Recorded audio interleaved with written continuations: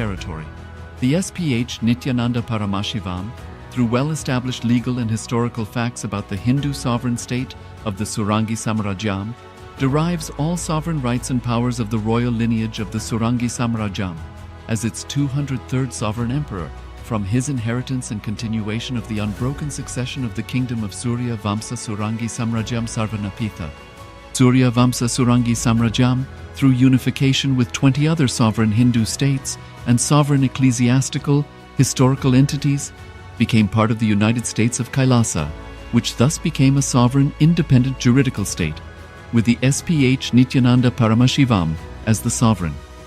Just as how the oceanic nations like Tuvalu have safeguarded their sovereignty from the existential threat of total submersion by amending their constitution and asserting that their sovereignty will persist regardless of the loss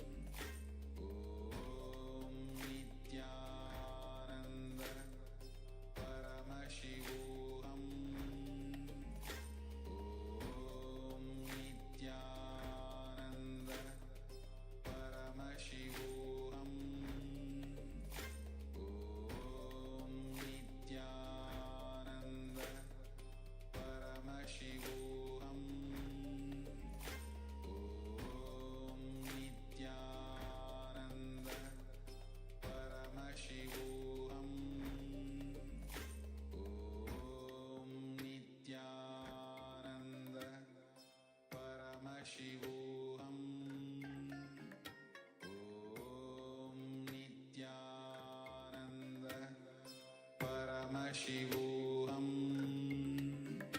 Om Nithyananda Paramashivoham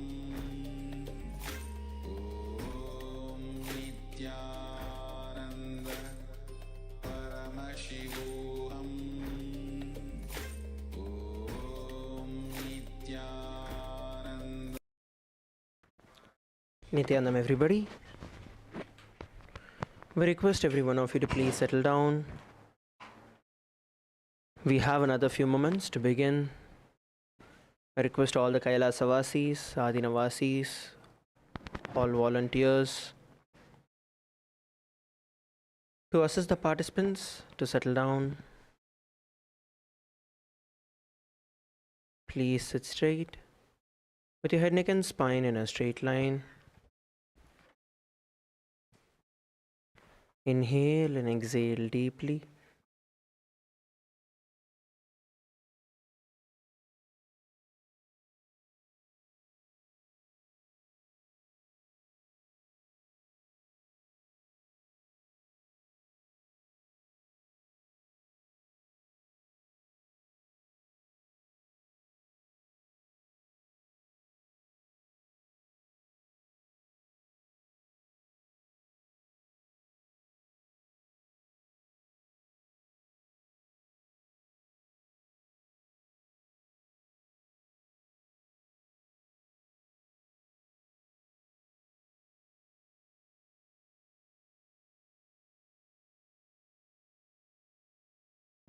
Inhale and exhale deeply from the same space.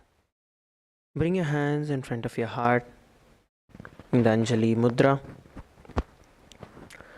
Let us now begin with the Sadguru Vandanam.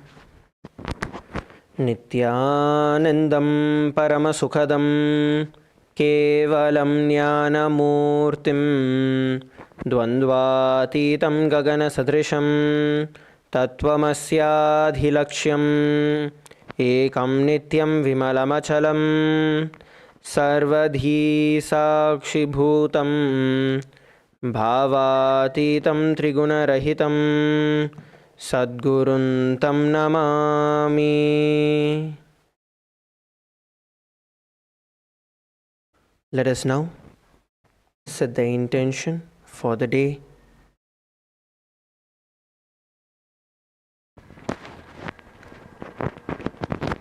See how you want your entire day to be.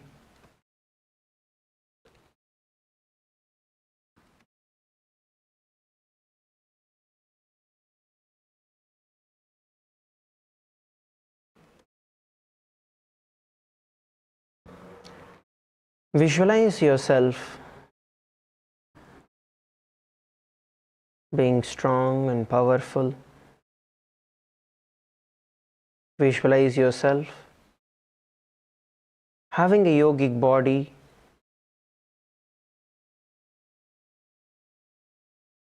where you're able to manifest Swamiji, Paramashiva,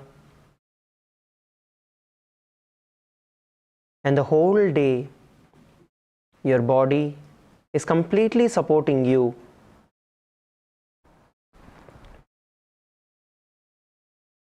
To manifest the reality as you want.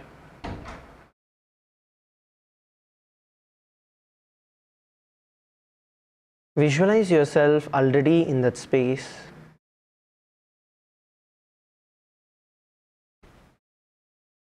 Visualize yourself, your body becoming a pure channel to radiate Swamiji through you from the space. We are now going to be chanting the Shiva Moola mantra 11 times internally. Please sit straight. Om Ham Haum Shivaya Namaha. Om Ham Haum Shivaya Namaha. Om Ham Haum Shivaya Namaha. Ham Hom Shivaya Namaha. Om Ham Hom Shivaya Namaha. Om Ham Hom Shivaya Namaha. Om Ham Hom Shivaya Namaha. Om Ham Hom Shivaya Namaha. Om Ham Hom Shivaya Namaha. Om Ham Hom Shivaya Namaha. Om Ham Hom Shivaya Namaha. We are now going to be entering into the Tattvachamanam, the ritualistic cleansing process. Please take the Panchapatram and the Uddarni in your hands as we enter into the Tattvachamanam.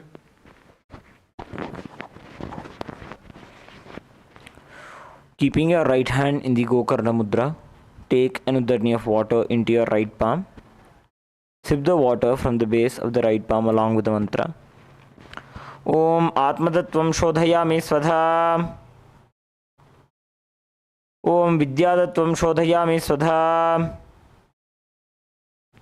Om Shivadattvam Shodhayami Svadha. Please wash your hand with an Uddarni of water. With the base of the right thumb, wipe your lips twice from the right to the left. Om Ham Hridayaya Namaha. Then, with the tips of the index, middle and ring fingers joined together, touch above the upper lip and below the lower lip. Again, wash your hand. With the tips of the index finger and thumb joined together, touch the right nostril, the left nostril. With the tip of the ring finger and thumb joined together, touch the right eye, the left eye, the right ear and then the left ear. Again, wash your hand.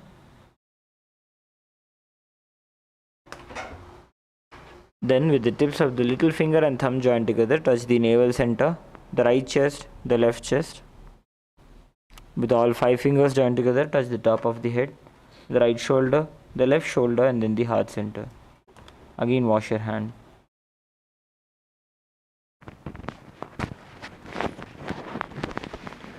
We are now going to be entering into the Sankalpa, the conscious resolution. When you create a conscious resolution, the very power of the Sankalpa itself will manifest the results that you want to achieve by doing the action. Here, let us all create a conscious resolution to establish ourselves in the space of oneness with Swamiji, aligning our geometry, the physical body, to the cosmic geometry. Close your eyes, sit straight, clasp your left hand with your right and place it on your right thigh. Please clasp your left with your right, not the right with the left. The right hand is on top, left hand is at the bottom. Place it on your right thigh. Let us now enter into the Sankalpa.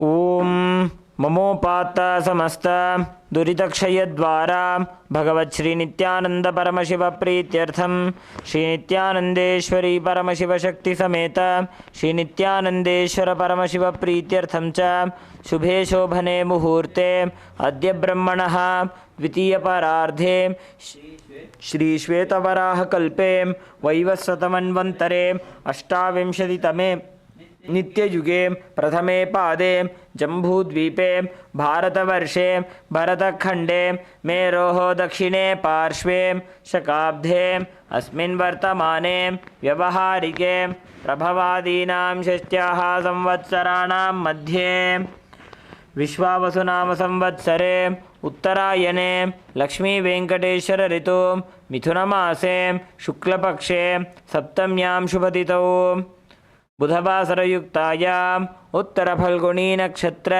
वर्यन्योग विष्टिकरण एवं गुणविशेषणविशिष्टायाम् अस्यां शुभतिथौ श्री कैलासोन्नत द्वादशांत श्यामला पीठारूढ़ श्री मीनाक्षी सुंदरेश्वराभिन्न स्वरूप परशिवपुत्र रत्नकुमार गुरुमन्यतुल्यावतार श्री पार्वती स्तन्यपान लब्ध दिव्य ज्ञान विश्रुत सकल निगमागम सारभूत द्राविड वेद प्रभक्तृ श्रीमत् परमशिव करुणा समधिगत मुक्तामय चतुरश्रयान गीयमान छत्र चामर श्रीचिह्न काहलादि समस्त विरदावल्यलंकृत ज्ञान विज्ञान चक्रवर्ती सर्वजन संघ सद्यो निर्वाण दीक्षा व्ययापवर्ग वर्ष विश्रानजीमूत परमतकलभकेसरी शैव सिद्धांत स्थापनाचार्य श्री राजाधिराज पांड्य महाराज गुरु क्षपणशाक्यादि महांधकार निवारण ज्ञान भानु वीक्षणानर्हार्हतजोच्छेदन पूर्वक श्रीमदृषभध्वज स्थापक शैव समयकर्त्र सर्वज्ञ पीठारूढ़ श्री जगद्गुरु श्री ज्ञान संबंध देशिक स्वामी वागीश सुंदर माणिक्य वाचक स्वामिनाम अवतारभूत श्री ज्ञान संबंध स्वामी पुनरुद्धृत श्यामला पीठ सर्वज्ञ पीठ तृणवद्युत्तर द्विशततम गुरु महासन्निधान अरुणगिरि योगीश्वर परंपरागत अरुणाचल सर्वज्ञ पीठ गुरु महासन्निधान कैलास परंपरागत कांची कैलास सर्वज्ञ पीठ त्रयस्त्रिंशदुत्तर द्विशततम गुरु महासन्निधान नित्योत्सव नित्यमंगल नित्य कल्याण नित्यरचित कैलास परंपरागत आदि कैलास नित्यानंद पीठ महासंस्थान महासिंहासन पीठ कत्र साक्षात् श्री परमशिव समुद्भूत कैलास परंपरागत वैवस्वतमनुक्ष्वाकु हरिश्चंद्र भगीरथ श्रीरामचंद्र शूरसेन इत्यादि अनवच्छिन्न सार्वभौम चक्रवर्ती परंपरागत चतुष्षष्टि योगिनी मंडित चतुष्षष्टि संप्रदाय प्रवर्तक मनुधर्म शासन सूर्यवंश प्राप्त सर्वज्ञ पीठ सुरांगी साम्राज्य मूर्धाभिषिक्त चूड़ामणि साक्षात् श्री परमशिव समुद्भूत कपिल महागुरु पुनरुद्धृत महानिर्वाणी पीठ अष्टोत्तर सहस्र श्री महामंडलेश्वर साक्षात् श्री परमशिव समुद्भूत श्री महागणपति समारंभा नवच्छिन्न पीठाधीश्वर गुरु परंपरा प्राप्त अटल पीठ अष्टोत्तर सहस्र श्री अटल पीठाधीश्वर धर्म मुक्ति स्वर्गपुर स्वर्णपीठ त्रयोविंश गुरु महासन्निधान कैलास परंपरागत आदिपीठ सर्वज्ञ पीठ जगद्गुरु श्री कैलास पुनरुद्धारक श्री कैलास परमाचार्य श्रीमत् परमहंस परिव्राजकाचार्य वर्य सच्चिदानंद प्रणव स्वरूप श्रोत्रिय ब्रह्मनिष्ठ श्रीमज्जगद्गुरु श्रील श्री भगवत श्री नित्यानंद परमशिव श्री ज्ञान संबंध देशिक परमाचार्य स्वामिनां प्रीत्यर्थम तेषां पादारविन्दयोः भक्ति सिद्ध्यर्थम गुरुकृपा कटाक्ष सिद्ध्यर्थम क्षेमस्थैर्य वीर्य विजय आयुरारोग्य ऐश्वर्यानाम् अभिवृद्ध्यर्थम धर्मार्थ काम मोक्ष चतुर्विध बल पुरुषार्थ सिद्ध्यर्थम समस्त दुरितोपशान्त्यर्थम समस्त मंगलावाप्त्यर्थम भगवत् श्री नित्यानंद परमशिव प्रसादेन सकुटुम्बस्य ज्ञान वैराग्य जीवन मुक्ति प्राप्त्यर्थम पूर्ण आरोग्य युक्त दृढ़गात्र योगिक शरीर सिद्ध्यर्थम परमशिव शक्ति आविष्करणार्थम नित्यानंद योगाभ्यासं करिष्ये। Please wash your hand with उदनी ऑफ वाटर। ओम अप उपस्पृश्य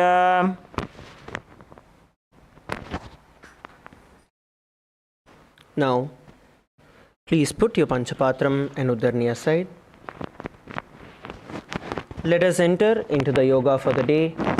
Request every one of you to please stand up. Come to a standing position. All of you please come to a standing position.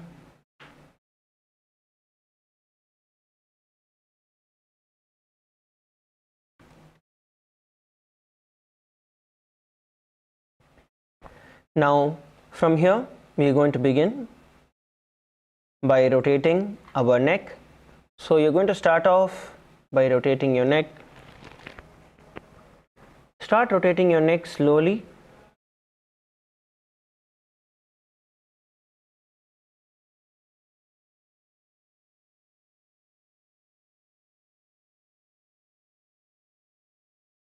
in the clockwise,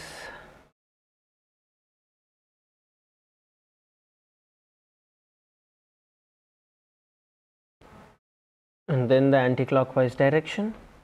Rotate it slowly, but while you're rotating, stretch it fully.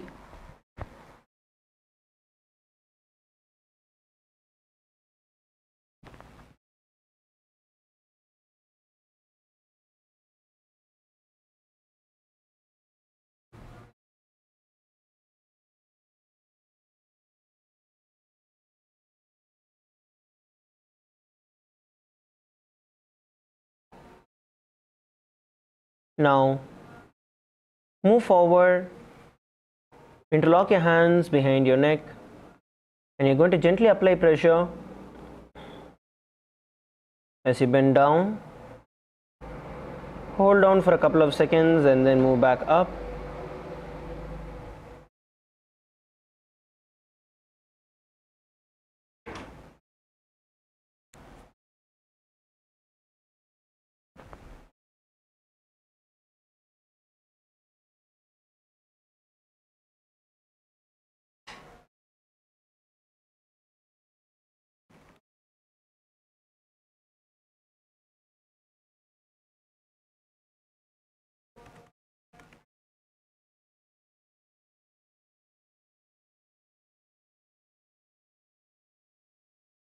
Now we are going to move forward. Start off by rotating your hands. Start rotating your hands.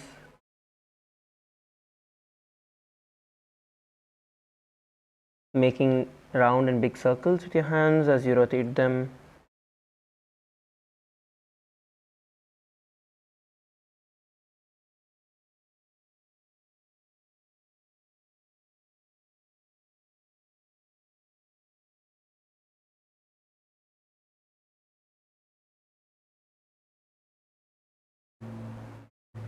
You're going to rotate them clockwise and then you're going to rotate them anti-clockwise.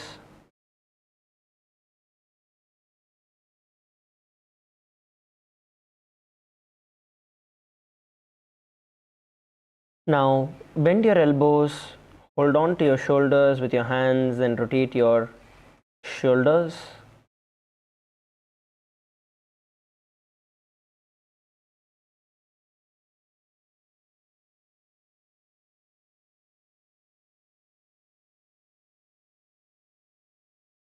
Rotate it in the opposite direction.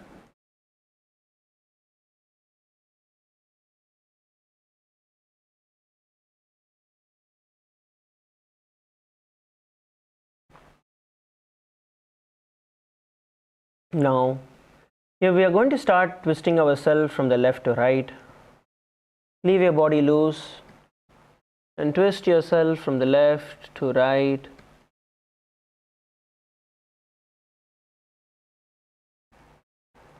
Twist yourself from the left to right.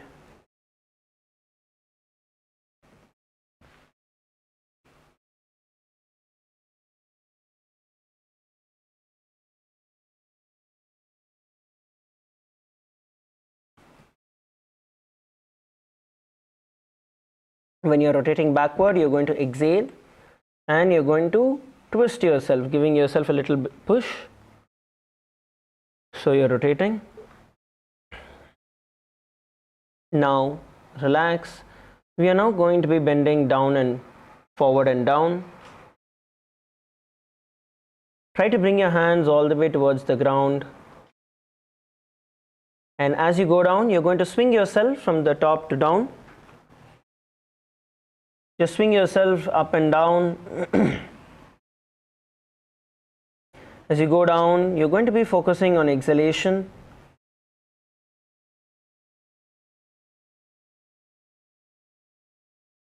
Try to insert your hands in the gap between your feet as you come down. Exhale as you bend forward and down. Leaving your body loose, let the gravity take the movement to going down. Don't worry if your knees are bending, don't worry about any of that. Just focus on bending down and relax. Come back to a standing position. Let us begin by rotating our wrist So stretch your hand in front of you. Start rotating your wrist.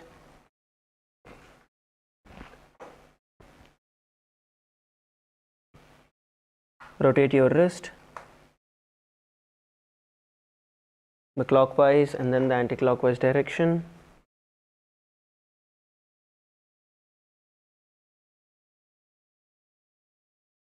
And hold on, stretch your fingers and hold on to your fingers, the tips of your fingers, and push it down and up.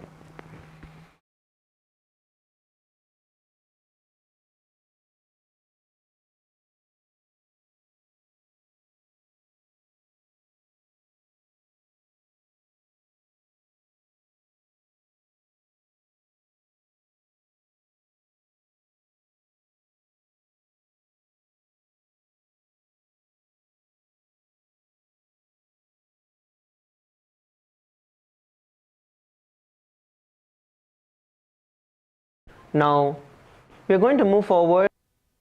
You are going to be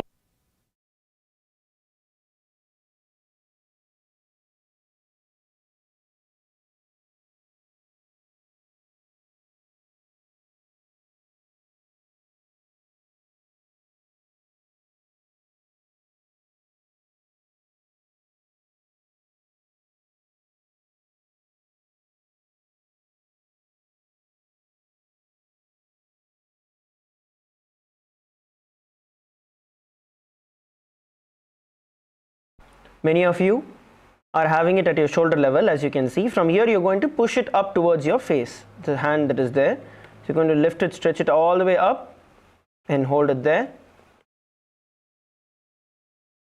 and repeat it on the other direction.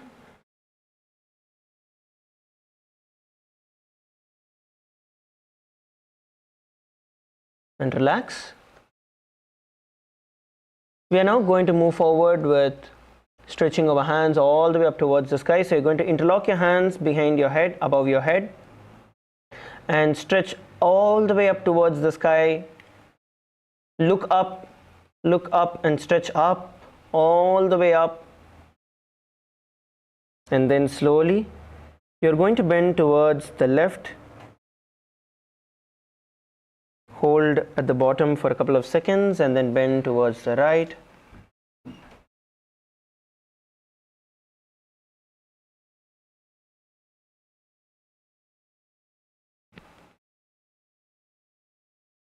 Repeat it on both the directions.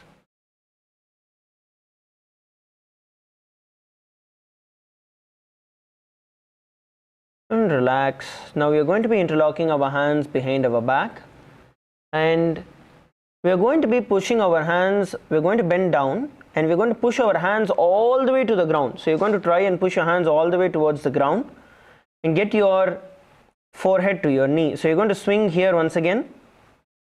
Goal is to try and push your hand all the way towards the ground. Try to bend down, swinging yourself as low as you can go.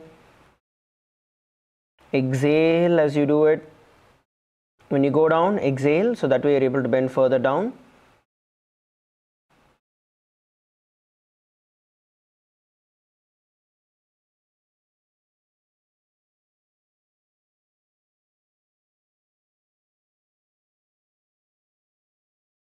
And relax. Come back to a standing position. Let's move forward. We're going to start off by rotating our hips. Let us start by rotating our hips.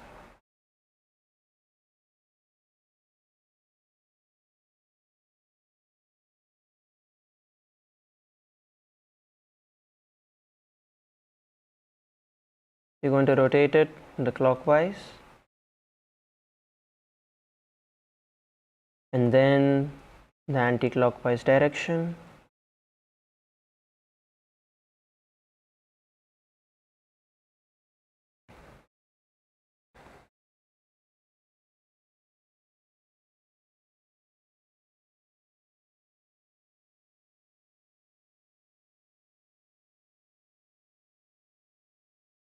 Now move forward to rotating your knees. You're going to start rotating your knees clockwise and then the anti-clockwise direction. So start off by rotating your knees. As you're rotating, your knees are going to bend and you're going to rotate.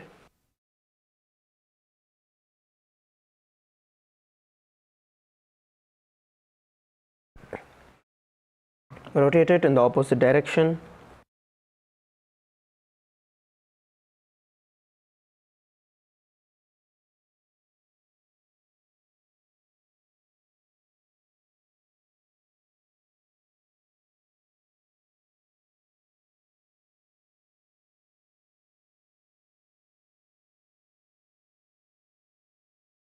Okay, now slowly stand up. We're going to move forward. Shake your legs off first. Just kick your knees out. And we're going to start with rotating your feet 1 foot at a time.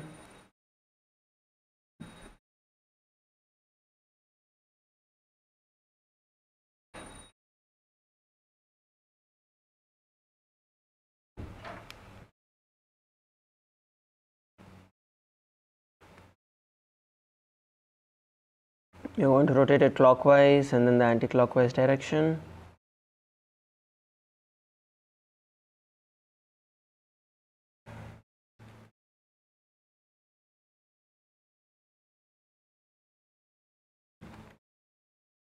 Switch the legs and repeat the same.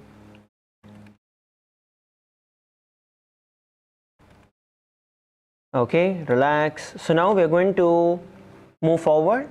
So for the next 1 minute, what we are going to be doing is we are just going to be jumping wherever we are. Please listen carefully. Right wherever we are, we're going to be focusing on jumping. So your goal here is to spring yourself back into the air as soon as your feet touch the ground.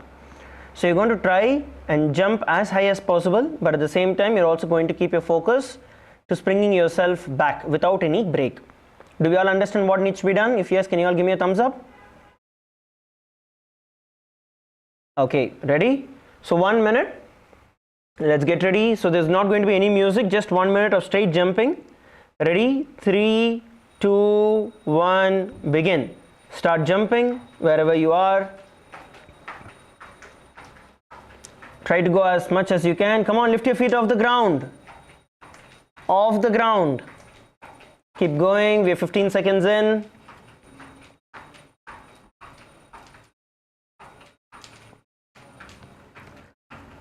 Keep going, keep moving, don't stop.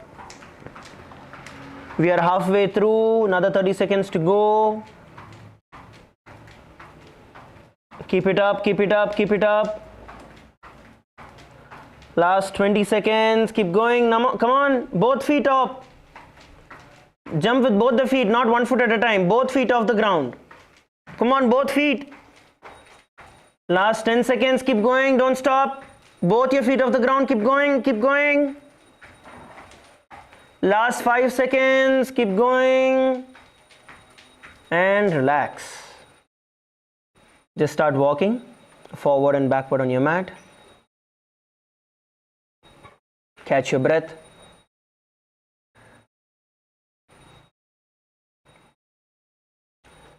Just walk forward and backward on your mat, catching your breath.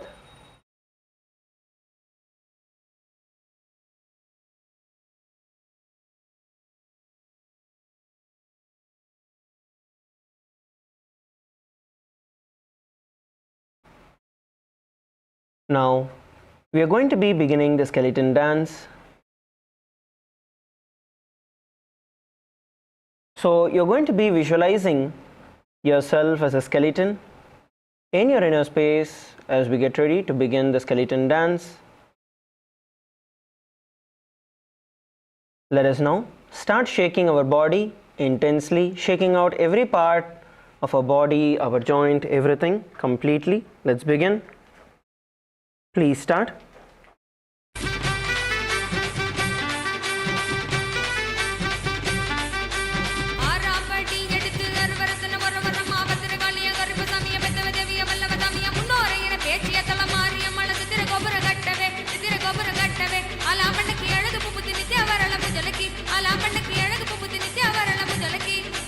Nithyananda, Nithyananda,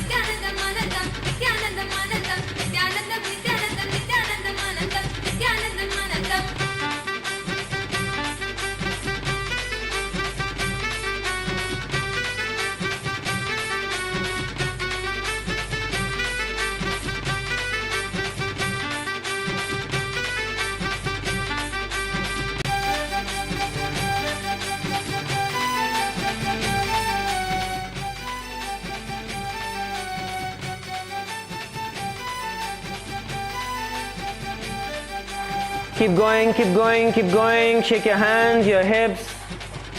Shake everywhere.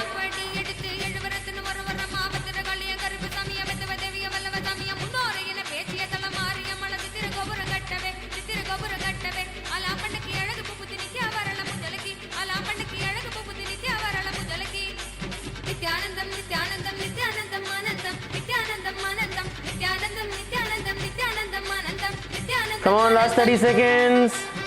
Keep going, last 30 seconds.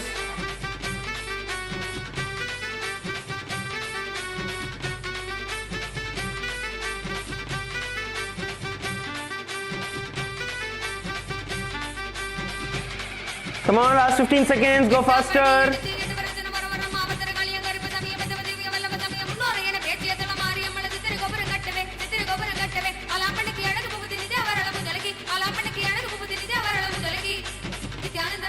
Last 10 seconds, keep going.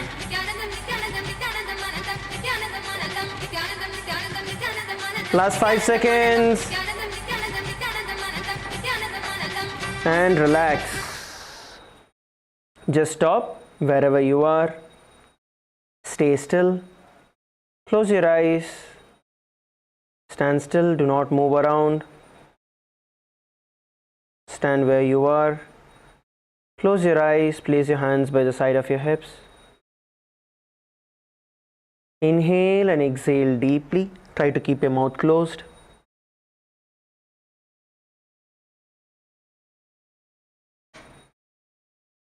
Inhale and exhale deeply through your nose.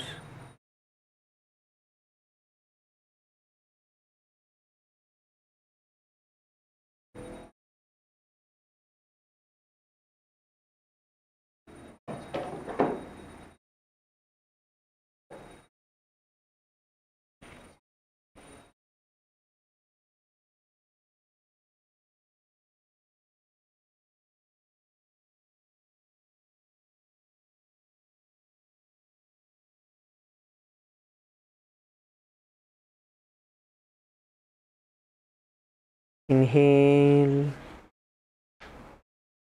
and exhale.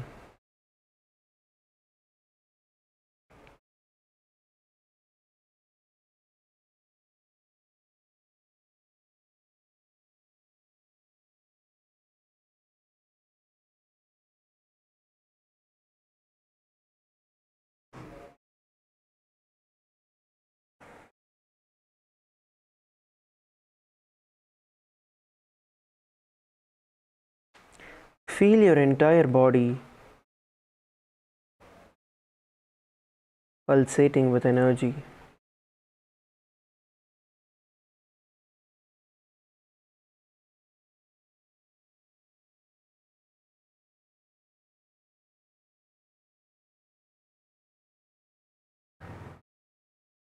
Your fingertips and your toes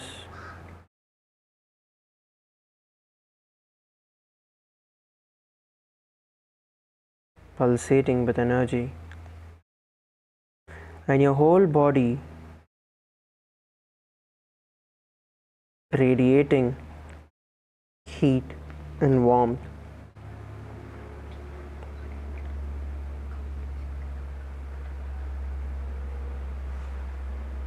Now slowly open your eyes. Slowly open your eyes. We are now going to be entering into the asana for the day. We are going to be beginning with Balalinga asana from where we left yesterday. So from a standing position, we are going to be repeating it on both the sides. So from a standing position, you are now going to be bending your right knee and pulling it all the way up towards your chest. Interlock your fingers from inside. Hold on to your right knee and pull it as high and as close as possible towards your chest.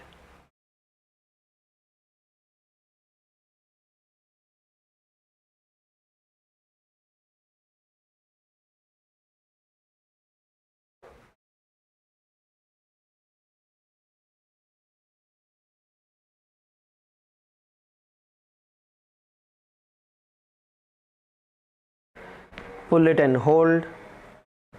Visualize yourself caressing a baby in your inner space. Gaze at one point in front of you and let's perform the Samana Kumbhaka. Inhale and exhale, visualizing the breath, awakening the Jataragni, the fire in your navel center. Have the internal japa, Soham. Ekam janu urasi alingya sthatavyam balalinganam bhavati. Relax, you can drop your right foot onto the ground. Now you're going to be bending your right foot backward. So you're going to bend your right foot and pull it all the way towards your butt. Hold on to your toes, your right toes, and pull it up. Balance yourself. Try to hold on to the tip of your toes and pull them backward. Bring your knees as close as possible. Look at one point in front of you. Gaze at one point to stabilize yourself. Remember to perform the Mula Bandha, which will stabilize your body.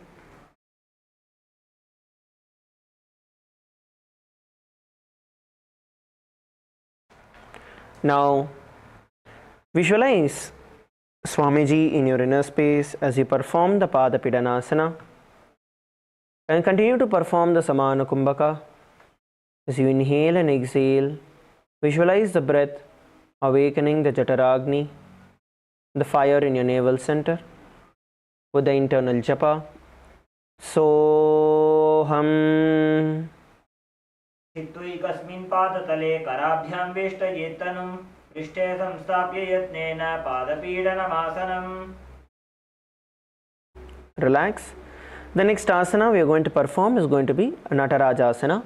So from the Padapidanasana position where your right leg is bent backward, you're going to hold on to your toes from inside. With your right hand, you're going to hold on to your toe from inside. And as you stretch your left hand in front of you, you're going to bend forward and down, lifting your right leg all the way up towards the sky. As you enter into Natarajasana, relax. Let's do this together. At the count of 3, we are all going to lift. So first, stay in Padapidanasana. Balance yourself there. Gaze at one point, either on the ground or in front of you. Once you have found your balance from here, slowly bend forward and down as you parallelly stretch out the left hand in front of you. Visualize yourself as Lord Nataraja in your inner space and the internal japa. Soham. Uttanapadam krancham cha bharicim veerabhadrakam natarajam trikonam cha suktam kushta prasarane. Relax, shake your leg off. You can shake your feet. We are now going to be repeating the same on the left leg. We have done on the right. Now we are going to be repeating on the left. So once again, you are now going to be placing your right leg firmly planted into the ground. So place your right leg onto the ground. Now bend your left knee, bringing it all the way up towards your chest. Interlock your fingers from inside and pull it all the way towards your chest.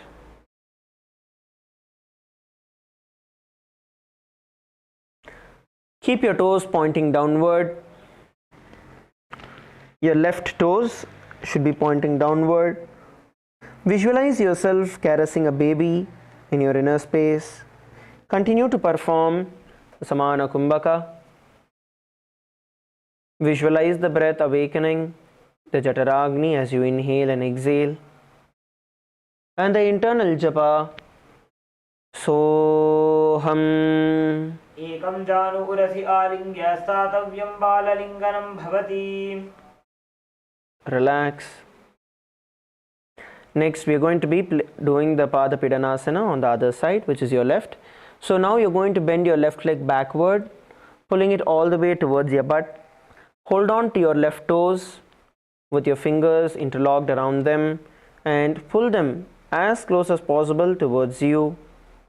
Keep your knees together. Try to get them as close as possible. Gaze at one point in front of you. So you find your balance.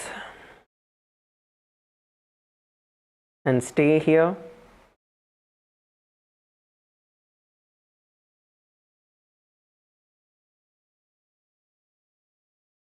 Visualize Swamiji in your inner space and the internal japa. Soham. हित्वैकस्मिन् पादतले कराभ्यां वेष्टगीर्तनं पृष्ठे संस्थाप्य यत्नेन पादपीडनमासनम्. Relax. The next asana we are going to be performing is going to be Natarajasana. So in Natarajasana we are going to hold on to our left foot and we are going to raise it up. So once again, bend your left foot backward, hold on to it with your left hand. Now, once you balance yourself, get yourself to balance in this position, look at one point in front of you. And as you stretch your right hand forward, you're going to raise your left leg backward, bending forward and down, visualizing yourself as Lord Nataraja in your inner space and the internal japa. Soham. उत्तानपादं क्रौञ्चं च भरीचिं वीरभद्रकं नटराजं त्रिकोणं च सुप्ताङ्गुष्ठप्रसारणे. Relax. Next we are going to be performing the Ardharechita Karana. To enter into the Ardharechita Karana, first we are going to be entering into the Aramandi position. So if you remember the Aramandi position from yesterday, you are going to be placing your heels together, toes pointing outward, knees slightly bent and your hands on your hips.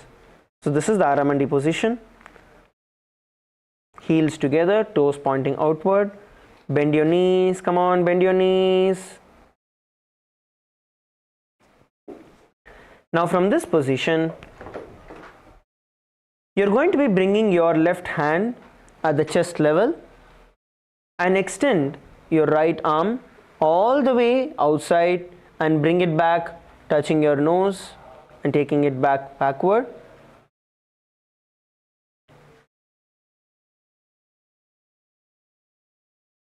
Now while doing this, you're going to cross your ankle, the right ankle behind your left, and then you're going to continue to perform the Ardharechita Karana. Once you do it on the left, you're then going to repeat the same on the right. Switch your hands and switch your feet and perform the Ardharechita Karana. Do it gracefully. Cross your ankle.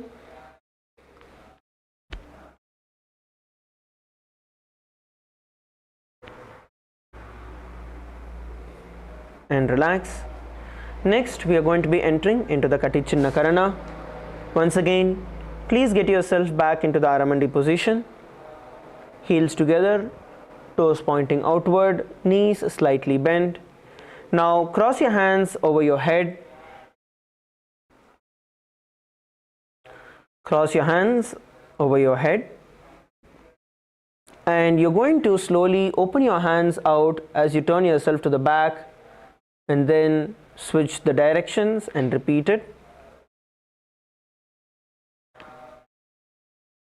Your knees continue to be bent as you perform the Katichinna Karana.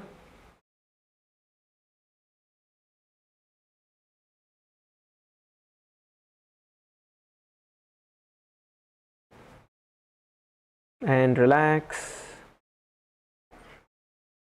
Place your hands by the side of your hips. We are next going to be entering into Tadasana. So in Tadasana, we are going to stand with our feet together, toes together.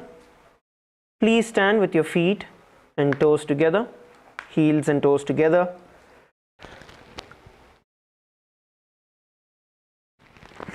Okay. Now from this position, you're going to raise your hands all the way up towards the sky and raise your heels off the ground. Look forward at one point in front of you. You're going to visualize yourself as a palm tree in your inner space. And continue to perform the Samana Kumbhaka. Visualize the breath awakening the Jataragni as you inhale and exhale with the internal japa. Shivoham.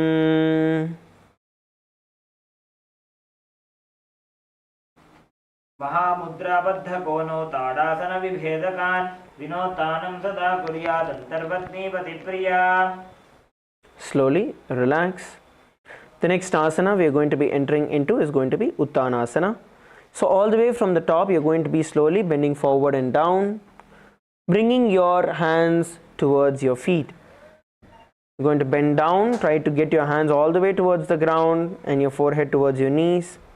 If you're not able to get your forehead towards the knees, don't worry. Wherever you're able to hold, whether it's your knees, your calf, your ankle, hold on to it there.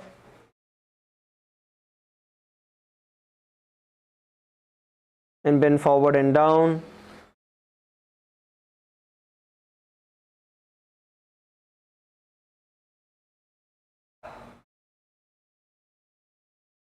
Hold the position. Visualize Swamiji in your inner space as we perform the Uttanasana and the internal japa. Shivoham. महामुद्राबद्ध कोनो ताड़ासन विभेदकान् विनोतानं सदा कुर्यादन्तर्वत्नीपतिप्रिया. Slowly raise up. Now we are going to be entering into Tarakshvasana. So the Tarakshvasana is going to be a plank position. You're going to bend down onto the ground, place your hands in front of you, stretch your feet out backward. Make sure that your hips are not too high, nor are they too low. They are in the middle. Your hands shoulder width apart. Now look towards the left and right. Turn your neck towards the left and then to the right. As you continue to perform the Samana Kumbhaka, visualizing the breath awakening the Jataragni.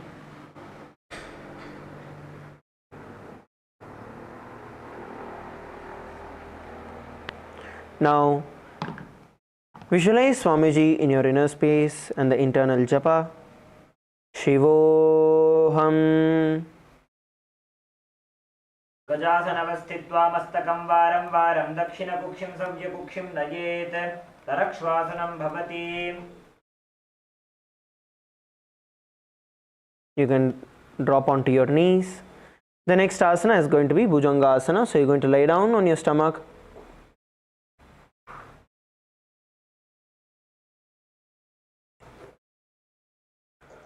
Hands beside your shoulders, palms beside your shoulder. In Bhujangasana, we are now going to be lifting our upper body with the strength of our lower back. So you're going to use the strength of your lower back and lift your upper body off the ground, visualizing yourself as a cobra in your inner space. Now open your mouth wide and inhale through the hollow of your throat. Open your mouth wide and inhale through the hollow of your mouth.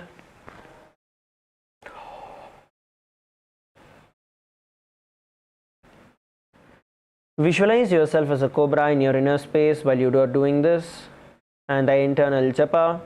Shivoham. अंगुष्ठनाभिपर्यन्तम् अधोभूमौ विनिन्यसेत् कराभ्यां च धरां धृत्वा ऊर्ध्वशीर्षफणीवहि.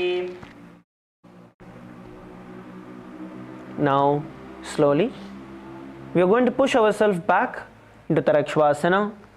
So you can either push yourself up or you can come up to the position. Now from here we are going to be performing the Shashasana, where we are going to be getting one knee at a time towards our chest and then take it back and repeat it with the other leg as we are performing the Shashasana.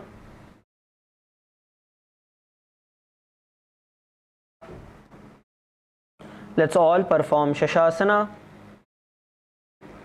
While doing this, you're going to visualize Swamiji in your inner space. And we are now going to be performing the Sahaja Pranayama, where you're going to visualize the Prana Shakti flowing through your body as you inhale and exhale. Visualize Swamiji in your inner space and the internal japa. Shivoham.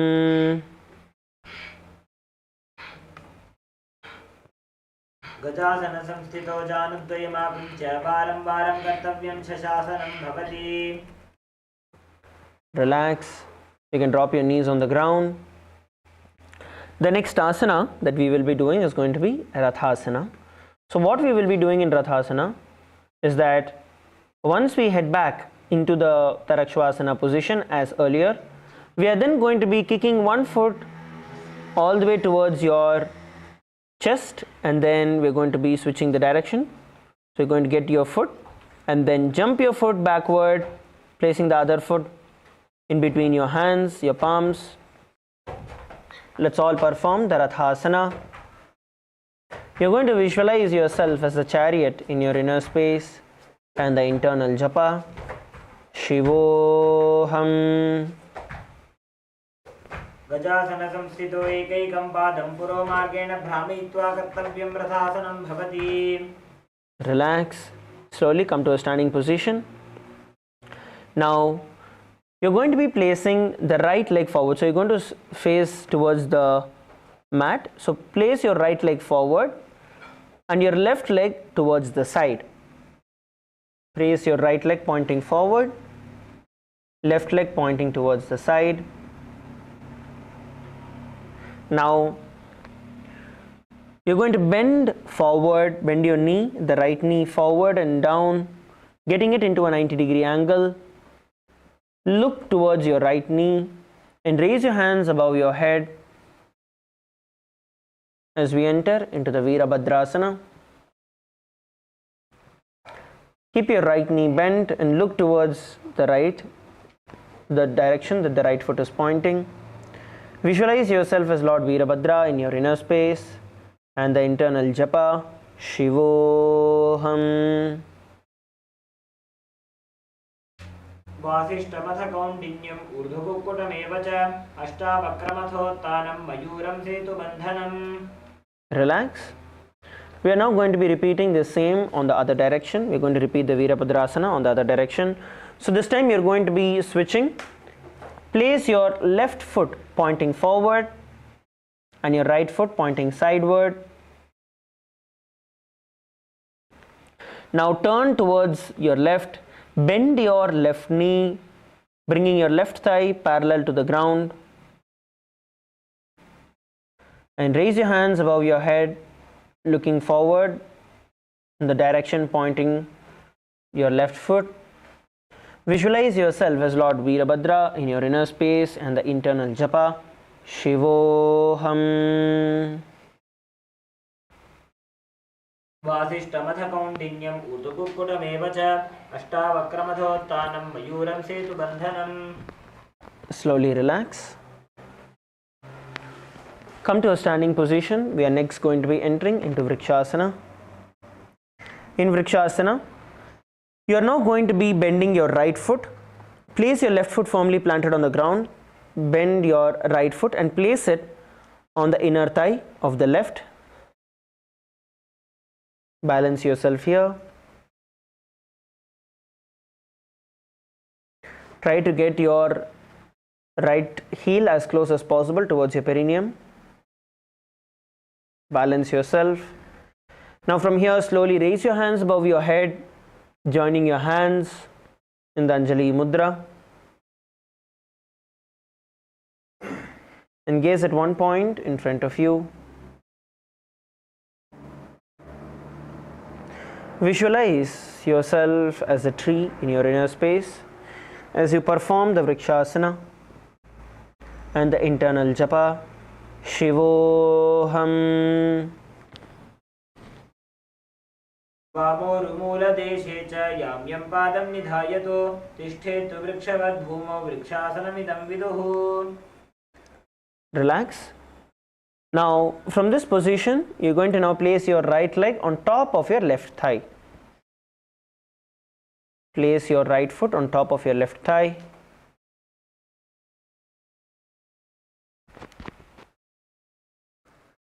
Balance in the position. Now bring your hands in front of your heart in the Anjali Mudra. Bring your hands in front of your heart in the Anjali Mudra.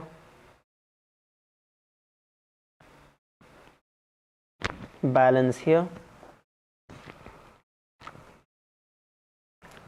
You're going to visualize yourself as Lord Garuda in your inner space, and the internal japa Shivoham. Garuda asanamavakshe yena dhyanam stiram bhavet sarvadoshat vinirmukto bhavatiha mahabali. Relax. We are now going to repeat these both asanas on the other leg. So this time you are going to be firmly planting the right foot onto the ground. Raise your left foot and place it on the thigh of the right. Bring your heel as close as possible towards your perineum.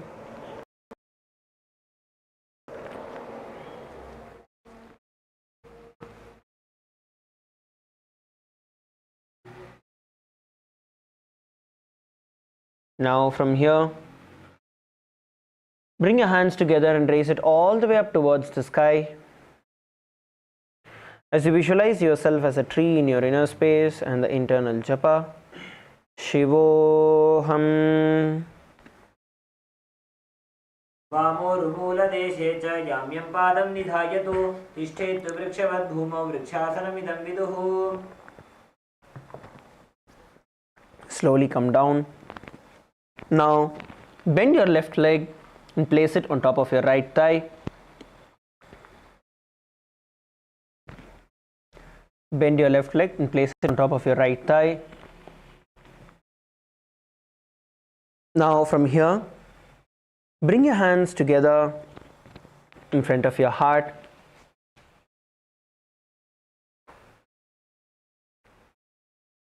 Join your hands and bring your hands together in front of your heart. Gaze at one point in front of you and balance yourself. Visualize yourself as Lord Garuda in your inner space and the internal japa Shivoham. Garuda asanamavakshe yena dhyanam stiram bhavet sarvadoshat vinirmukto bhavatiha mahabali. Relax. You can now drop your feet onto the ground. We are next going to be entering into the Trikonasana. So now you're going to be pointing your right foot towards the front and the left towards the side, just like how we did Virabhadrasana earlier.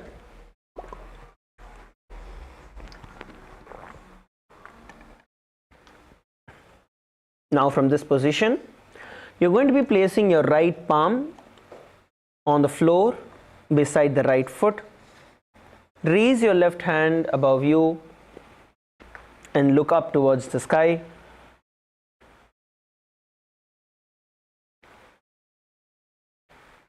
If you're unable to place your right hand all the way to the floor, hold on to your knee or your calf, wherever, how much ever you're able to bend, go that much. And look up. Visualize yourself as a triangle in your inner space and the internal japa Shivoham. उत्तानपादं क्रौञ्चं च मरीचिं वीरभद्रकं नटराजं त्रिकोणं च सुप्ताङ्गुष्ठप्रसारणे. Relax and slowly come back to a standing position. We are now going to repeat the Trikonasana on the other direction. So your left foot is going to be pointing side forward and your right towards the side.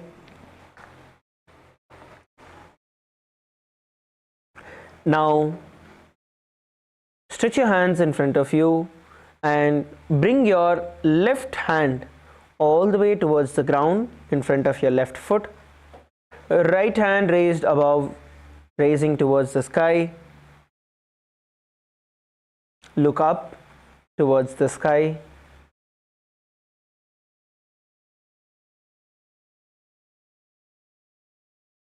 Hold the position.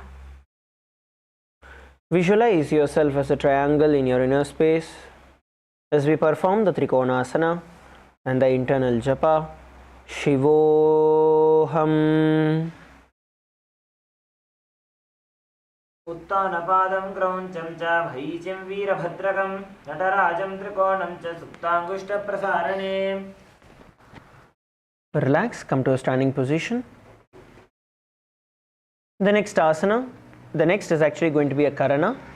We are going to be performing the Nikutaka karana. Once again, bring your heels together, toes pointing outward, knees slightly bent, getting your feet into the Aramandi position. Get yourself into the Aramandi position. Now, bring your hands in front of you, one over the other, as you can see. And you're going to be switching your hands as you stomp one foot at a time on the ground.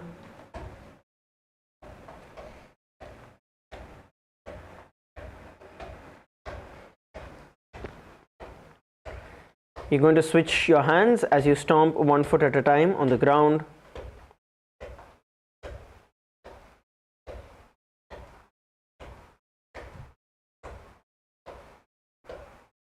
And relax.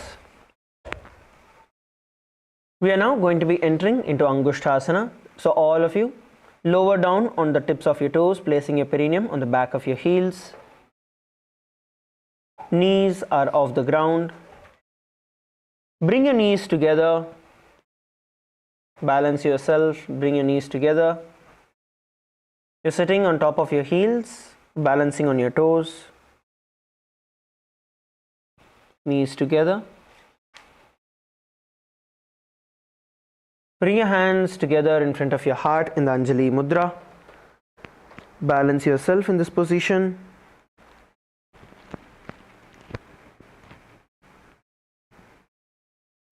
Hold yourself balanced in this position. Let us now perform the Brahmari Kumbhaka. You're going to inhale and exhale, making a buzzing sound of a bee.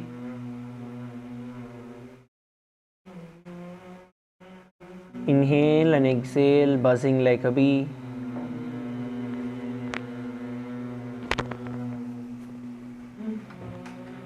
Visualize Swamiji in your inner space and the internal japa. Sadashivoham. कबन्धासनमित्याहुः गोरक्षासनमेव च अङ्गुष्ठमुष्टिकं ज्ञेयं ब्रह्मप्रासादिदं तथा. From here, we're going to move forward into Saurasana. Now, stretch your right foot in front of you as you're seated in Angushthasana. You're going to stretch your right foot in front of you and place your hands in the Varamudra. Varamudra is where your palms are facing forward, your fingers are together. Place them by the side of your hips. Right foot stretched forward, left knee off the ground. Balance yourself here as you continue to perform the Brahmari Kumbhaka, inhaling and exhaling, buzzing like a bee.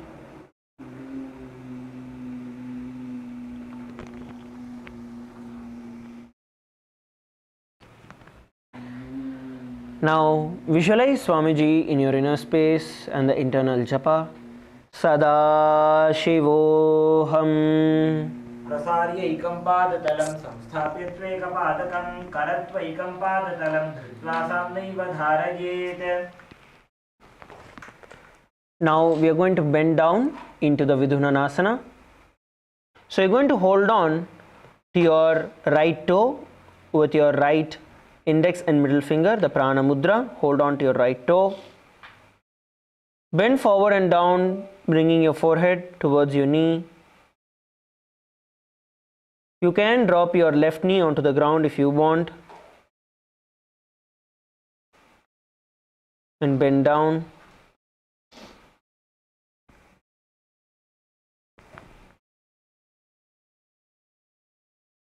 and bend down.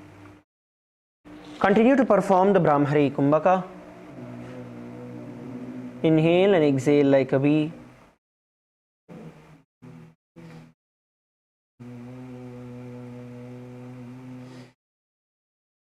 Visualize Swamiji in your inner space and the internal japa. Sadashivoham. गुल्फस्थितो पादमेकं प्रसार्य तत्पादाग्रं संस्पृश्य तत्करेण गुल्फं चान्यं धारयेत् तत्करेण धूलं पीठं चाभिषेचोभयत्र.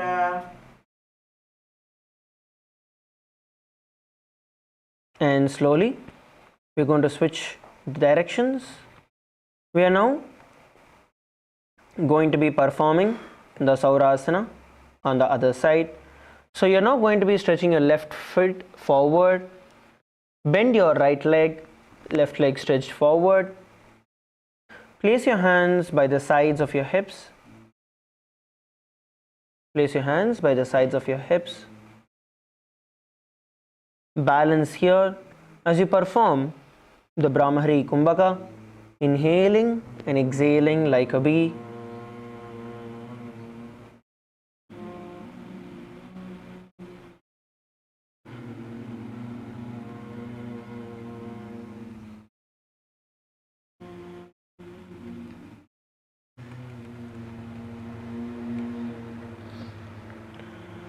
Now visualize Swamiji in your inner space and the internal japa. Sadashivoham. प्रसाद्य एकं पादतलं संस्थाप्य त्वैकपादकम्. Relax. Now we are going to be bending forward and down. Hold on to your left big toe with your index and middle finger and bend forward and down. Bringing your forehead towards the ground.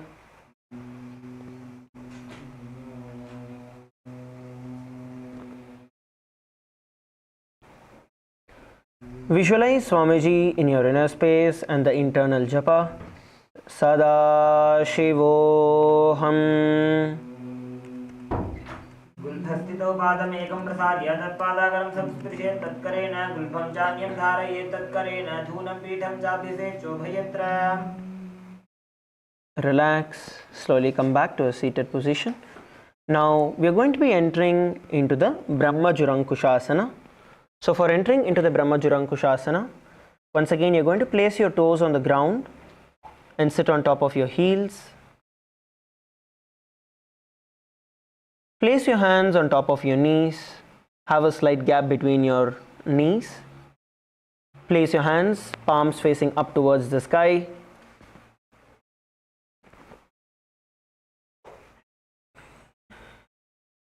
Now we are going to perform the Brahmari Kumbhaka along with the Jalandhara Bandha, which means you're going to inhale, buzzing like a bee. Once you inhale, you're going to hold the breath inside you by bringing your chin to the chest and hold.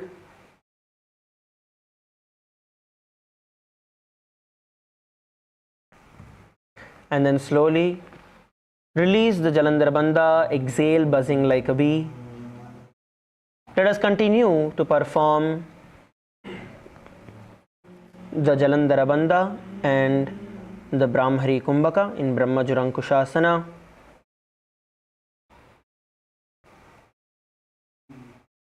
Visualize Swamiji in your inner space and the internal japa. Sadashivoham.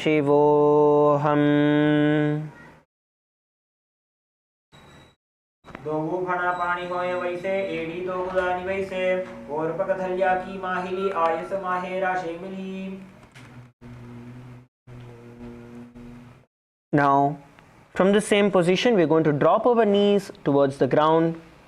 Drop your knees onto the ground. Continue to be seated on top of your heels.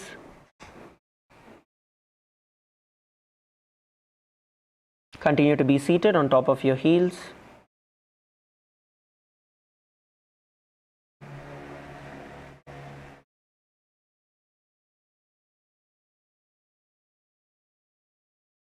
Now place your hands on your knees.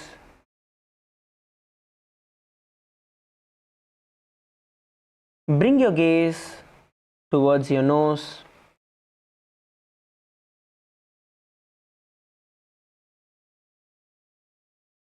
Pull your stomach in and up into the Uddiyana Bandha as we perform the Brahmari Kumbhaka.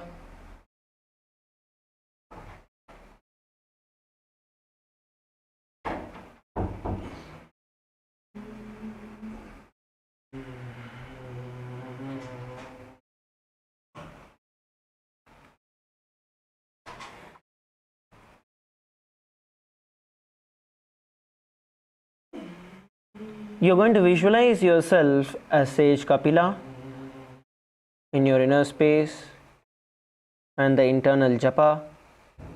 Sadashivoham. उभय पग थली समठारावे तिनको माहिली core मिलावे फना पानी उकड़ होए वैसे AD दो जोनी निवैसे. Okay. Now from the same position, you're going to bring your gaze towards your third eye and continue to perform the Brahmari Kumbhaka without the Uddiyana Bandha.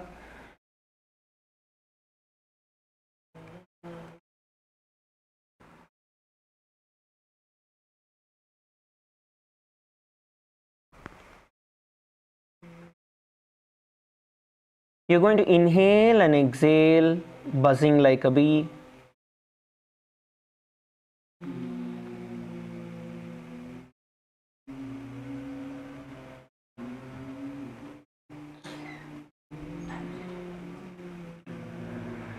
Visualize Swamiji in your inner space and the internal japa.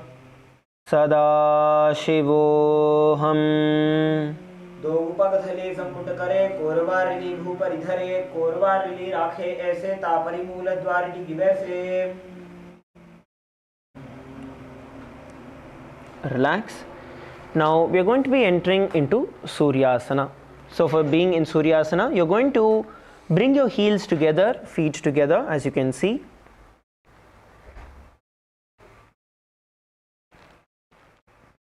Okay, heels and feet together as close as possible. You're going to be lifting your knees off the ground. Your knees are off the ground. Now you're going to place your hands in the Padma Mudra. Your thumbs together and your little fingers together in the Padma Mudra.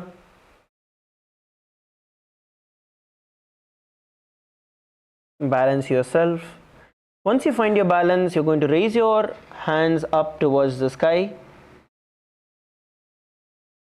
as you enter and perform the Suryasana. Gaze at the gap between your palms, visualizing Lord Surya in your inner space and the internal japa. Sadashivoham. दो पग थली संपुट करे कोरवारिली भूपर इधरे कोरवारिली राखे ऐसे तापरी मूल द्वारिणी गिवैसे. Relax. Now sit with your toes flat and perineum on your heels. Toes flat and sit on your heels, as you can see.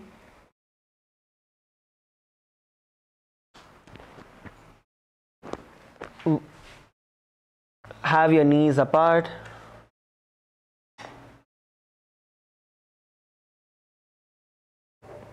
Bring your knees apart.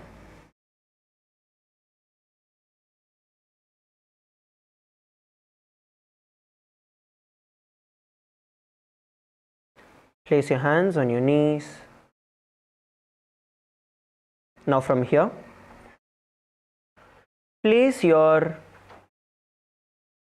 tongue on your upper palate of your mouth. Place your tongue on the upper palate of your mouth and visualize yourself as a frog catching the drops of nectar that is dripping from your Sahasrara Chakra, your crown center.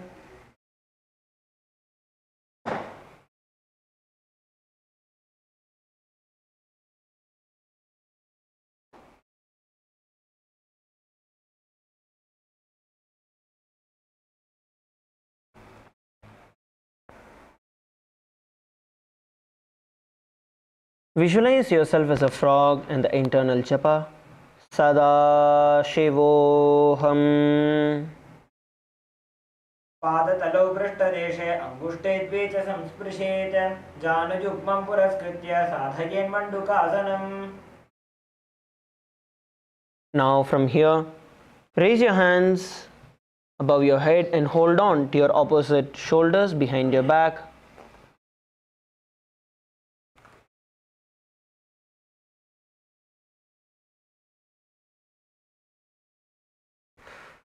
Place your hands on your opposite shoulders behind your back.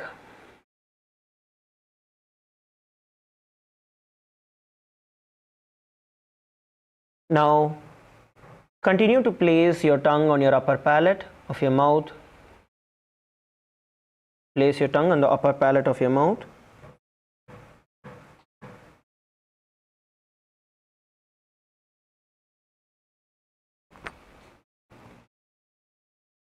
And visualize yourself catching the nectar of immortality that is dripping from your crown center.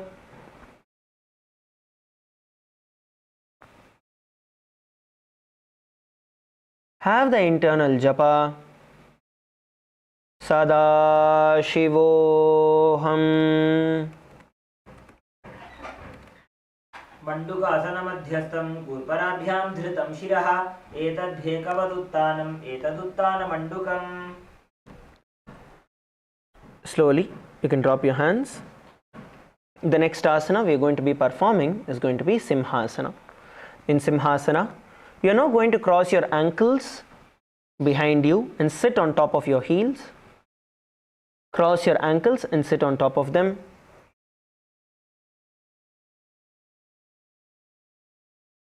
Please cross your ankles behind you and sit on them. Place your hands on your knees. Have a gap between your knees. Now from here, you're going to visualize yourself as a lion. Open your mouth wide, stick your tongue out and exhale forcefully. Gaze at the tip of your nose and repeat, visualizing yourself as a lion in your inner space, and the internal japa, Sadashivoham. दक्षिणं सव्यगुल्फेन दक्षिणेन तथेतरं हस्तौ च जान्वौ संस्थाप्य स्वाङ्गुलीश्च प्रसार्य च. Relax. The next asana we are going to be performing is going to be Bhadrasana. In Bhadrasana, keep your heels under your perineum. You're going to sit on top of your heels. Now cross your hands behind your back and hold on to the opposite big toes with your index and middle finger.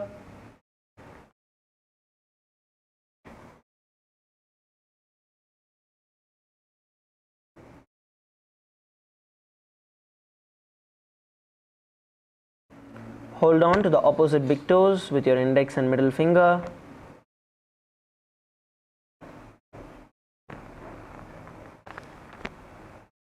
Sit straight. Open your shoulders.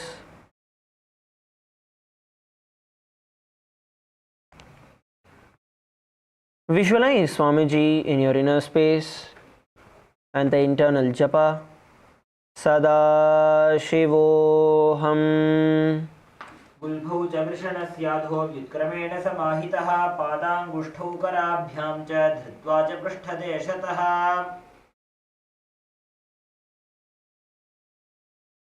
Relax. The next asana we are going to be performing is going to be Kakabhushandiyasana. So once again in Kakabhushandiyasana, you are now going to be squatting with your feet together.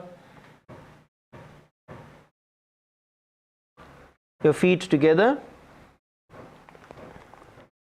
flat on the ground. Open your knees wide. Now bring your arms in and around your knees and interlace your fingers behind you.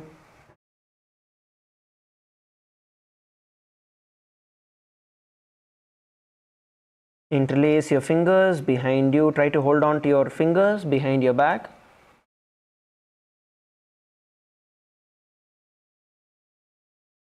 Hold the position. Bring your gaze towards your nose. Visualize yourself as a crow in your inner space and the internal japa. Sadashivoham. प्रथमे वैसक उपरठाने दो हाथ पगम नीच आने तिनको मोड़ी नलिया पर लियावे इष्ट पछे काकसी करावे.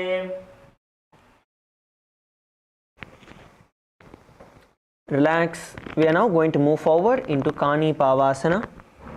For you to enter into Kani Pavasana, now place your hands on the ground in front of you.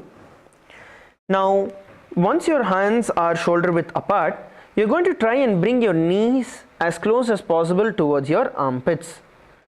Okay, so you're going to try and get your knees as close as possible towards your armpits.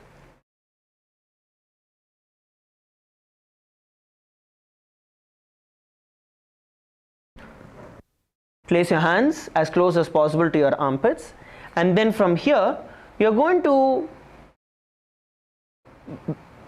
shift your weight forward and slowly try to lift one foot off the ground and then the other. So this is Kani Pavasana. Alternatively, what you can also do is, instead of placing your knees in your armpits, you can place your hands inside your thighs, so that way your knees are placed over your arms, and from there bend forward and try to lift one foot off the ground at a time. You can do either of these two variations. Come on, let's do this together. All of you get ready, get into a squatting position. All of you into the squatting position. Now from here, bring your knees as close as possible towards your armpits.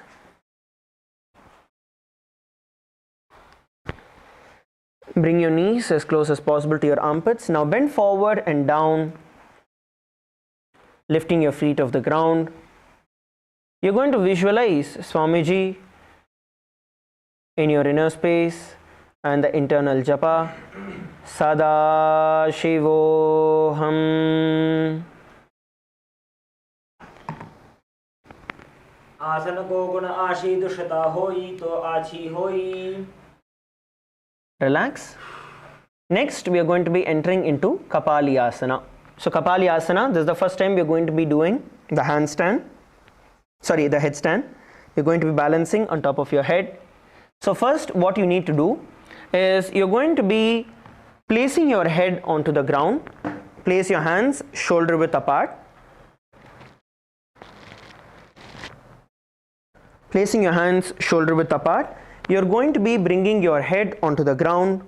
So as you can see, you have your hand in the 90 degree and then your head in front. So your palm and your head has gap. So your hand is not beside your head but in front of your head. Now from this position, then slowly you're going to be lifting one foot off the ground and then lift it slowly above. We are going to be doing this with our partners. The participants can partner up. Kailasa can assist the partners to do this. Once you are able to balance at the bottom position, then you're going to slowly lift your feet up towards the sky and hold. So let's do this together. Let's partner up. First, all of you get yourself a partner. Please partner up.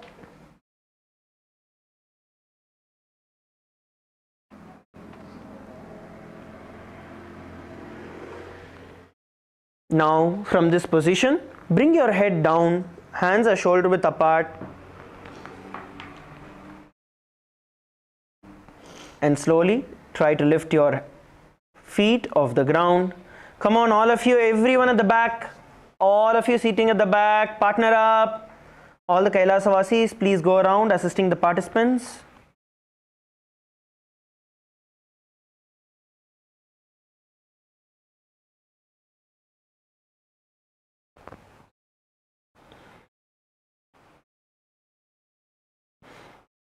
Try to lift your feet off the ground and hold the position. Every one of you can try. All the Kailasavasis, please assist the participants to partner up. I see there is one batch behind, I think near the Chinese participants. Can one of you please attend in the female team side? Please make sure everyone is partnering.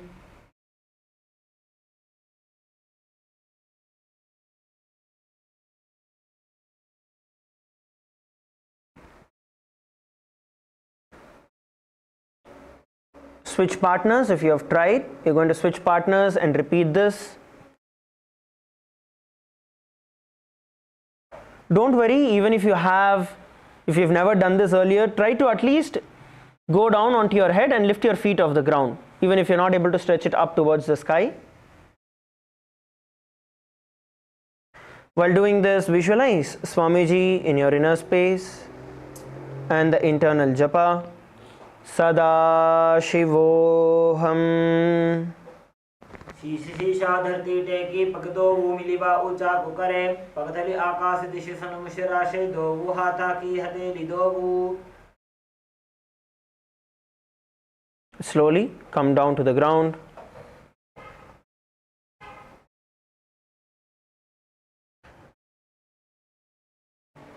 Slowly come down to the ground. All of you can come back to your mats. Please come back to your respective mats.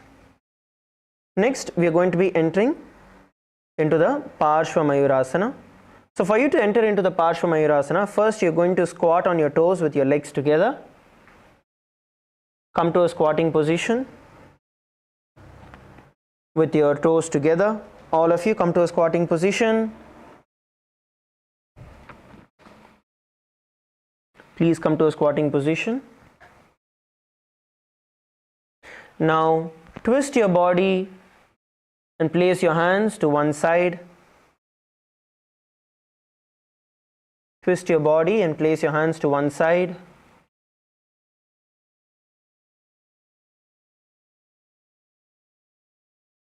Kailasa Kashi, males team, this is not chatting time.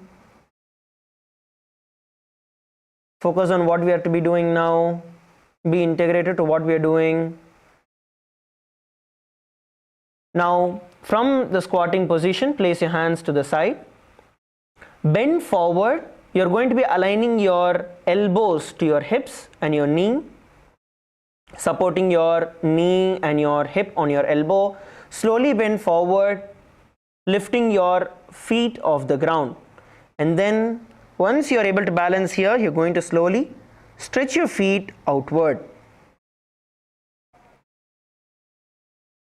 Let's all try to perform the Parshva Mayurasana. Even if you're not able to lift your body off the ground, it is fine. Just twist yourself from the squatting position. Twist yourself. Place your elbow on your hip and on your knee and bend forward. Bend forward. Try to lift your knee off the ground and 1 foot off the ground. Visualize yourself as a peacock in your inner space as you perform the Parshva Mayurasana and the internal japa. Sadashivoham. Mayuram dandavat kuryan mayuram dandanamakam kuryan mayuram parshvabhyam mayura parshvanamakam.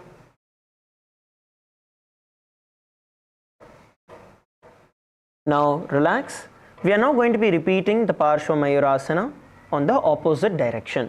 So if you turned towards your right, this time you're going to be turning yourself towards the left. So from a squatted position, twist yourself to the other direction.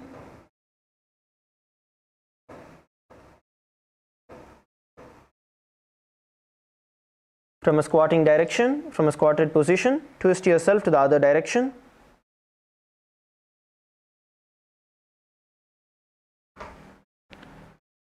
Now bring your elbows as close as possible towards your knee and towards your hip.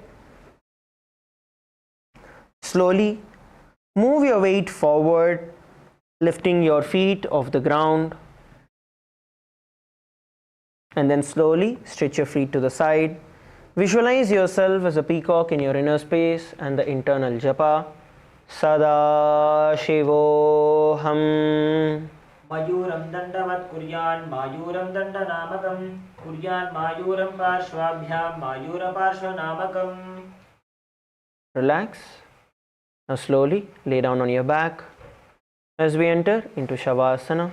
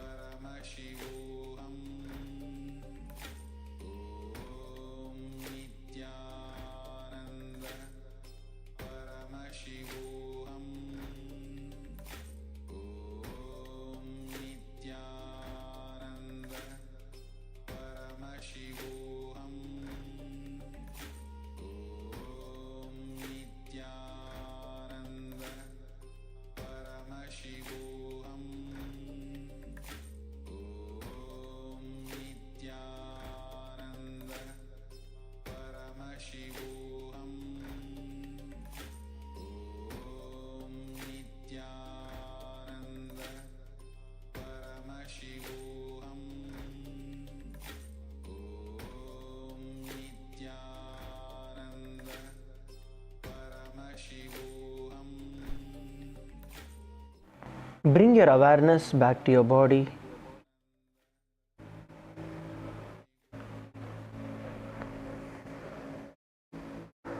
Slowly move your toes,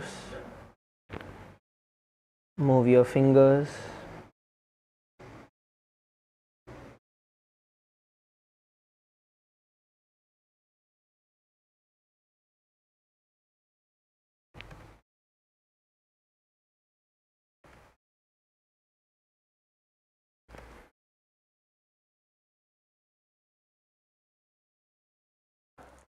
Bring your knees towards your chest.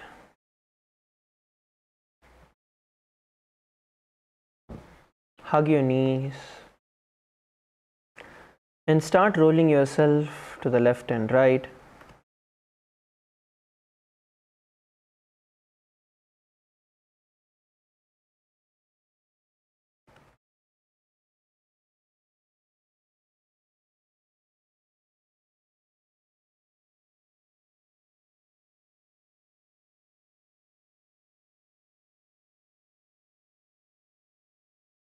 Now slowly roll yourself to the side and come to a seated position.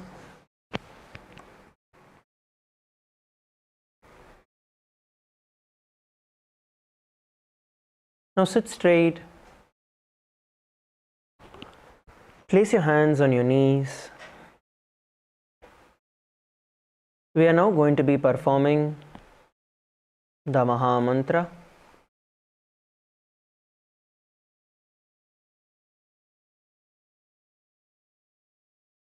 You're going to be inhaling deeply and then humming intensely. Close your eyes, sit straight. Let us begin.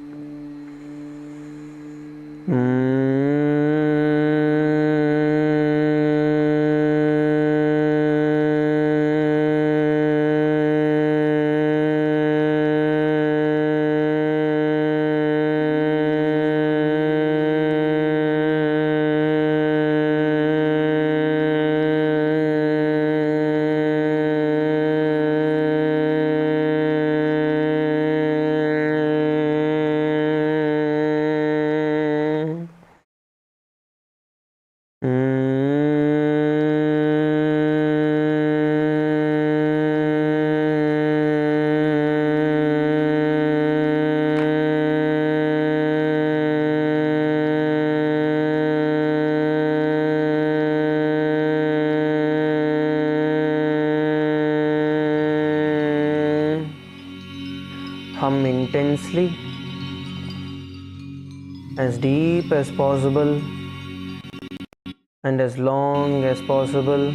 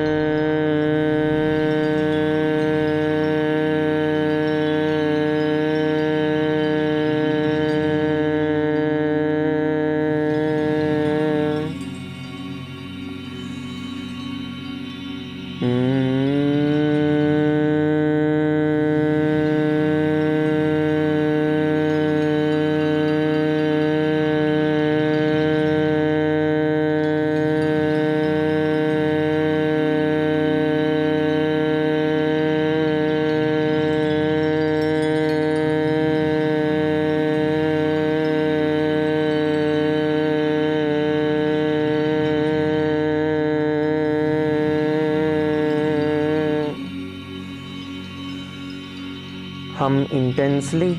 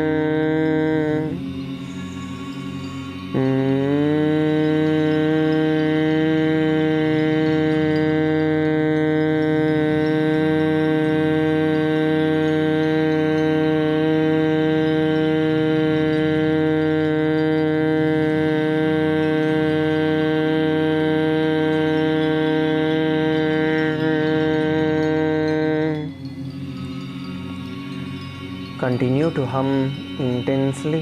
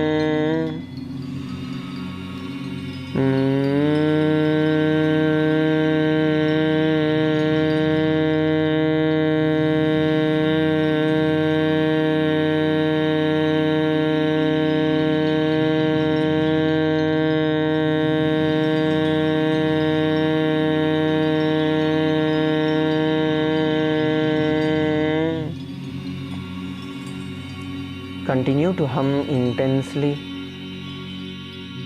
Feel your entire body vibrating.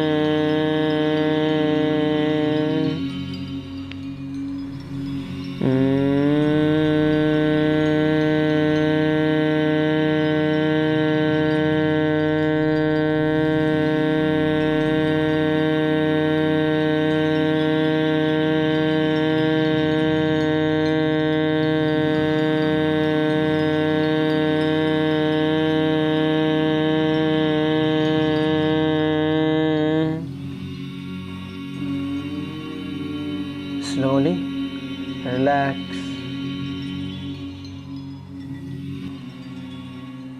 Just sit in silence. Sit unclenched. Just sit.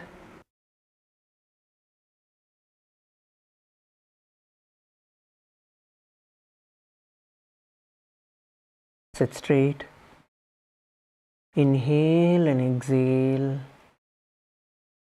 Just let the entire energy soak into you.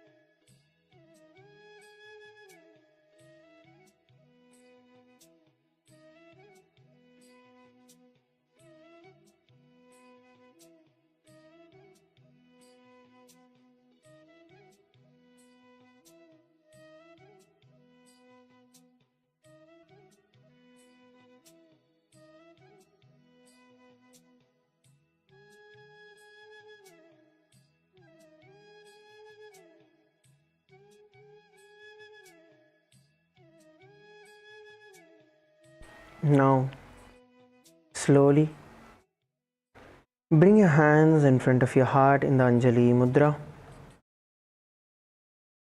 Sit straight. Let us now conclude the yoga with the Purna Mantra. Om Purnamadav Purnamidam Purnat Purnamudachyate Purnasya Purnamadaya Purnamevavashishyate. Om Shanti Shanti Shanti Hari Om Tat Sat. Sarvam Bhagavat Shri Nithyananda Paramashivoham Om Nithyanandam. Thank you, everybody. Nithyanandam.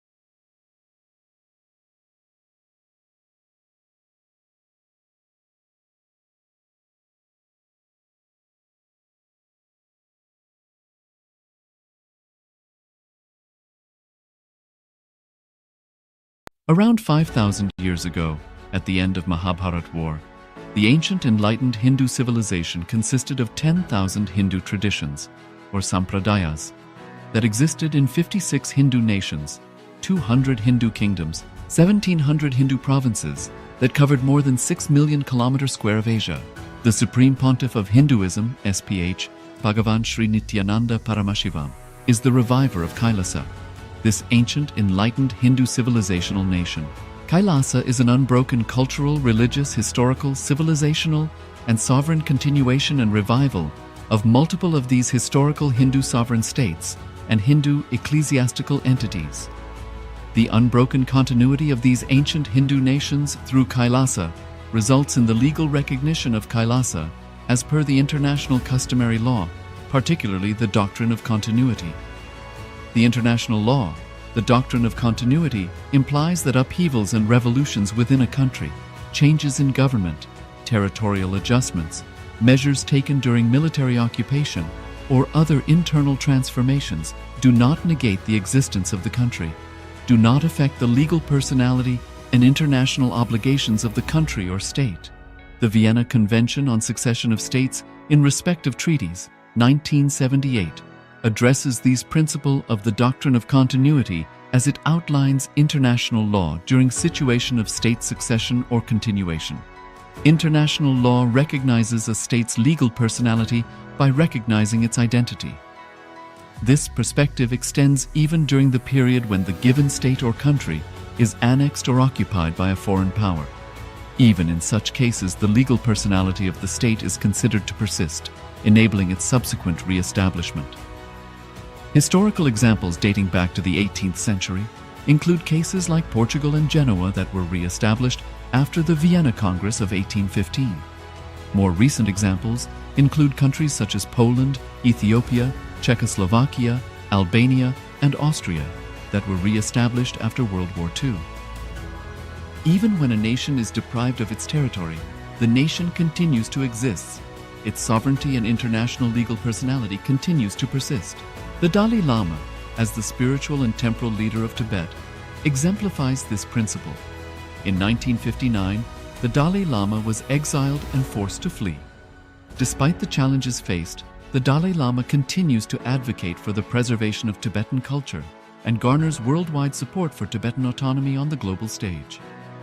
Similarly, from 1309 to 1376, the Pope of Catholicism had been in exile in Avignon.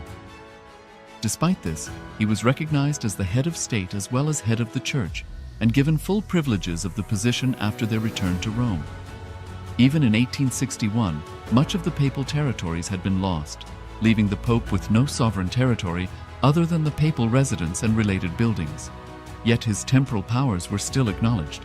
He was recognized as a head of state, and later, the Lateran Treaty of 1929 formally re-established papal sovereignty over the Vatican City.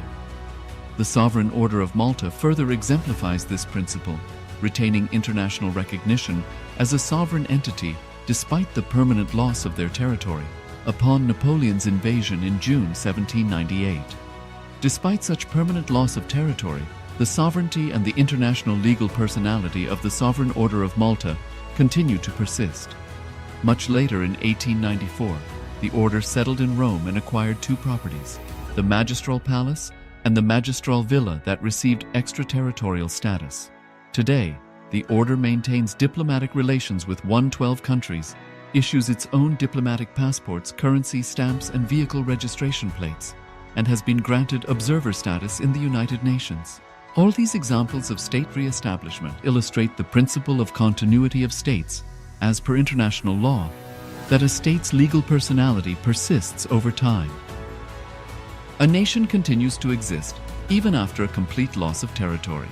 A far more striking example is of the oceanic countries, which are under the threat of their entire nation being drowned and submerged due to rising sea levels owing to global warming. In response to such existential threat of climate change, Pacific Island nations, including Tuvalu, have enacted constitutional amendments and made international declarations affirming that their nation and their sovereign rights will continue to persist, despite their entire territory being lost to the sea. This proactive stance is highlighted in the Constitution of Tuvalu Act 2023, and the Pacific Islands Forum Declaration of 2021. The Supreme Pontiff of Hinduism, Bhagavan Sri Nithyananda Paramashivoham, through the line of succession is the present 203rd Emperor of the Hindu sovereign kingdom of Surangi Samrajya. He was crowned on the 31st of December 2004 at the age of 26.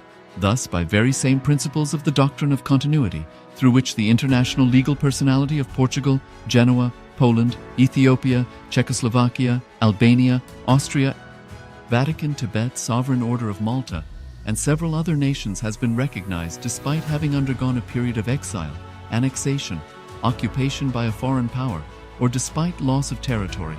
The SPH Nithyananda Paramashivoham, through well-established legal and historical facts about the Hindu sovereign state of the Surangi Samrajyam, derives all sovereign rights and powers of the royal lineage of the Surangi Samrajyam as its 203rd sovereign emperor, from his inheritance and continuation of the unbroken succession of the kingdom of Surya Vamsa Surangi Samrajyam Sarvanapitha.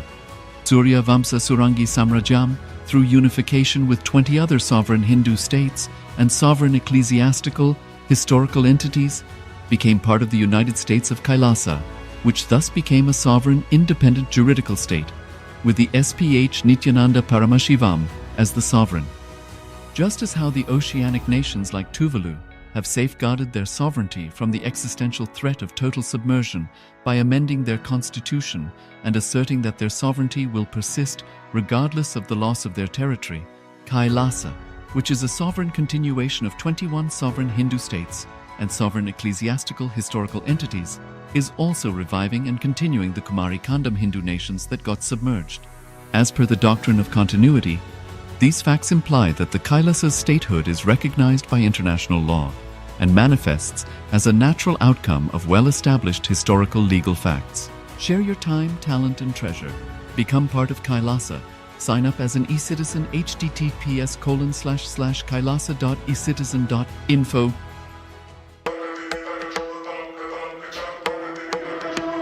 With Paramashiva's grace, we have evolved UAN, United Nations for Ancient Nations.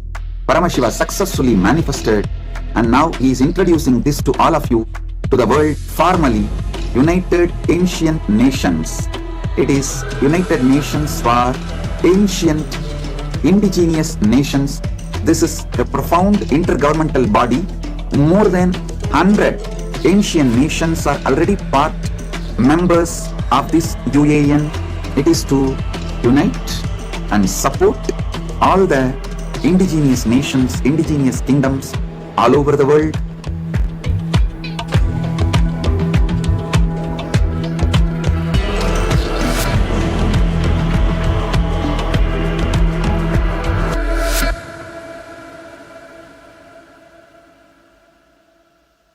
Around 5,000 years ago, at the end of Mahabharat War, the ancient enlightened Hindu civilization consisted of 10,000 Hindu traditions, or sampradayas, that existed in 56 Hindu nations, 200 Hindu kingdoms, 1,700 Hindu provinces that covered more than 6 million kilometers square of Asia.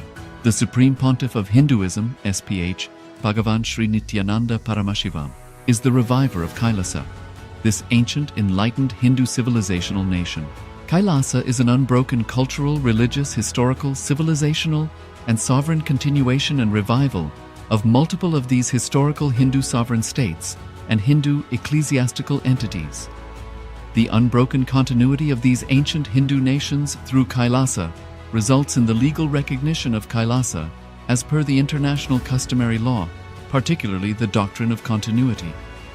The international law, the Doctrine of Continuity, implies that upheavals and revolutions within a country, changes in government, territorial adjustments, measures taken during military occupation, or other internal transformations do not negate the existence of the country, do not affect the legal personality and international obligations of the country or state. The Vienna Convention on Succession of States in Respect of Treaties, 1978, addresses these principles of the Doctrine of Continuity as it outlines international law during situation of state succession or continuation. International law recognizes a state's legal personality by recognizing its identity. This perspective extends even during the period when the given state or country is annexed or occupied by a foreign power. Even in such cases, the legal personality of the state is considered to persist, enabling its subsequent re-establishment.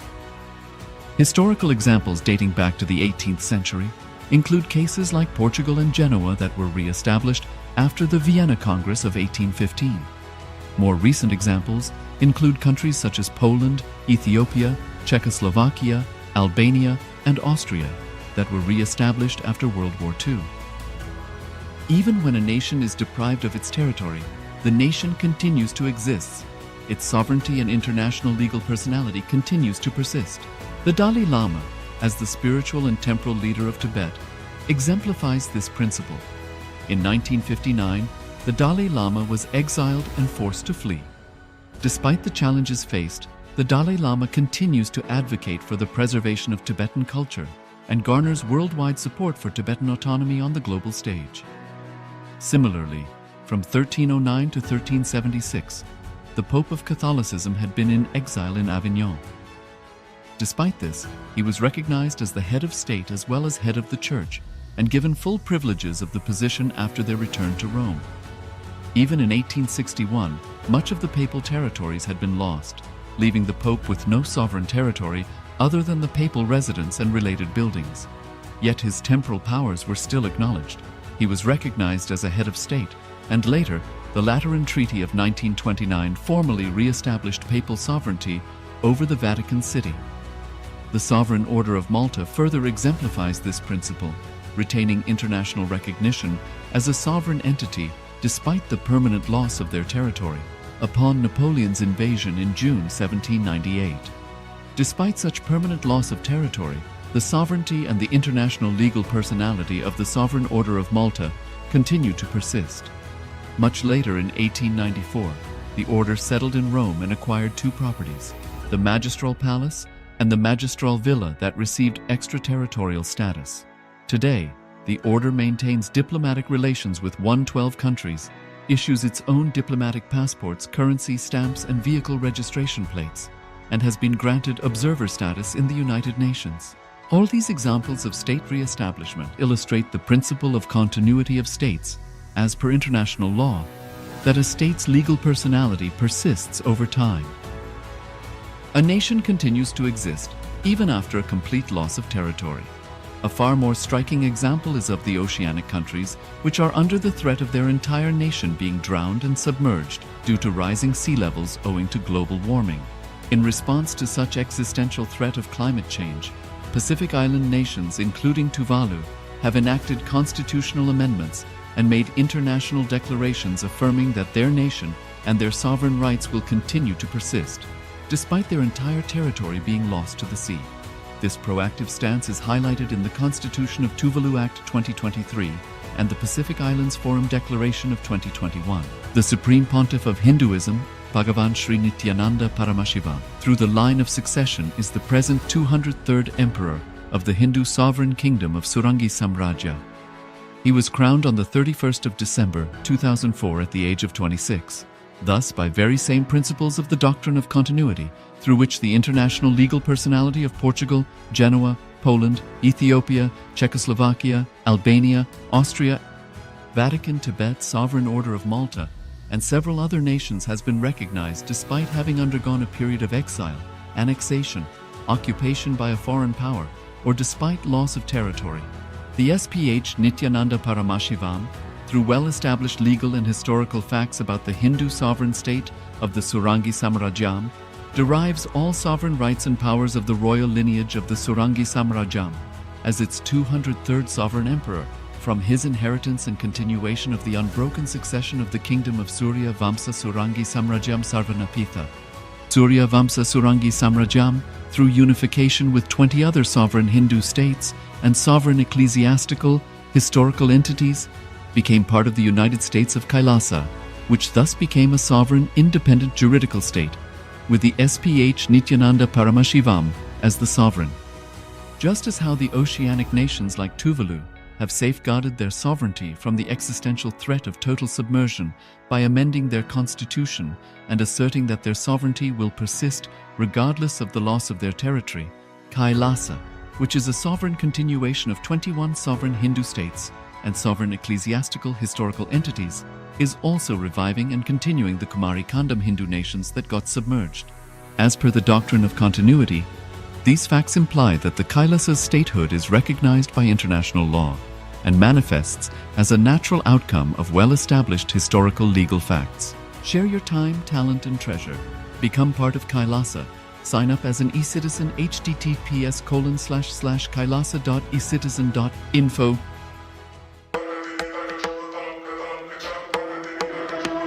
With Paramashiva's grace, we have evolved UAN, United Nations for Ancient Nations. Paramashiva successfully manifested, and now he is introducing this to all of you, to the world formally United Ancient Nations. It is United Nations for Ancient Indigenous Nations. This is a profound intergovernmental body. More than 100 ancient nations are already part members of this UAN. It is to unite and support all the indigenous nations, indigenous kingdoms all over the world.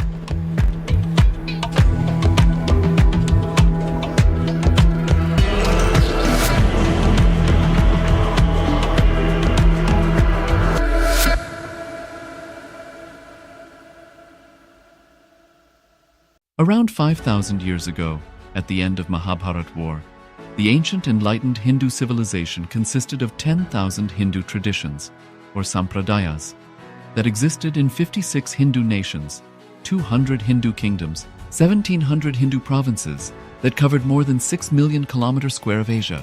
The Supreme Pontiff of Hinduism, SPH, Bhagavan Sri Nithyananda Paramashivoham, is the reviver of Kailasa, this ancient enlightened Hindu civilizational nation.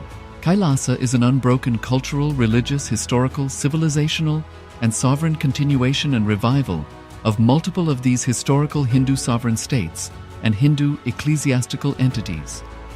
The unbroken continuity of these ancient Hindu nations through Kailasa results in the legal recognition of Kailasa as per the international customary law, particularly the Doctrine of Continuity.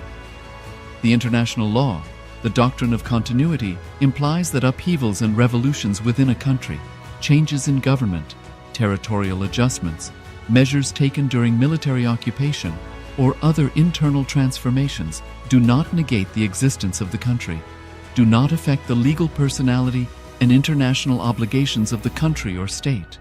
The Vienna Convention on Succession of States in respect of treaties, 1978, addresses these principles of the doctrine of continuity as it outlines international law during situation of state succession or continuation.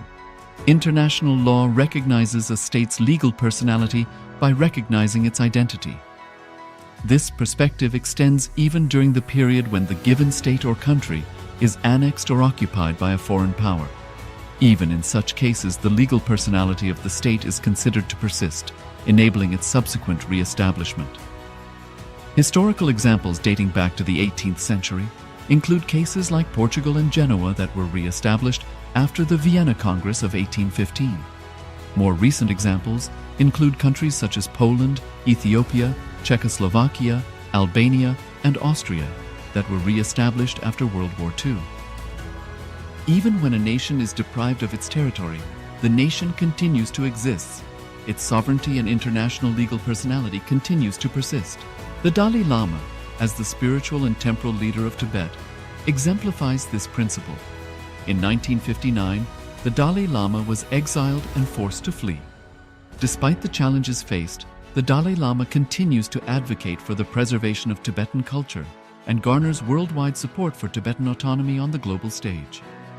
Similarly, from 1309 to 1376, the Pope of Catholicism had been in exile in Avignon. Despite this, he was recognized as the head of state as well as head of the church and given full privileges of the position after their return to Rome. Even in 1861, much of the papal territories had been lost, leaving the Pope with no sovereign territory other than the papal residence and related buildings. Yet his temporal powers were still acknowledged. He was recognized as a head of state and later, the Lateran Treaty of 1929 formally re-established papal sovereignty over the Vatican City.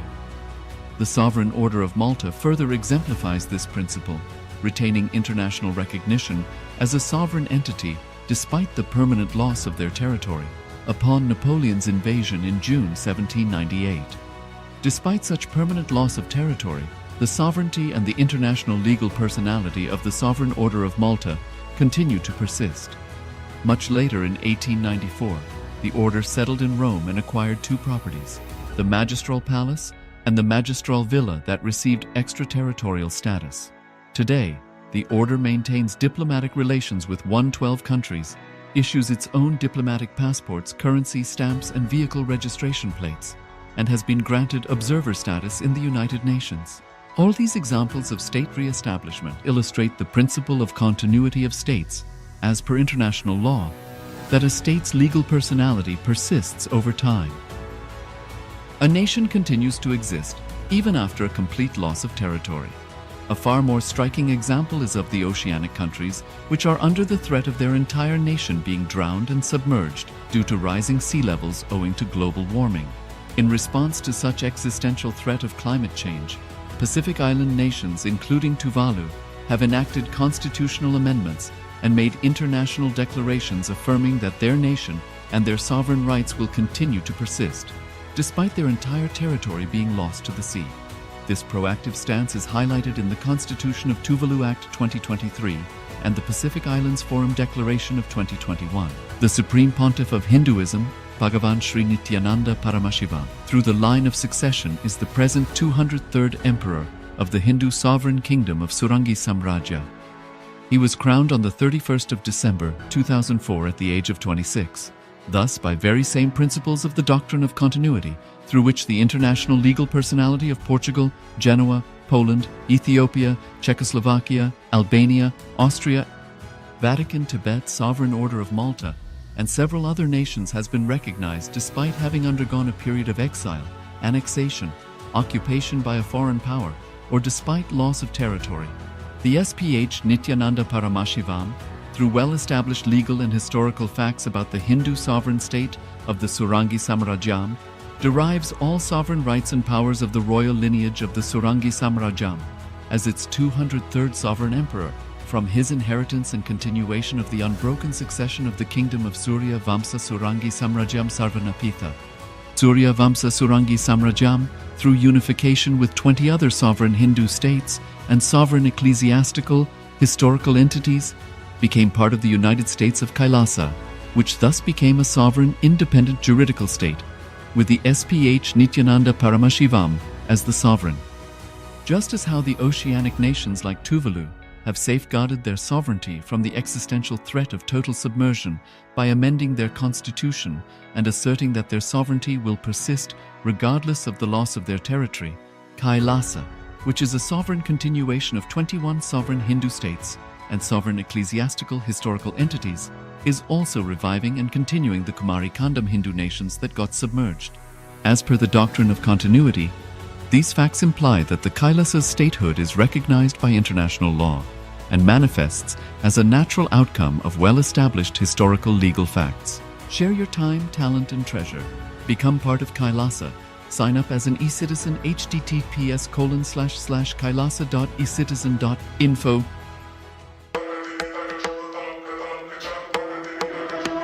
With Paramashiva's grace, we have evolved UAN, United Nations for Ancient Nations. Paramashiva successfully manifested, and now he is introducing this to all of you, to the world formally, United Ancient Nations. It is United Nations for Ancient Indigenous Nations. This is a profound intergovernmental body. More than 100 ancient nations are already part members of this UAN. It is to unite and support all the indigenous nations, indigenous kingdoms all over the world.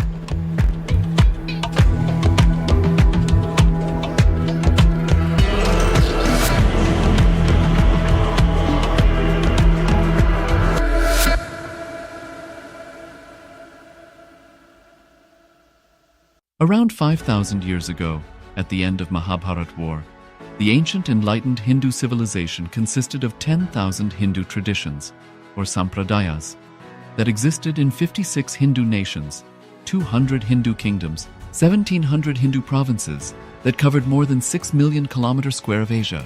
The Supreme Pontiff of Hinduism, SPH, Bhagavan Sri Nithyananda Paramashivoham, is the reviver of Kailasa, this ancient enlightened Hindu civilizational nation.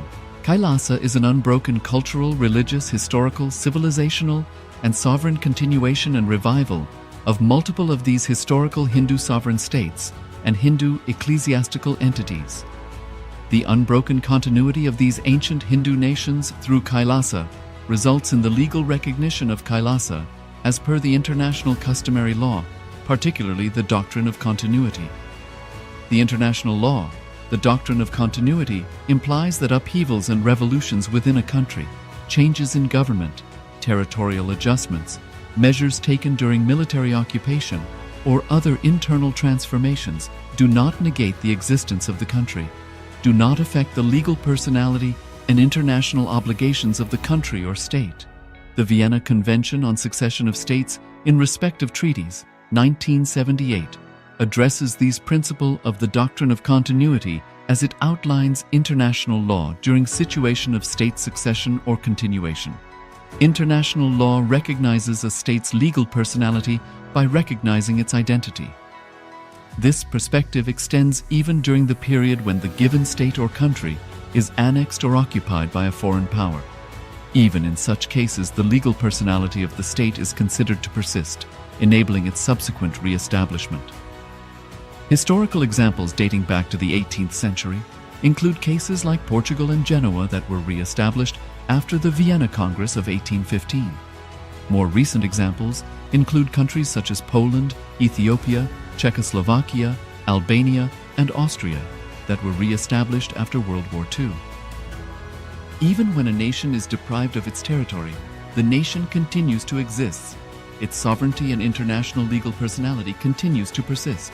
The Dalai Lama, as the spiritual and temporal leader of Tibet, exemplifies this principle. In 1959, the Dalai Lama was exiled and forced to flee. Despite the challenges faced, the Dalai Lama continues to advocate for the preservation of Tibetan culture and garners worldwide support for Tibetan autonomy on the global stage. Similarly, from 1309 to 1376, the Pope of Catholicism had been in exile in Avignon. Despite this, he was recognized as the head of state as well as head of the church and given full privileges of the position after their return to Rome. Even in 1861, much of the papal territories had been lost, leaving the Pope with no sovereign territory other than the papal residence and related buildings. Yet his temporal powers were still acknowledged. He was recognized as a head of state, and later, the Lateran Treaty of 1929 formally re-established papal sovereignty over the Vatican City. The Sovereign Order of Malta further exemplifies this principle, retaining international recognition as a sovereign entity despite the permanent loss of their territory upon Napoleon's invasion in June 1798. Despite such permanent loss of territory, the sovereignty and the international legal personality of the Sovereign Order of Malta continue to persist. Much later in 1894, the order settled in Rome and acquired two properties, the Magistral Palace and the Magistral Villa that received extraterritorial status. Today, the order maintains diplomatic relations with 112 countries, issues its own diplomatic passports, currency, stamps, and vehicle registration plates, and has been granted observer status in the United Nations. All these examples of state re-establishment illustrate the principle of continuity of states, as per international law, that a state's legal personality persists over time. A nation continues to exist even after a complete loss of territory. A far more striking example is of the oceanic countries, which are under the threat of their entire nation being drowned and submerged due to rising sea levels owing to global warming. In response to such existential threat of climate change, Pacific Island nations, including Tuvalu, have enacted constitutional amendments and made international declarations affirming that their nation and their sovereign rights will continue to persist, despite their entire territory being lost to the sea. This proactive stance is highlighted in the Constitution of Tuvalu Act 2023, and the Pacific Islands Forum Declaration of 2021. The Supreme Pontiff of Hinduism, Bhagavan Sri Nithyananda Paramashivoham, through the line of succession is the present 203rd Emperor of the Hindu sovereign kingdom of Surangi Samrajya. He was crowned on the 31st of December 2004 at the age of 26. Thus, by very same principles of the Doctrine of Continuity, through which the international legal personality of Portugal, Genoa, Poland, Ethiopia, Czechoslovakia, Albania, Austria, Vatican, Tibet, Sovereign Order of Malta, and several other nations has been recognized despite having undergone a period of exile, annexation, occupation by a foreign power, or despite loss of territory. The SPH Nithyananda Paramashivoham, through well-established legal and historical facts about the Hindu sovereign state of the Surangi Samrajyam, derives all sovereign rights and powers of the royal lineage of the Surangi Samrajyam as its 203rd sovereign emperor, from his inheritance and continuation of the unbroken succession of the kingdom of Surya Vamsa Surangi Samrajyam Sarvanapitha. Surya Vamsa Surangi Samrajyam, through unification with 20 other sovereign Hindu states and sovereign ecclesiastical, historical entities, became part of the United States of Kailasa, which thus became a sovereign, independent juridical state, with the SPH Nithyananda Paramashivoham as the sovereign. Just as how the oceanic nations like Tuvalu have safeguarded their sovereignty from the existential threat of total submersion by amending their constitution and asserting that their sovereignty will persist regardless of the loss of their territory, Kailasa, which is a sovereign continuation of 21 sovereign Hindu states and sovereign ecclesiastical historical entities, is also reviving and continuing the Kumari Kandam Hindu nations that got submerged. As per the Doctrine of Continuity, these facts imply that the Kailasa's statehood is recognized by international law and manifests as a natural outcome of well-established historical legal facts. Share your time, talent, and treasure. Become part of Kailasa. Sign up as an eCitizen https://kailasa.ecitizen.info.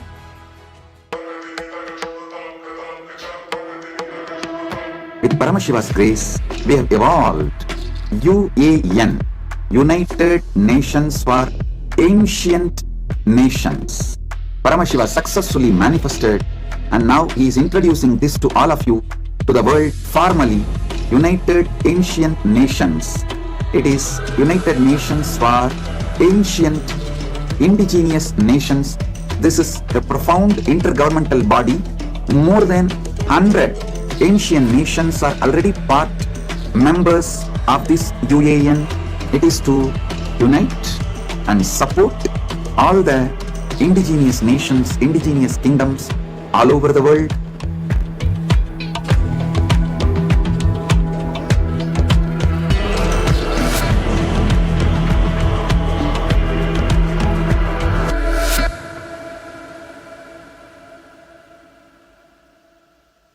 Around 5,000 years ago, at the end of Mahabharat War, the ancient enlightened Hindu civilization consisted of 10,000 Hindu traditions, or sampradayas, that existed in 56 Hindu nations, 200 Hindu kingdoms, 1,700 Hindu provinces that covered more than 6 million kilometers square of Asia. The Supreme Pontiff of Hinduism, SPH, Bhagavan Sri Nithyananda Paramashivoham, is the reviver of Kailasa, this ancient, enlightened Hindu civilizational nation. Kailasa is an unbroken cultural, religious, historical, civilizational, and sovereign continuation and revival of multiple of these historical Hindu sovereign states and Hindu ecclesiastical entities. The unbroken continuity of these ancient Hindu nations through Kailasa results in the legal recognition of Kailasa as per the international customary law, particularly the Doctrine of Continuity.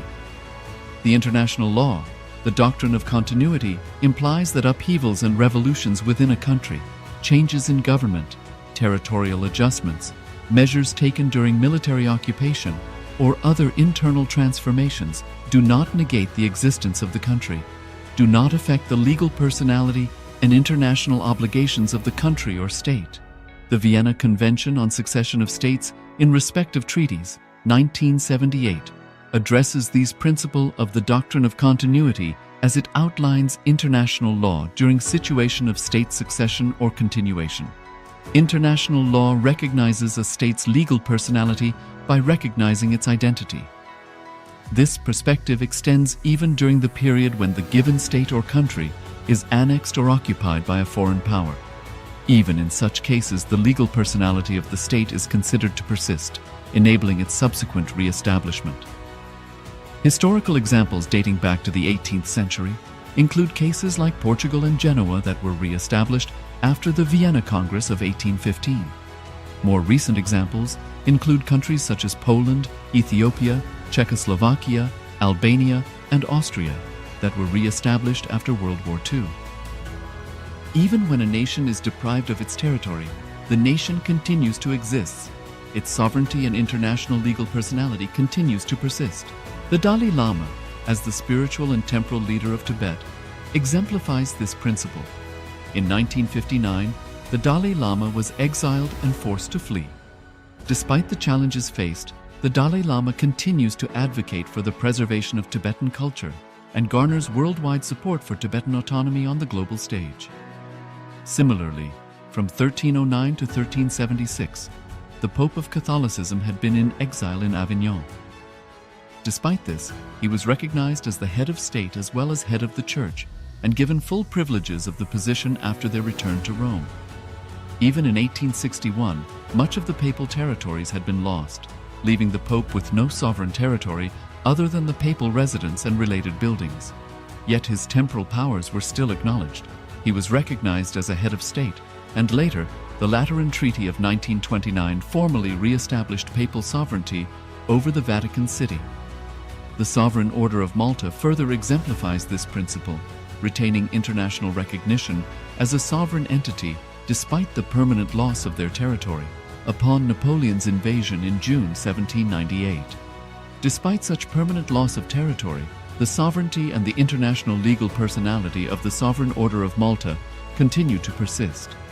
Much later in 1894, the order settled in Rome and acquired two properties, the Magistral Palace and the Magistral Villa that received extraterritorial status. Today, the order maintains diplomatic relations with 112 countries, issues its own diplomatic passports, currency stamps, and vehicle registration plates, and has been granted observer status in the United Nations. All these examples of state re-establishment illustrate the principle of continuity of states, as per international law, that a state's legal personality persists over time. A nation continues to exist even after a complete loss of territory. A far more striking example is of the oceanic countries, which are under the threat of their entire nation being drowned and submerged due to rising sea levels owing to global warming. In response to such existential threat of climate change, Pacific Island nations, including Tuvalu, have enacted constitutional amendments and made international declarations affirming that their nation and their sovereign rights will continue to persist, despite their entire territory being lost to the sea. This proactive stance is highlighted in the Constitution of Tuvalu Act 2023 and the Pacific Islands Forum Declaration of 2021. The Supreme Pontiff of Hinduism, Bhagavan Sri Nithyananda Paramashivoham, through the line of succession, is the present 203rd Emperor of the Hindu Sovereign Kingdom of Surangi Samrajya. He was crowned on the 31st of December 2004 at the age of 26. Thus, by very same principles of the doctrine of continuity, through which the international legal personality of Portugal, Genoa, Poland, Ethiopia, Czechoslovakia, Albania, Austria, Vatican, Tibet, Sovereign Order of Malta, and several other nations has been recognized despite having undergone a period of exile, annexation, occupation by a foreign power, or despite loss of territory. The SPH Nithyananda Paramashivoham, through well-established legal and historical facts about the Hindu sovereign state of the Surangi Samrajyam, derives all sovereign rights and powers of the royal lineage of the Surangi Samrajyam as its 203rd sovereign emperor, from his inheritance and continuation of the unbroken succession of the kingdom of Surya Vamsa Surangi Samrajyam Sarvanapitha. Surya Vamsa Surangi Samrajyam, through unification with 20 other sovereign Hindu states and sovereign ecclesiastical, historical entities, became part of the United States of Kailasa, which thus became a sovereign, independent juridical state, with the SPH Nithyananda Paramashivoham as the sovereign. Just as how the oceanic nations like Tuvalu have safeguarded their sovereignty from the existential threat of total submersion by amending their constitution and asserting that their sovereignty will persist regardless of the loss of their territory, Kailasa, which is a sovereign continuation of 21 sovereign Hindu states and sovereign ecclesiastical historical entities, is also reviving and continuing the Kumari Kandam Hindu nations that got submerged. As per the doctrine of continuity, these facts imply that the Kailasa's statehood is recognized by international law and manifests as a natural outcome of well-established historical legal facts. Share your time, talent, and treasure. Become part of Kailasa. Sign up as an eCitizen https://kailasa.ecitizen.info.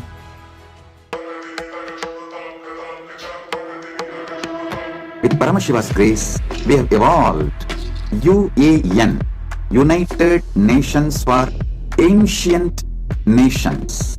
Paramashiva successfully manifested, and now he is introducing this to all of you, to the world formally United Ancient Nations. It is United Nations for Ancient Indigenous Nations. This is a profound intergovernmental body. More than 100 ancient nations are already part members of this UAN. It is to unite and support all the indigenous nations, indigenous kingdoms all over the world.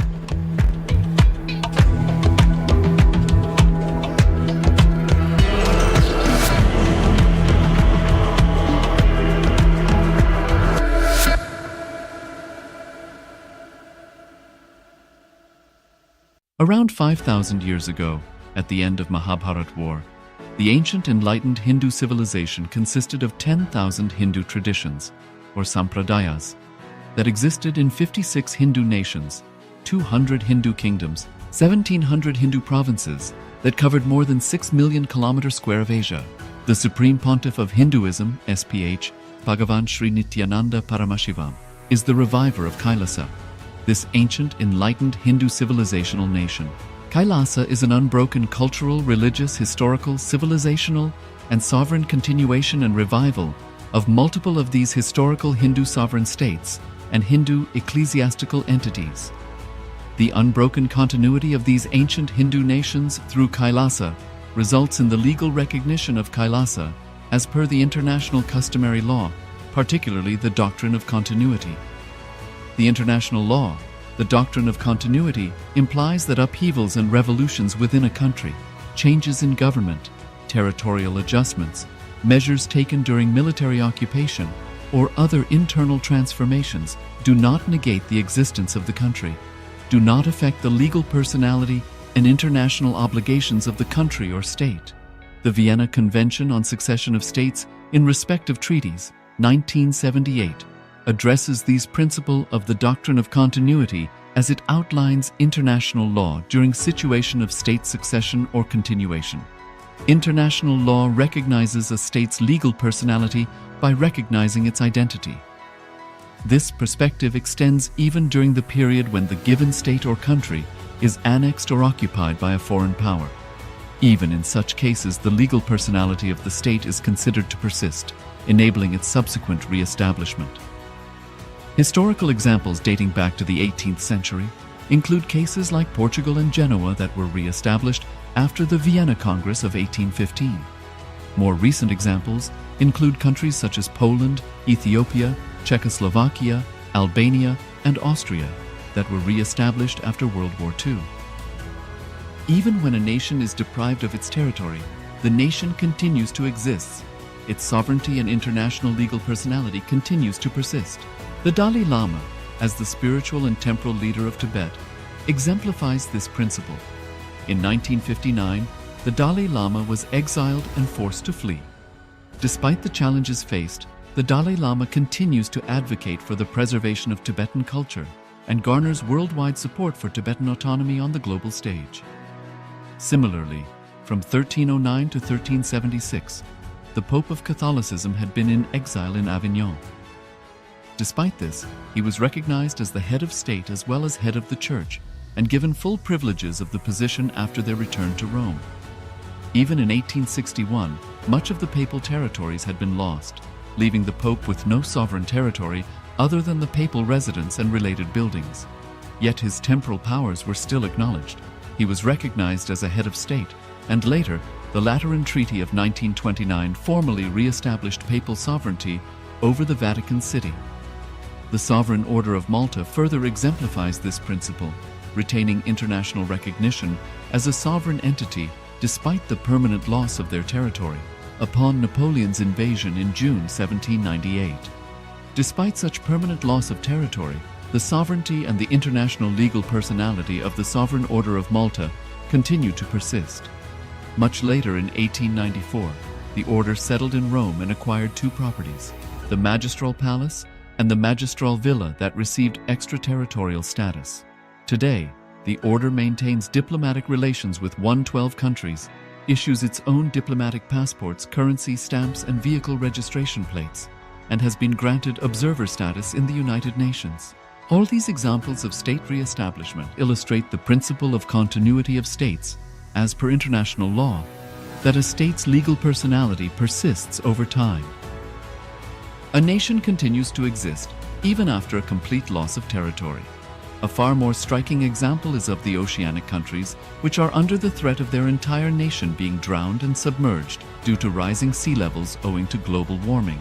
In response to such existential threat of climate change, Pacific Island nations, including Tuvalu, have enacted constitutional amendments and made international declarations affirming that their nation and their sovereign rights will continue to persist, despite their entire territory being lost to the sea.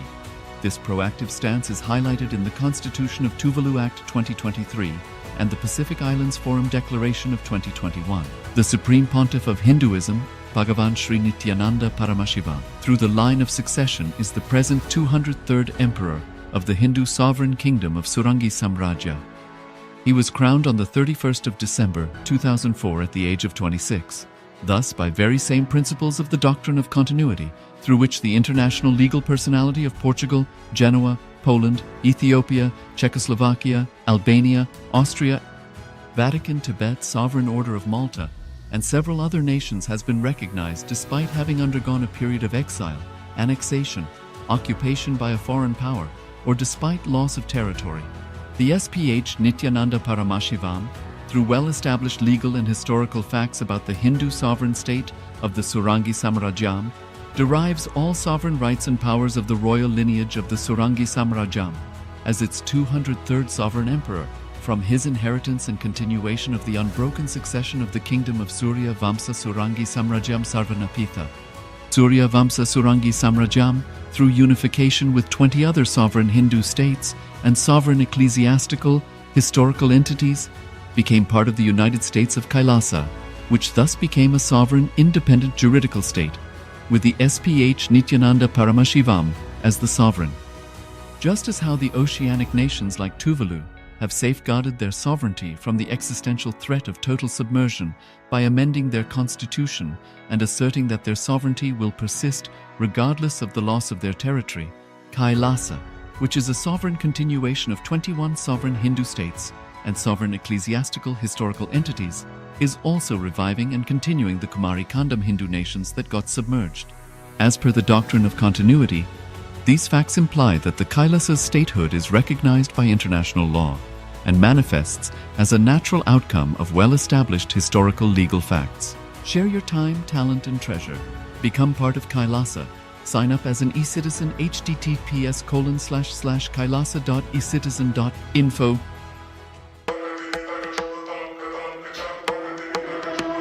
With Paramashiva's grace, we have evolved UAN, United Nations for Ancient Nations. Paramashiva successfully manifested, and now he is introducing this to all of you, to the world formally, United Ancient Nations. It is United Nations for Ancient Indigenous Nations. This is a profound intergovernmental body. More than 100 ancient nations are already part members of this UAN. It is to unite and support all the indigenous nations, indigenous kingdoms all over the world.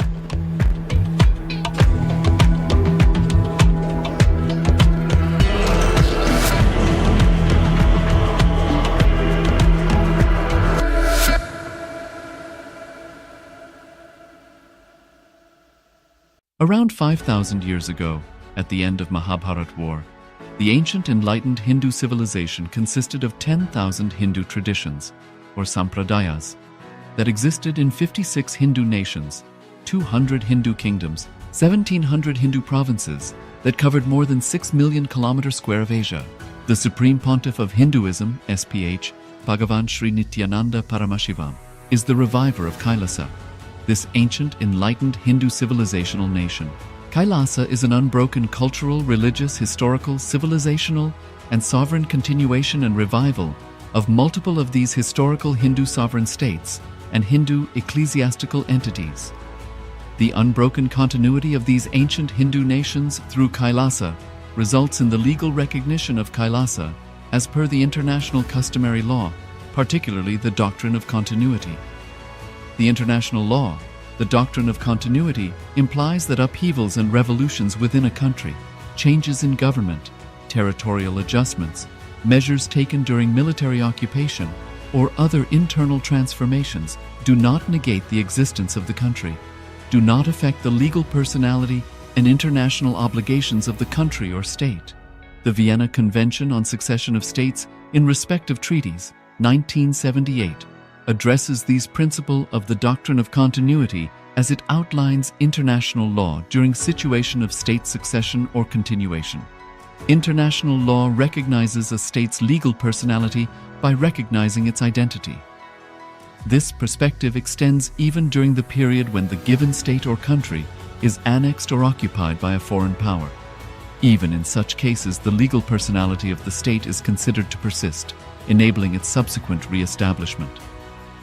Historical examples dating back to the 18th century include cases like Portugal and Genoa that were re-established after the Vienna Congress of 1815. More recent examples include countries such as Poland, Ethiopia, Czechoslovakia, Albania, and Austria that were re-established after World War II. Even when a nation is deprived of its territory, the nation continues to exist. Its sovereignty and international legal personality continues to persist. The Dalai Lama, as the spiritual and temporal leader of Tibet, exemplifies this principle. In 1959, the Dalai Lama was exiled and forced to flee.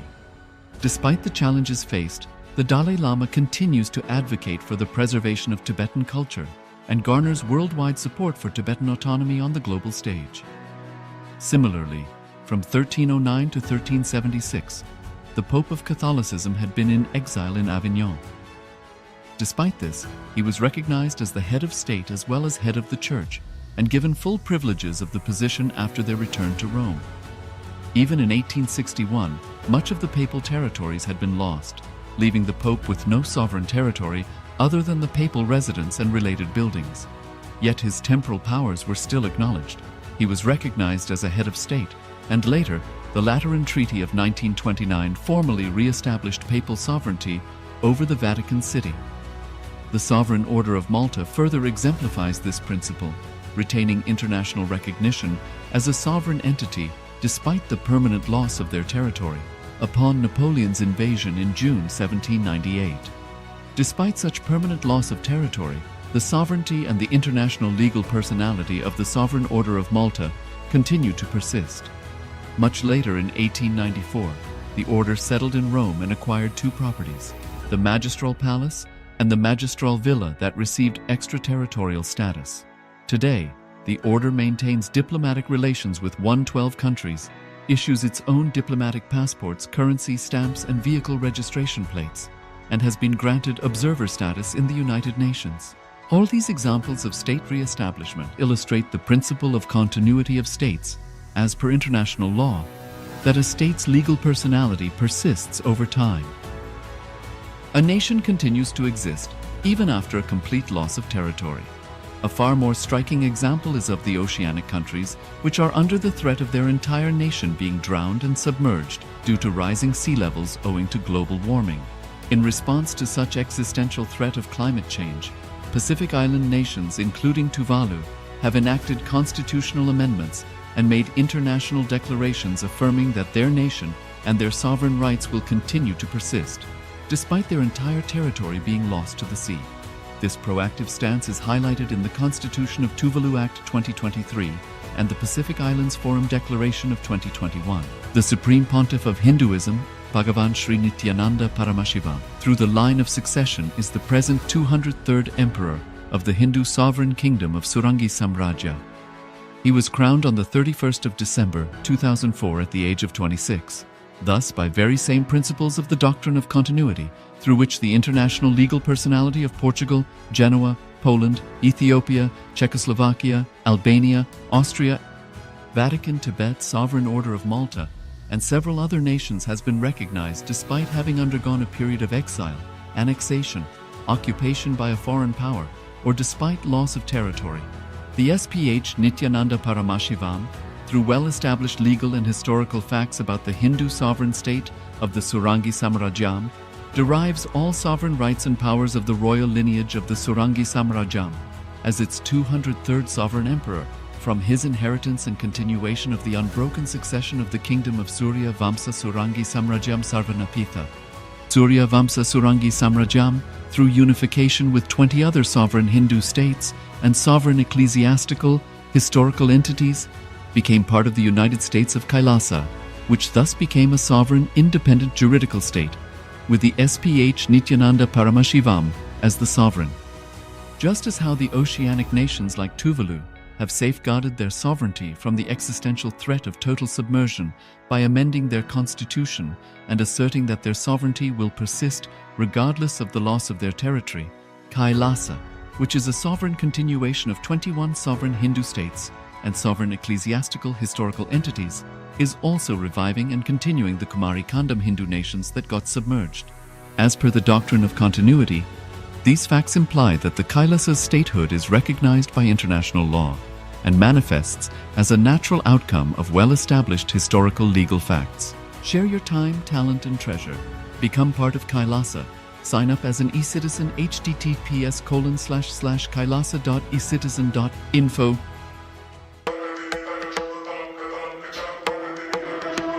With Paramashiva's grace, we have evolved UAN, United Nations for Ancient Nations. Paramashiva successfully manifested, and now he is introducing this to all of you, to the world formally, United Ancient Nations. It is United Nations for Ancient Indigenous Nations. This is a profound intergovernmental body. More than 100 ancient nations are already part members of this UAN. It is to unite and support all the indigenous nations, indigenous kingdoms all over the world.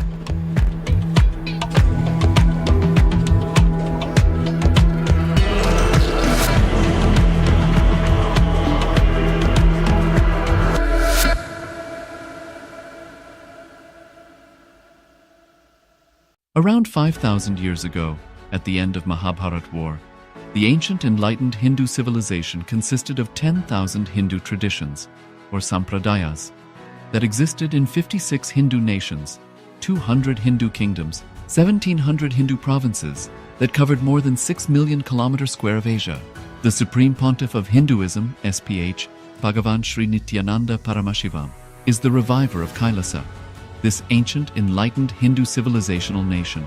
Kailasa is an unbroken cultural, religious, historical, civilizational, and sovereign continuation and revival of multiple of these historical Hindu sovereign states and Hindu ecclesiastical entities. The unbroken continuity of these ancient Hindu nations through Kailasa results in the legal recognition of Kailasa as per the international customary law, particularly the doctrine of continuity. The international law, the doctrine of continuity, implies that upheavals and revolutions within a country, changes in government, territorial adjustments, measures taken during military occupation, or other internal transformations do not negate the existence of the country, do not affect the legal personality and international obligations of the country or state. The Vienna Convention on Succession of States in respect of treaties, 1978, addresses these principles of the doctrine of continuity as it outlines international law during situation of state succession or continuation. International law recognizes a state's legal personality by recognizing its identity. This perspective extends even during the period when the given state or country is annexed or occupied by a foreign power. Even in such cases, the legal personality of the state is considered to persist, enabling its subsequent re-establishment. Historical examples dating back to the 18th century include cases like Portugal and Genoa that were re-established after the Vienna Congress of 1815. More recent examples include countries such as Poland, Ethiopia, Czechoslovakia, Albania, and Austria that were re-established after World War II. Even when a nation is deprived of its territory, the nation continues to exist. Its sovereignty and international legal personality continues to persist. The Dalai Lama, as the spiritual and temporal leader of Tibet, exemplifies this principle. In 1959, the Dalai Lama was exiled and forced to flee. Despite the challenges faced, the Dalai Lama continues to advocate for the preservation of Tibetan culture and garners worldwide support for Tibetan autonomy on the global stage. Similarly, from 1309 to 1376, the Pope of Catholicism had been in exile in Avignon.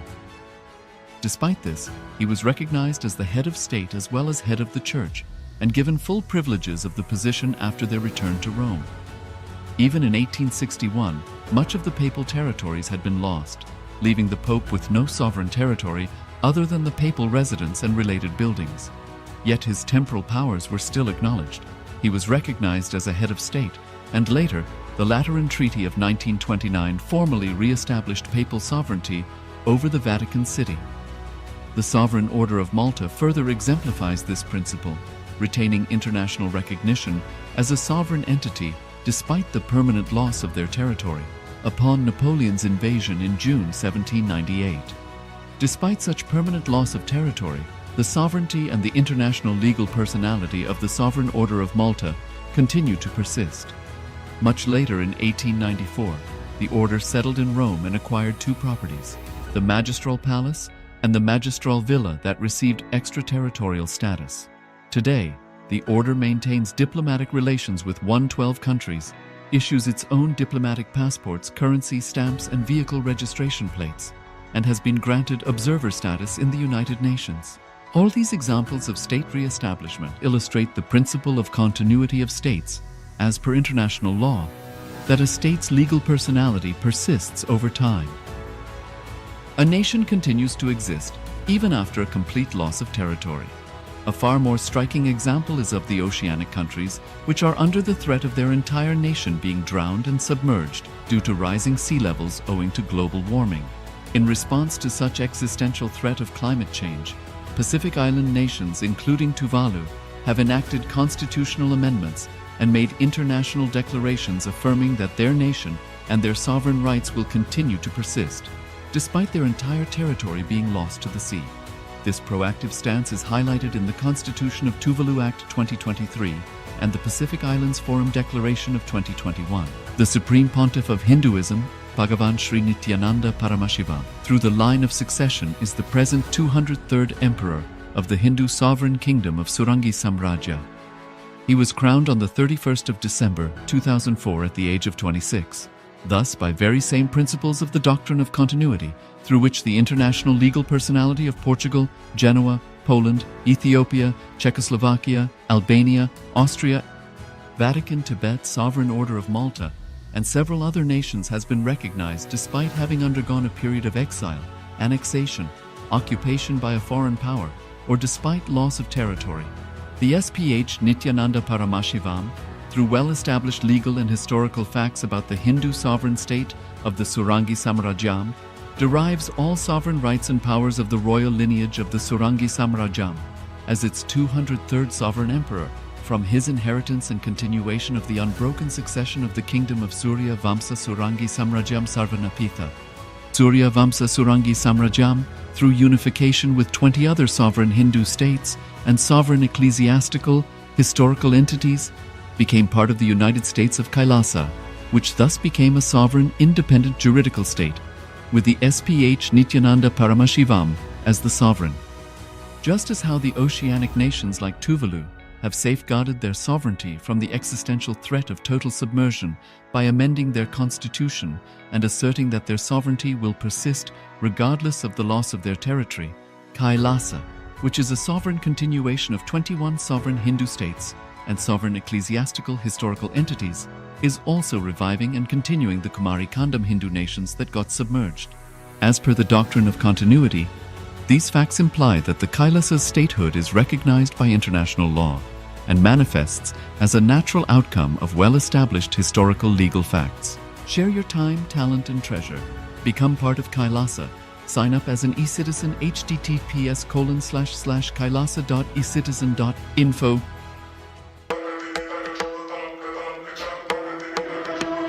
With Paramashiva's grace, we have evolved UAN, United Nations for Ancient Nations.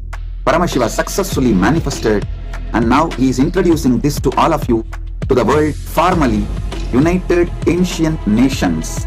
It is United Nations for Ancient Indigenous Nations. This is a profound intergovernmental body. More than 100 ancient nations are already part members of this UAN. It is to unite and support all the indigenous nations, indigenous kingdoms all over the world.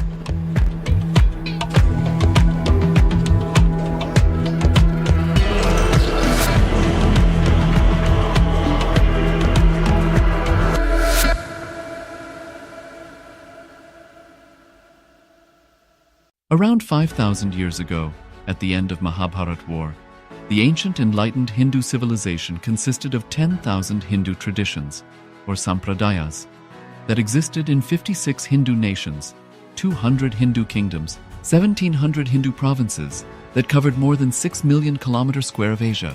The Supreme Pontiff of Hinduism, SPH, Bhagavan Sri Nithyananda Paramashivoham, is the reviver of Kailasa, this ancient enlightened Hindu civilizational nation. Kailasa is an unbroken cultural, religious, historical, civilizational, and sovereign continuation and revival of multiple of these historical Hindu sovereign states and Hindu ecclesiastical entities. The unbroken continuity of these ancient Hindu nations through Kailasa results in the legal recognition of Kailasa as per the international customary law, particularly the Doctrine of Continuity. The international law, the Doctrine of Continuity, implies that upheavals and revolutions within a country, changes in government, territorial adjustments, measures taken during military occupation, or other internal transformations do not negate the existence of the country, do not affect the legal.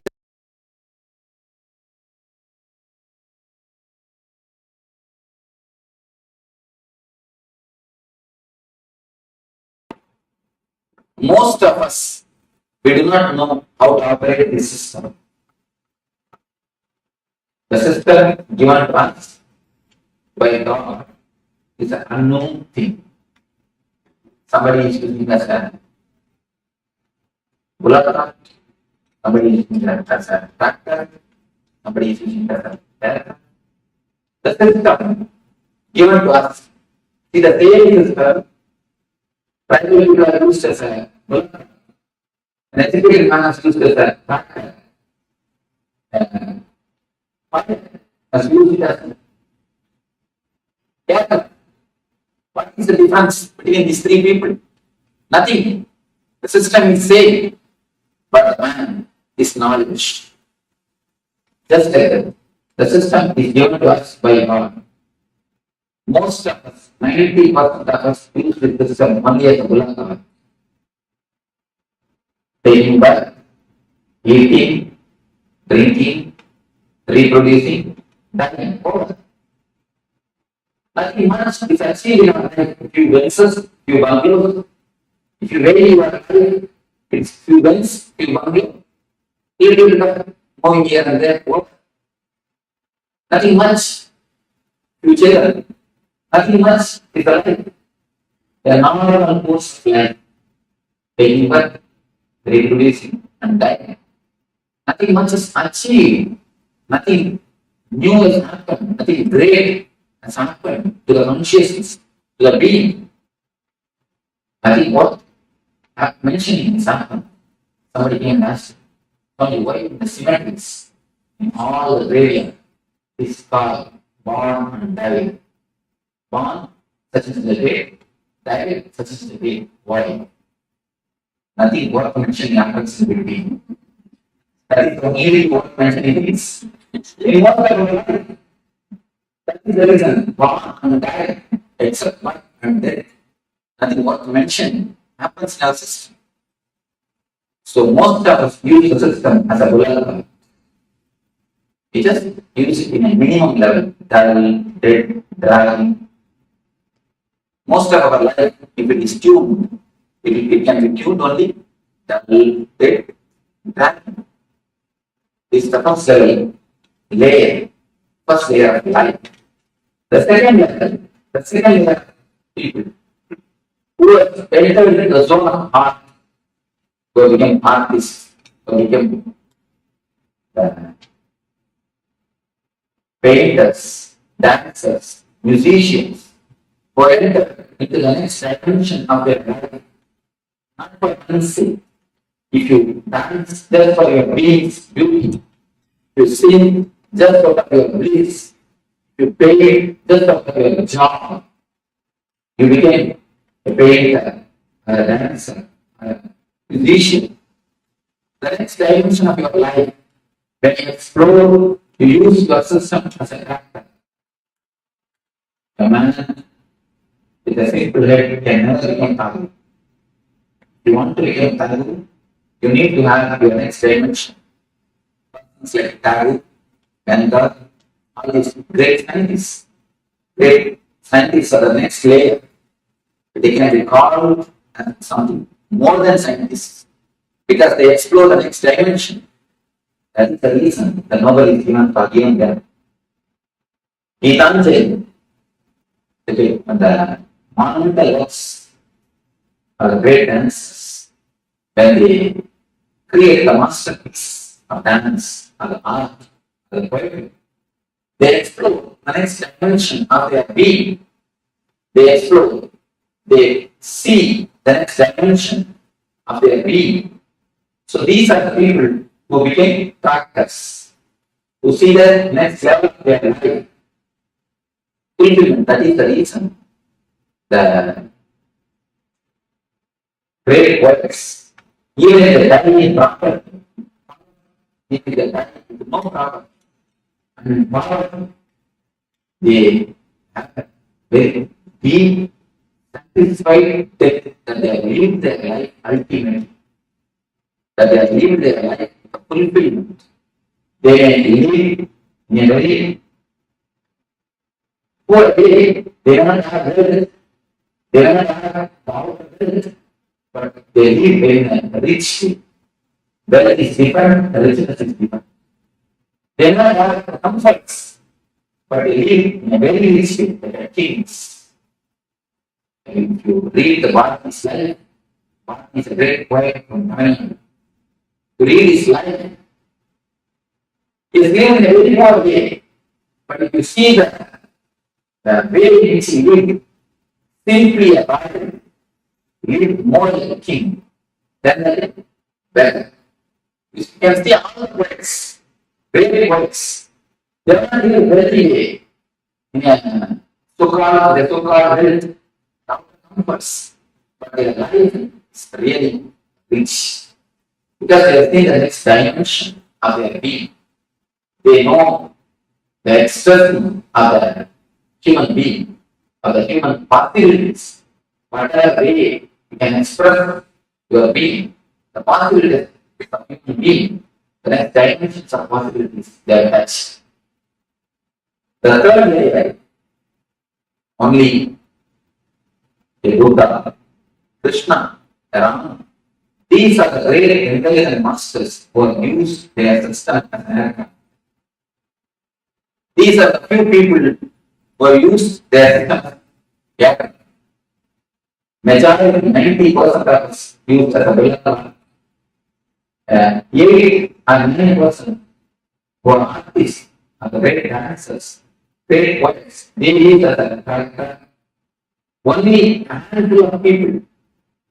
See, if you want to know the human history of humanity, you don't have to read the millions of people who have taken birth and died. All the history is not necessary. Just read 10% history. a Buddha, Krishna. This 10% life history is more than enough to know the whole history of humanity. These are the people who are milestones on the human history. These are the people who have created turning points in the human history. Just like that, if you know the few man's history, you can know the whole history of humanity. These few elevated persons are the persons who have used their system as an until there is no need even to have two fingers, two hands. One hand is enough to count this type of people. Very handful of people with Krishna. These are very few who have a great impact on the humanity, who has used their system as an aircraft. Who are real pilots, are the pioneers of the human evolution, of the human growth. If you see the difference between the villager, the tribal man, and the pilot, nothing much. Only one thing.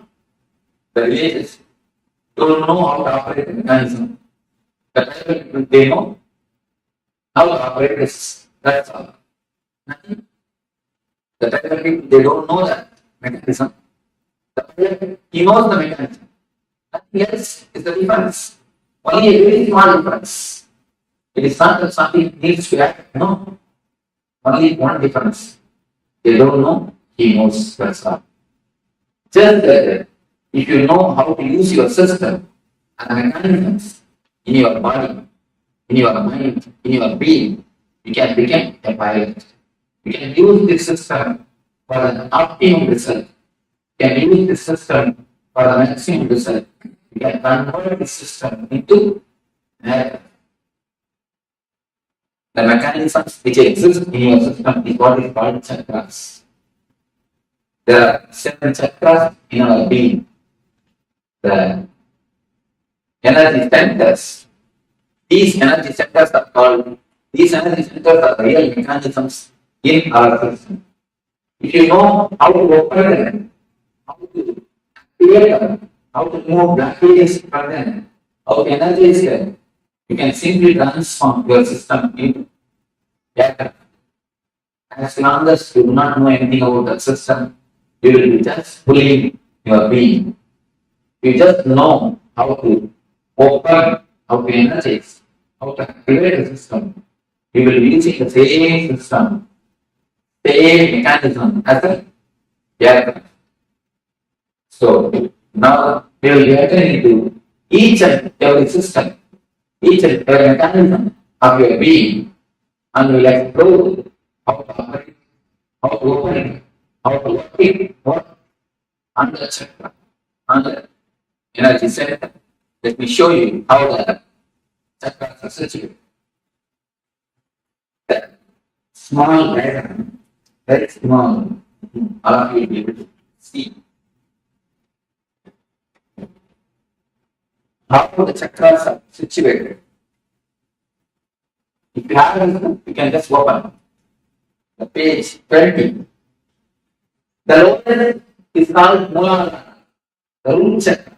You don't have to remember the names. You see, there is no need to remember the names of all these things. Just I'm giving an introduction. Then afterwards we will be entering into the deeper layers. You don't have to go and remember all these names around. There is no need to bother.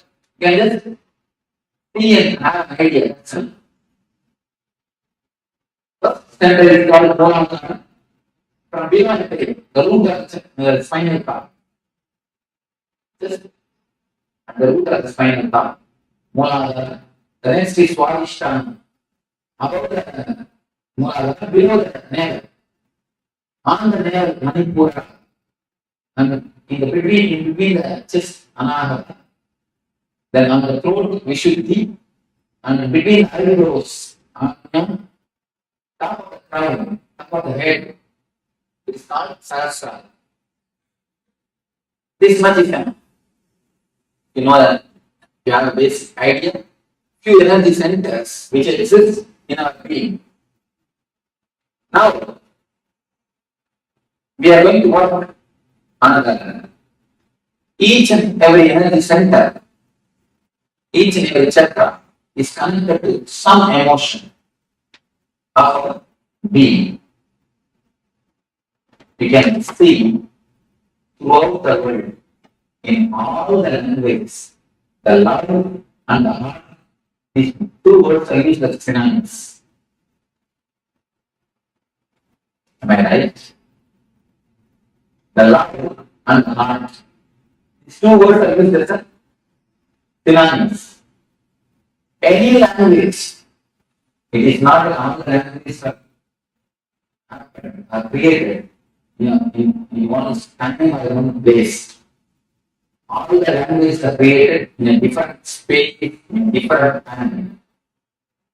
But around the world, almost all the languages have got the same expression. The love and heart is used as a synonyms. Why? Something more than verbal connection exists between these two. Some experiential connection is existing. If you really observe, then you can understand. You meet a friend after 10 years, your childhood friend, after 20 years, with whom you have very loving and sweet memories. Suddenly something will go in from here. You can observe. Have you observed any of you? Suddenly something cool, very nice thing will happen here in this soul, and it will flow. If you meet a person whom you love after 10 or 20 years, after a long gap, something will happen here. That is the reason, because this is an experience for everybody. That is the reason in all the languages, not only the Indian language, African language, even the tribal language, I have seen at least more than 100 languages I have different. In all the 100 languages, the love and the heart is synonymous. Because it is something deeper emotion. So the love is an emotion which is related to another chakra, the heart center. Just like each and every emotion is related to each and every chakra.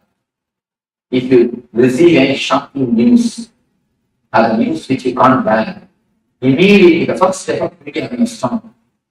You will have a stomach upset. The stomach will be upset, either you will have diarrhea or loose motion.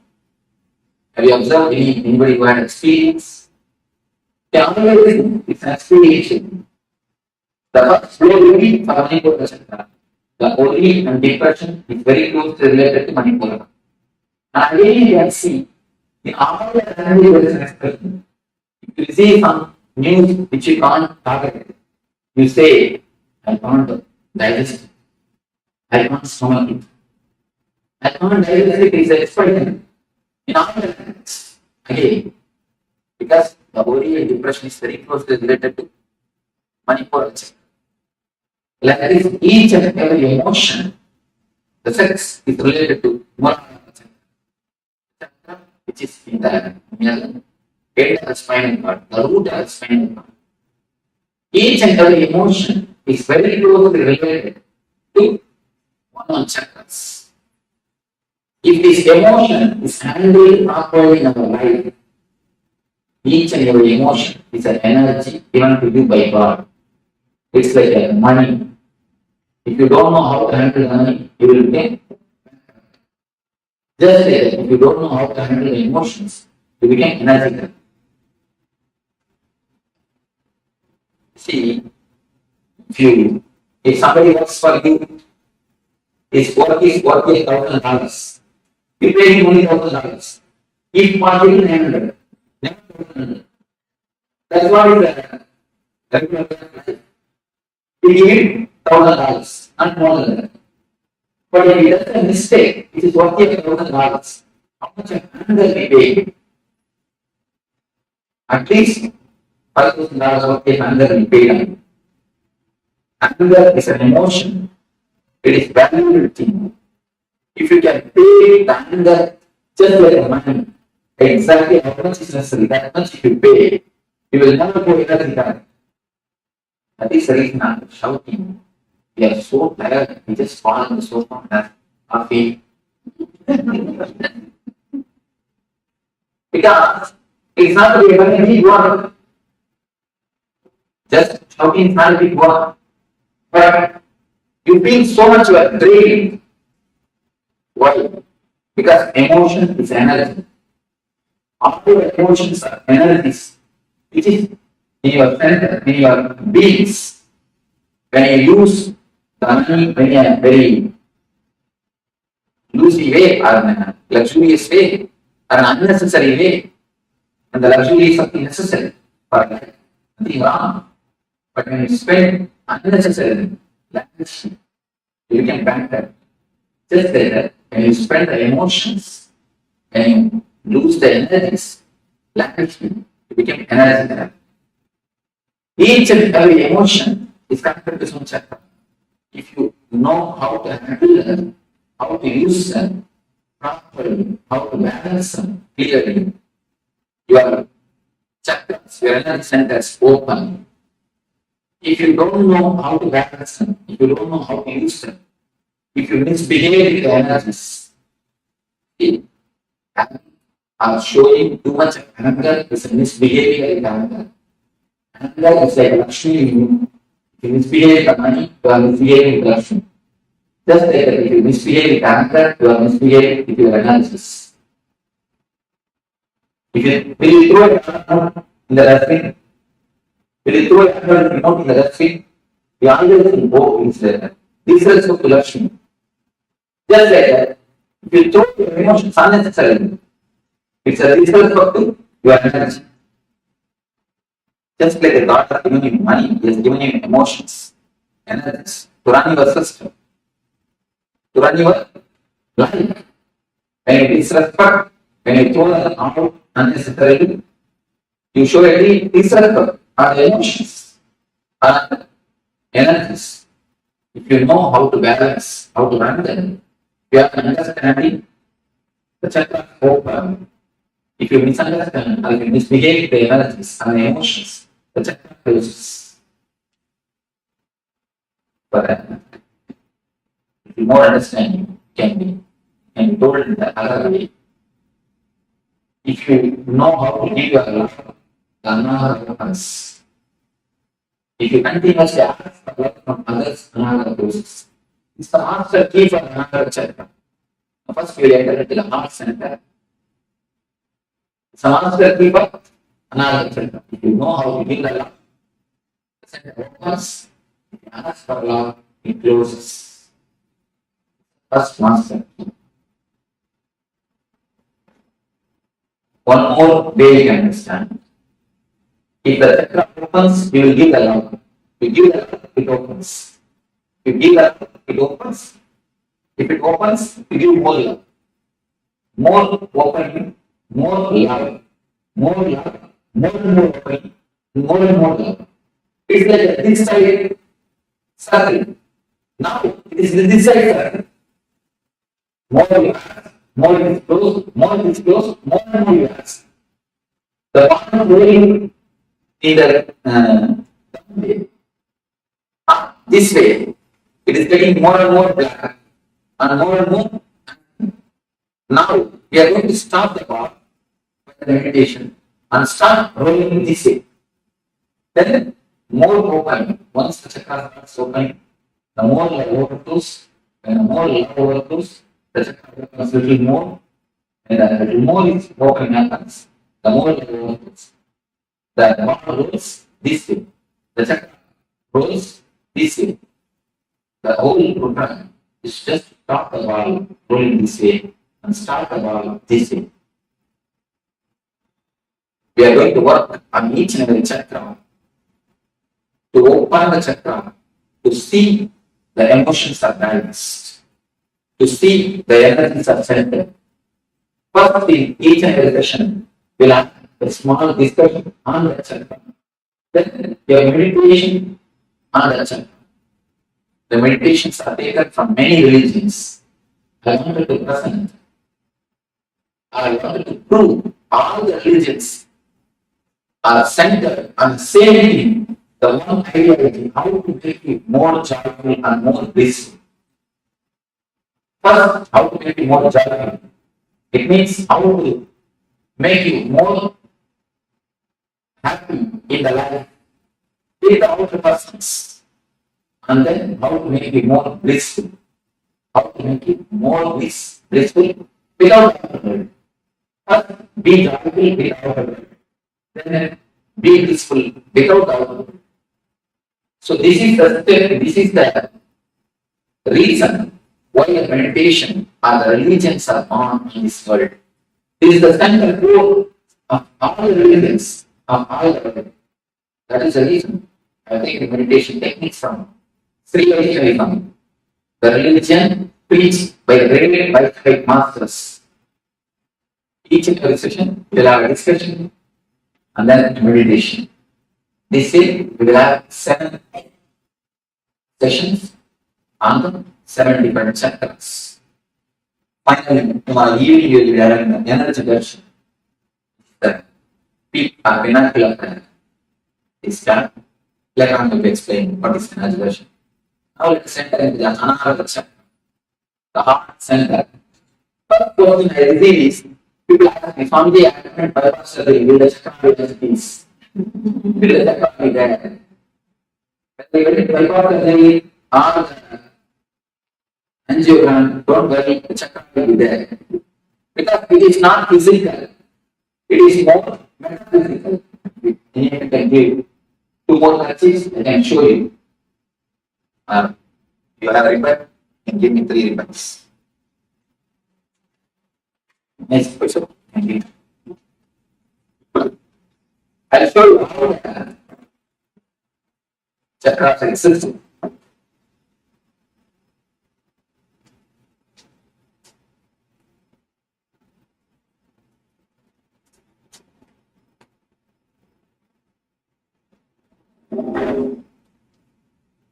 See, these are the 3 bodies.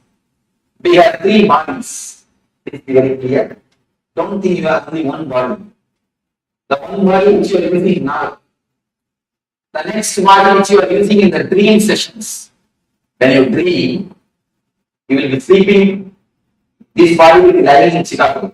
But you will be dreaming as if you are not in India. Then which body you are going to India? This body is lying in Chicago. But you are in India. How can you dream? So the body which you are using to go to India, the second body, that is the Sukshma Sarira. The second layer body. One is physical layer, another one is Sukshma Sarira.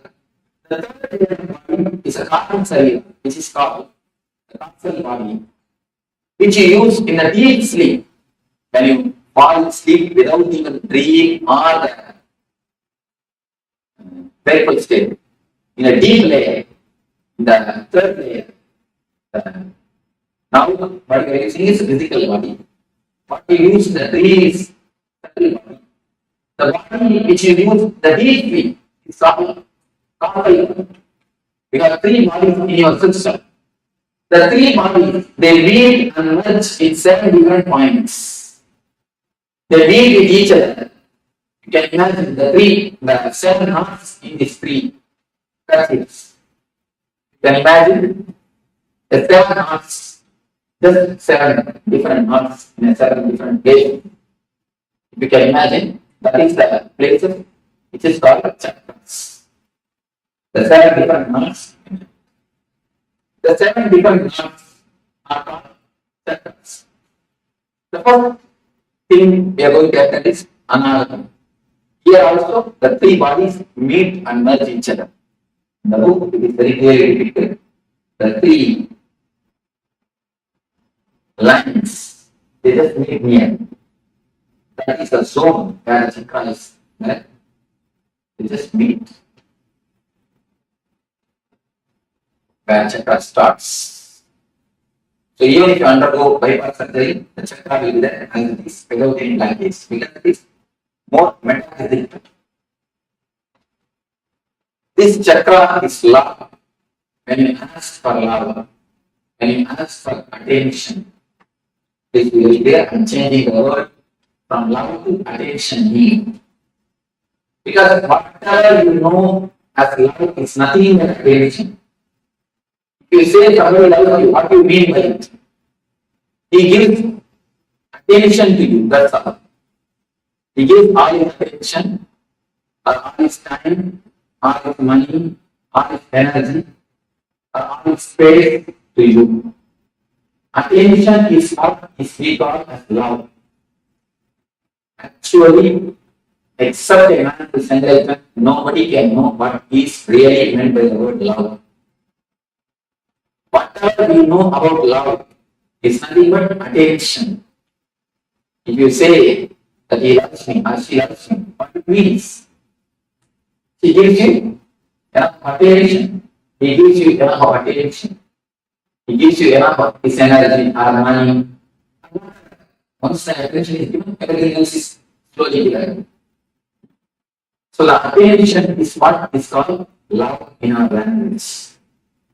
When you give your attention to others, the chakra opens. When you give your attention to everybody, whomsoever asks, when you leave overflow, the chakra opens. When you start giving, this opens. When you start asking, this chakra closes. You can just see, you can just stand in life. Almost all our life is just centered on the attention of others. From the young age, we are trained, you can see the young kids. They will just put 2-3 steps and then they look at your face. If you smile, you agree for what they do. Then they do the next steps. Otherwise, they stop and they wait for the concern. You can see in the young kids, anything they do, just they look at your face for confirmation. For your okay. Only when you say okay, they go for the again. Wait. Just like from that age, we start expecting the attention or the okay from the others. The same thing continues till our end. You can see in how many places you just wait or expect the others okay, others attention. You can see more than 80% of your decision is influenced or is weighted. You just wait or you just for their confirmation, for that others smile. It is not only economically, mostly psychologically. You feel inspired or you feel rejuvenated. You feel power or the energy only when you get confirmation from others. Each and every move of your life, you continuously see when somebody confirms it or not. You wanted the smiling face from the other. Almost it's like a psychological slave. In every step, you wanted the other to be the source of your inspiration. You just stand, you just in your room and scan the lifestyle in which you are living. Almost 90% of your decisions, 90% of your life is just for the other's opinion, asking the other's attention, expecting the attention of the others, expecting the opinion of the others. It is more like a signature campaign. Each and every husband expects a certificate from my good husband. Wife is expecting a certificate, the good husband, good wife, parents, good parents. Son is expecting a good son. Each and every system we expect certificate from our brother, from sister, from father, from son, from everybody. Just to feel good, just to feel energetic. We expect the certificates. Only with a smiling face or with the certificate, we go next. We go ahead. See, adjusting or not adjusting is perfectly okay. There is a lot of difference between adjusting and compromising. Listen thoroughly. Okay. concentrate on it thoroughly. We may not adjust. Adjusting is perfectly okay, but compromising is very bad. Just understand what is the difference between adjusting and compromising. Adjusting is that you have all your energy source, inspiration, or strength within you. Then you give it a lot. You adjust for the sake of others. It is perfectly okay. But compromising is, unless they are all supporting you psychologically, you will have no energy to run on your own. When you adjust in that so you are compromising. Most of our life, we have somebody else as a psychological strength for us. If he smiles at you, you have all your energy to run. If he does not open his mouth, if he doesn't smile, the whole day you will feel depressed. Have you observed any time? If he doesn't smile at you, as first, every morning when you wake up, if he doesn't give his smile, whole day you will feel very low. If some of your boss, or a husband, or a wife, or a son, or a father, if some of them didn't give you their attention and smile at you, immediately you will feel low. It means there are legs or there are feet for you to stand. A psychological slavery, psychological handicap feel. I call it psychological handicap. In America, I saw so much of respect is given for the handicap people. Everywhere you are working for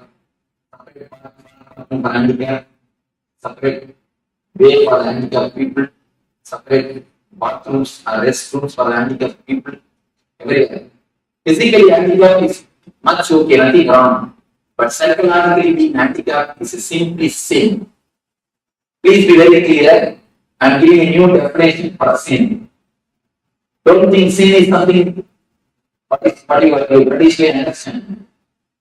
Sin is something scolding others, telling lies. Of course, that is different. But I am giving a new explanation for sin.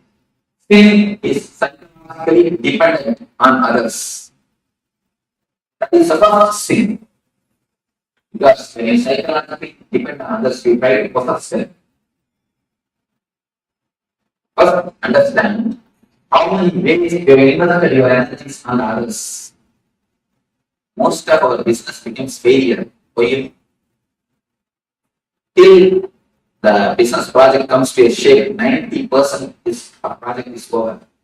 Till that time you get the inspiration or smile or okay, your inspiration source. At one point, if that is removed from you, if the inspiration source is lost, immediately the whole thing comes down and goes to pieces. Have you seen the children playing with the playing card? They just build a house with a playing cards. You remove one card, at least the children are intelligent. They build their castle with their own cards. But you build a castle with others' cards. And he gives a certificate. A good husband, you collect that. Good wife, you collect that. Good brother, collect. Good sister, good son, good father. You collect all the certificates and try to build your personality. Just like God's castle. And if anyone at any time takes away that certificate, removes their certificate, their course particular, whole personality just collapses.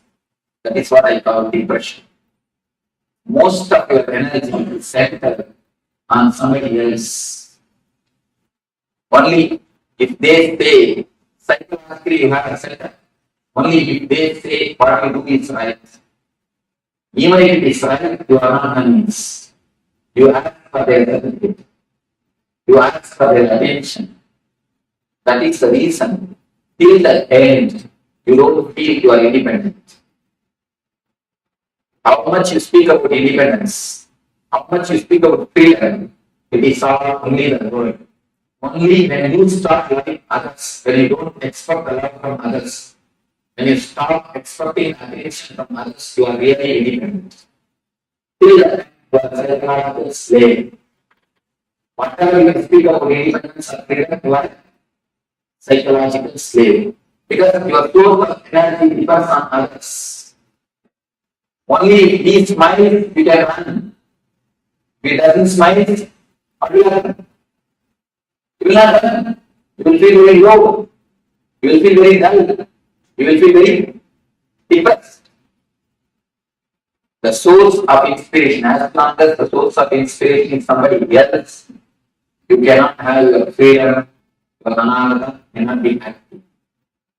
Your energy center can never be totally awakened, totally alive. First thing, find out where are you immersed your energy center. On whom all you are dependent. Please be very clear on whom all you are dependent. You need how many smiles to run. Try to reduce the number of smiles. Even without that, smiles start running. Even without that, okay, start running. I'm not telling you to go against the society. No. Do your same routine, same lifestyle, but try to reduce the number of smiles. Don't expect, don't keep them, don't make them as a source of inspiration. There are few things which you may not be able to drop. Then at least keep them in a good record.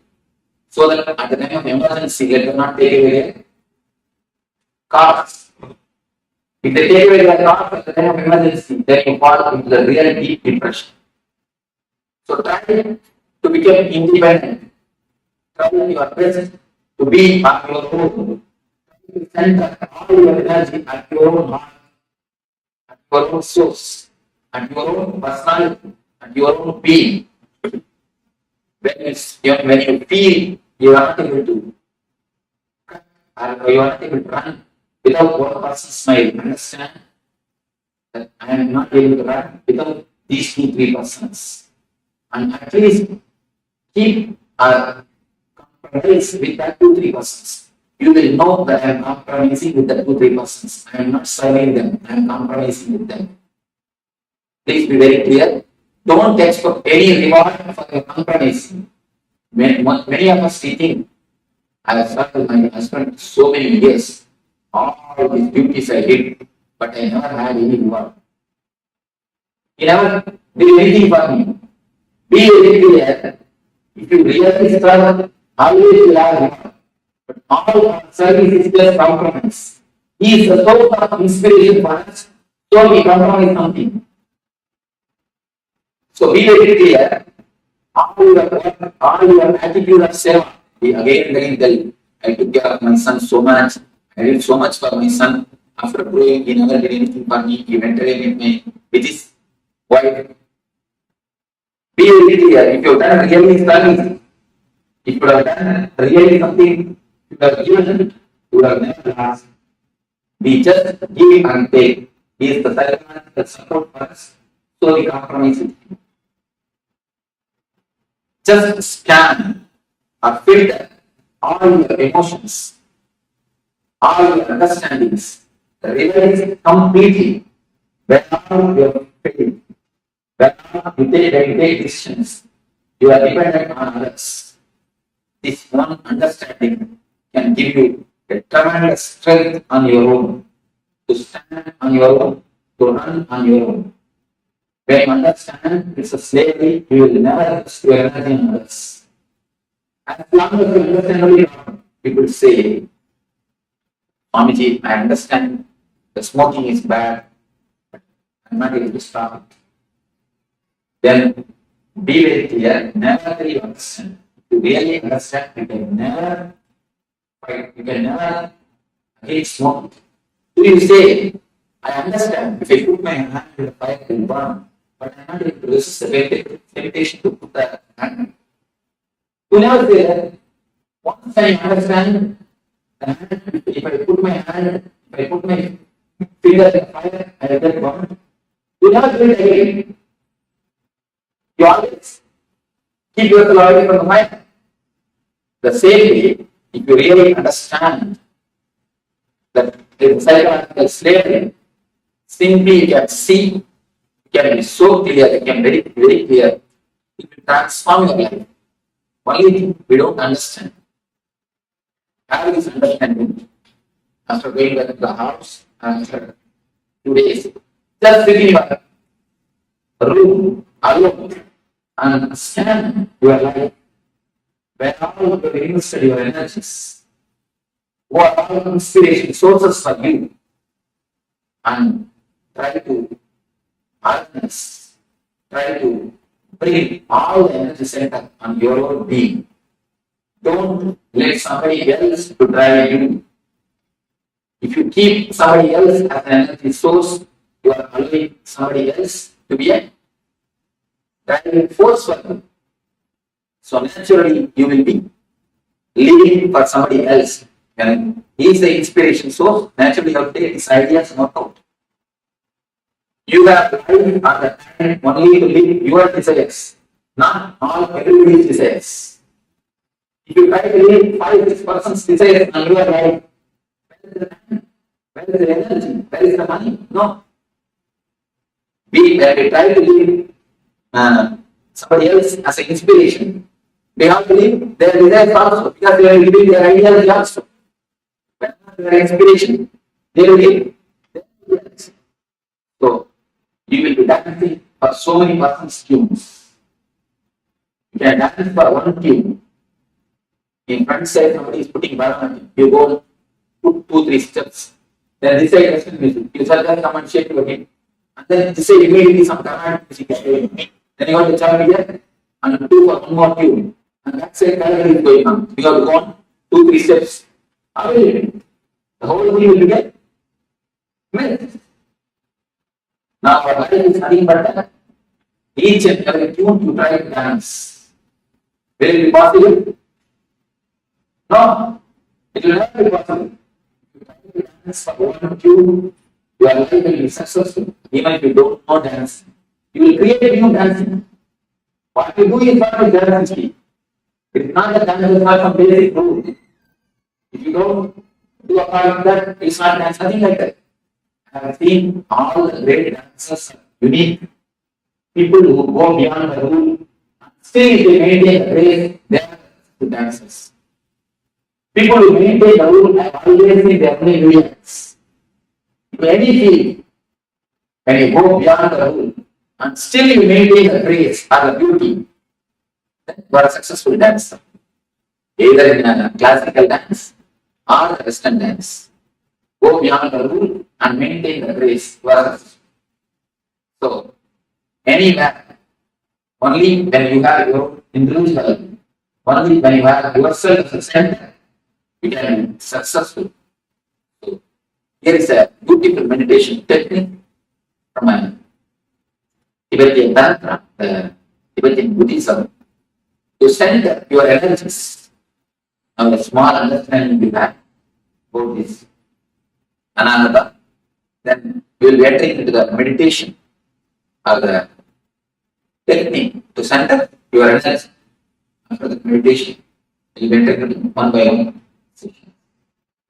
Now, before entering the meditation, we will have few minutes for question and answer. Of course, we do short of time. Otherwise, generally, I make everyone must, even if they don't have question, I can at least tell you words. I try to involve I keep at least people who attend at other age, they know. I make everybody to ask. I think we do not have so much of time. At least few questions. I'll try to respond. Yes, few things like if somebody says don't put the hand in the fire, we don't because we know it burns either by feeling it or by experiencing it. But at the same time, there are some things, though we know it shouldn't, we shouldn't do it, but we are still doing it. It's like psychosomatic because it's supporting and we really don't one small story. One man came and told me, Swamiji, last week I read a book which explains very seriously the dangers of smoking. how they get cancer, how many problems come due to smoke. Then I stop. I have to go, you stop smoking. You don't know, no, I stopped reading. See,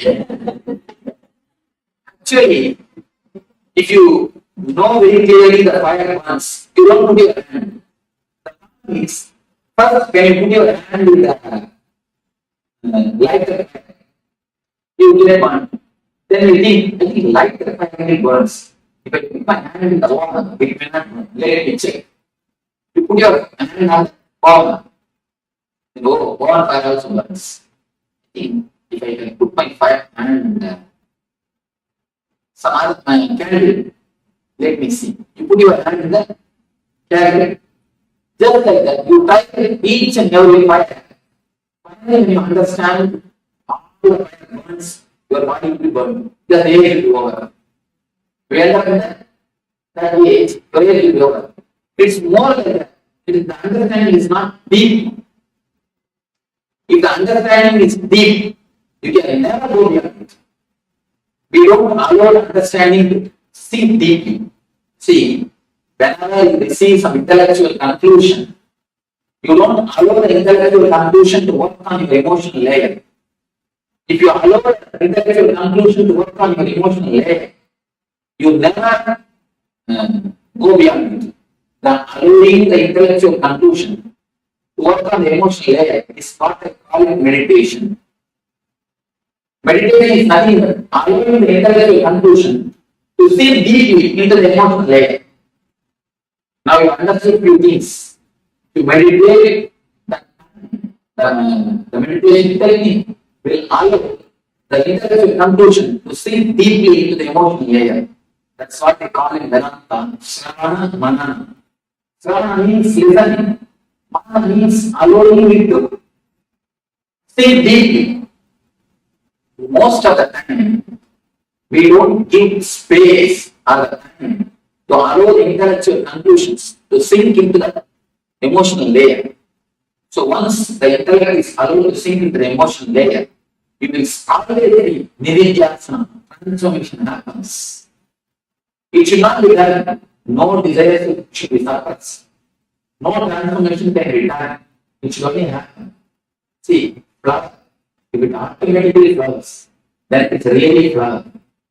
If you just open a lotus, in many temples I think they open the lotus, and the floweriness will be missing in the lotus. The floweriness will be missing in the flower. Only if it blooms or if it flowers by itself, there's not beauty.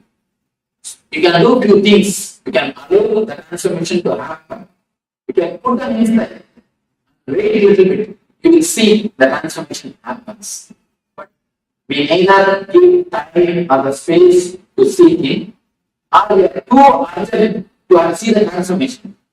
The desire for transformation is so pushing, so urging us. You see, the desire for the outer object and the desire for transformation, both are not the same. When you desire too much for the outer object, you may miss out.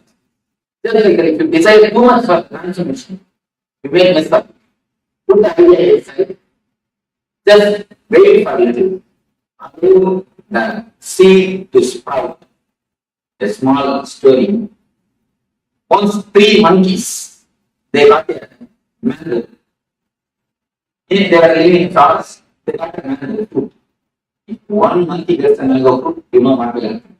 The 3 monkeys, they already worked together. So already have to share of the mango. Now the problem starts. How to share? Finally, all the 3 monkeys, they got together and they decided, see, this one mango, we 3 cannot share.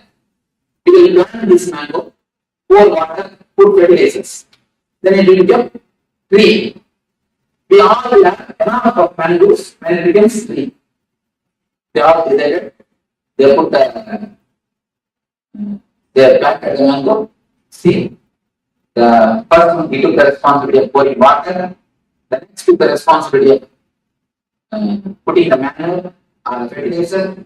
The third took the responsibility of security of the seed. All of you are doing their duty so religiously for 6 months. For more than 6 months. Still the seed is not sprouted. So all we call for a conference, all the three sat together, they started discussing.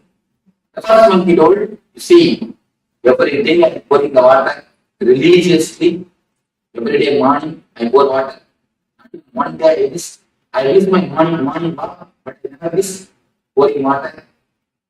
I don't know what is happening. The next month he told, every day 4 o'clock I put the manure and fertilizers.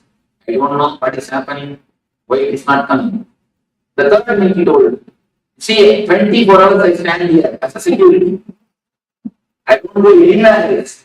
And not only that, above all, every day I just dig it out and see. See, every day you dig it out and see. You can have a sprout. Pour water, put manure, and wait for 2 days to sprout the seed by itself. Just like that. We listen something now, and we do meditation for 20 minutes. Immediately, oh, still no nothing has happened. Still no transformation has not happened. So wait for some time. Give it space for the seed to sprout. Allow the conclusion to sink in and do the meditation. The conclusion is the seed. Meditation is the manner. Just wait, give a little bit of space or the time to see to sprout. Otherwise, we will be digging just every day and see. What occasion we will be doing the same. Just the digging itself will drop and will stop the sprouting. Digging creates a guilt. You see, digging, I have seen many people. As soon as you hear these things look so nice and so very good, immediately you start working it out. When you start immediately, naturally you feel one you have one pitfall. Then you feel, oh, I'm not able to do, I'm not able to see. The guilt that I'm not able to stop smoking creates more guilt than the smoking itself. The guilt becomes so deep thin layer in your life. You decide, I cannot put all these things into the line. I cannot practice. The Swami can practice because he has lived all his life, but I cannot practice. You come to a conclusion that these are outdated ideologies. These cannot be practiced just by one pitfalls. That's the reason I'm telling, allow the transformation to happen. You will see it always happens. I have not seen single seed die. Maybe in the outer world, seeds may die. In the inner world, no seed dies.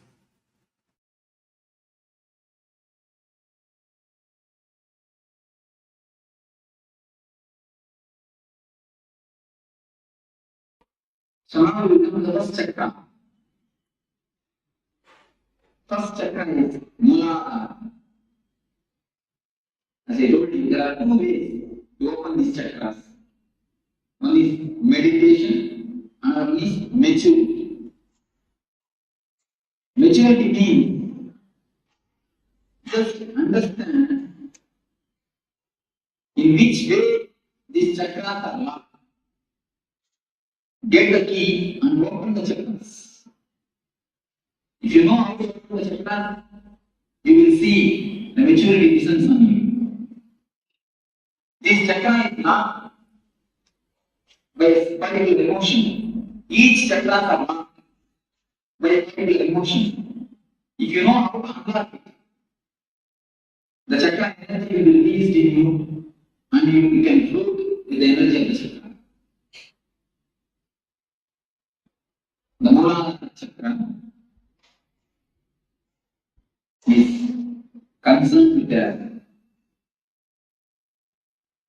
sex.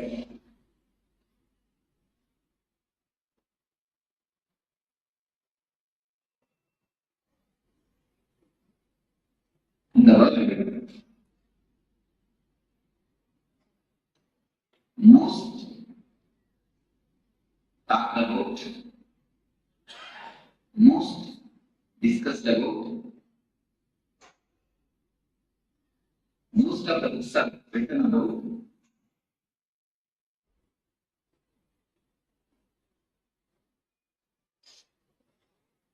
I think on these three centers, most of the books have been written about, most talked about, and most discussed about. Subject is and most confused, most misunderstood, most misinterpreted. Subject is also.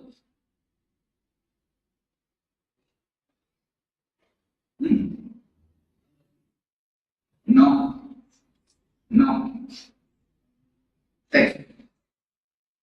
This is the subject.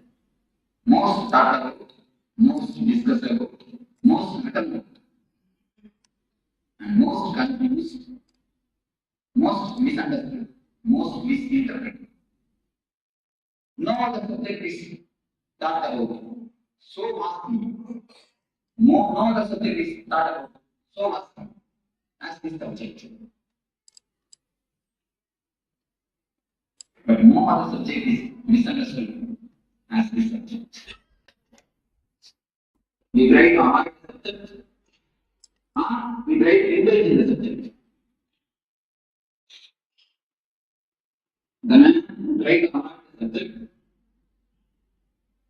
tries to avoid the big pit in front of him. If he doesn't know that pit is there, how is he going to pass?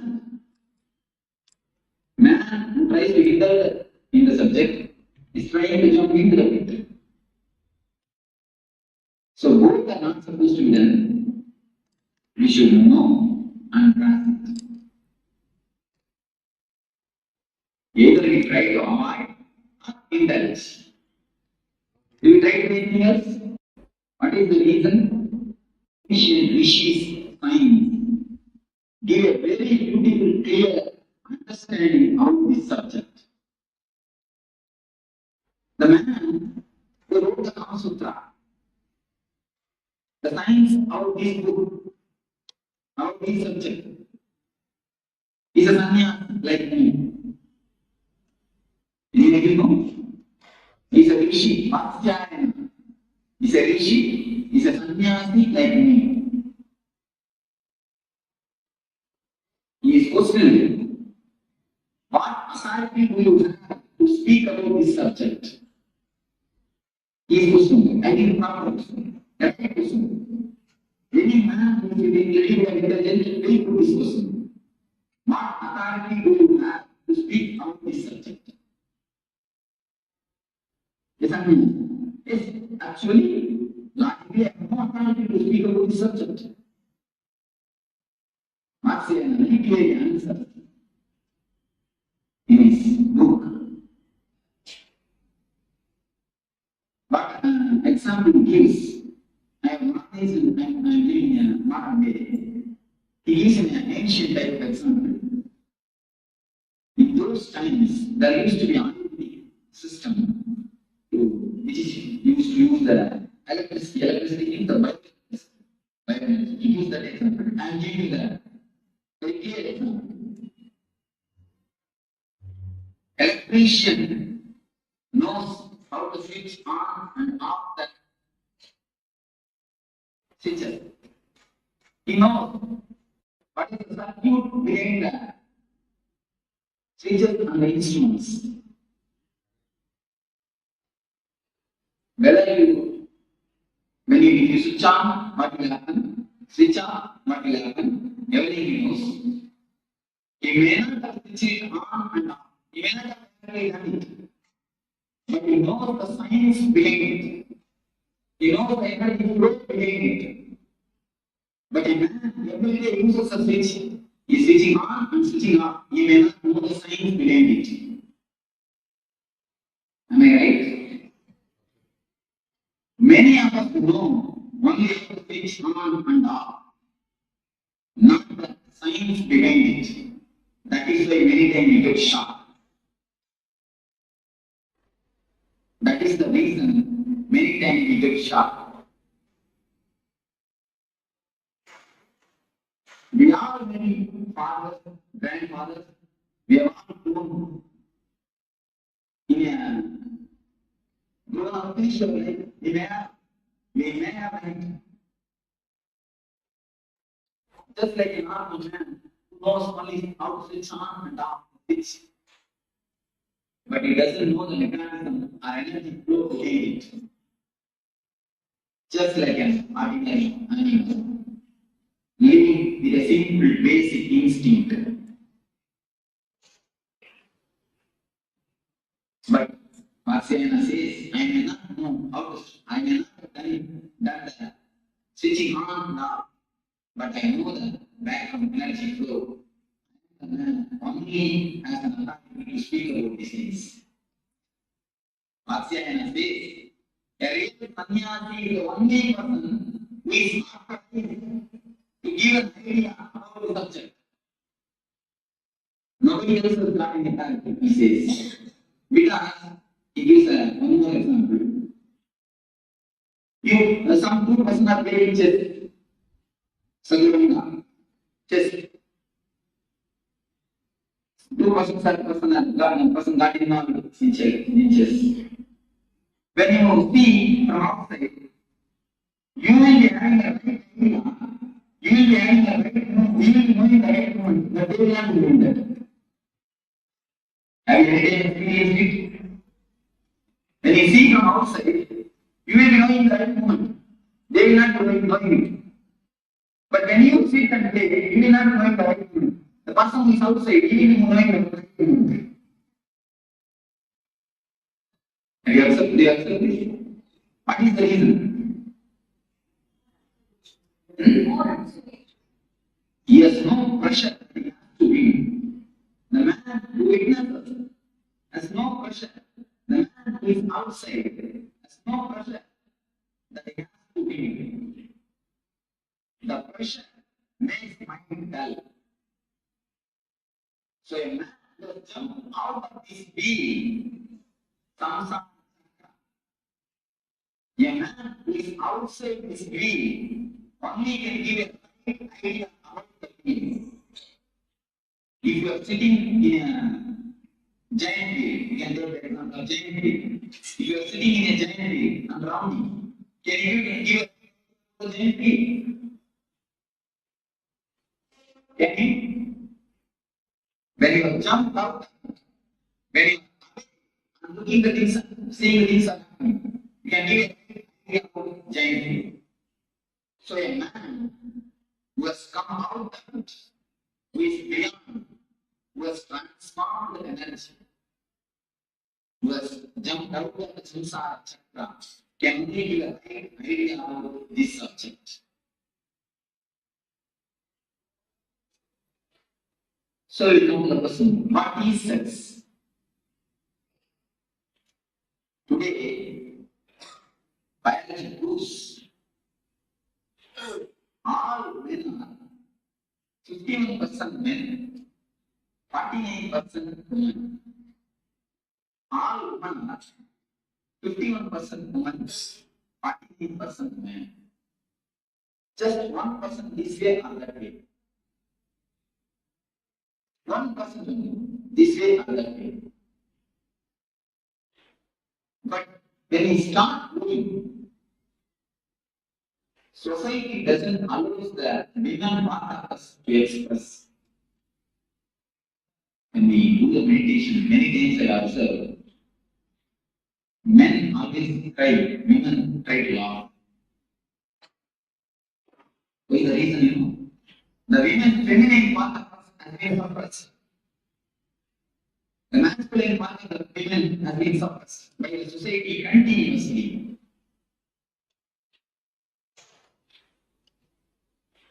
When we start growing, we slowly start collecting the image that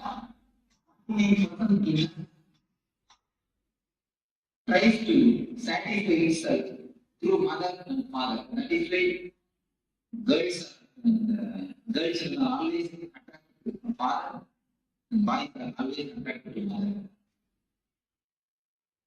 From there, the sex starts. The science starts. We start slowly collecting the images, prints. All men try to fulfill their image with mother. all women try to fulfill their man image with father. The art is suppressed in society. When it is suppressed, we try to fulfill it with the father and the mother, having some loving relationship.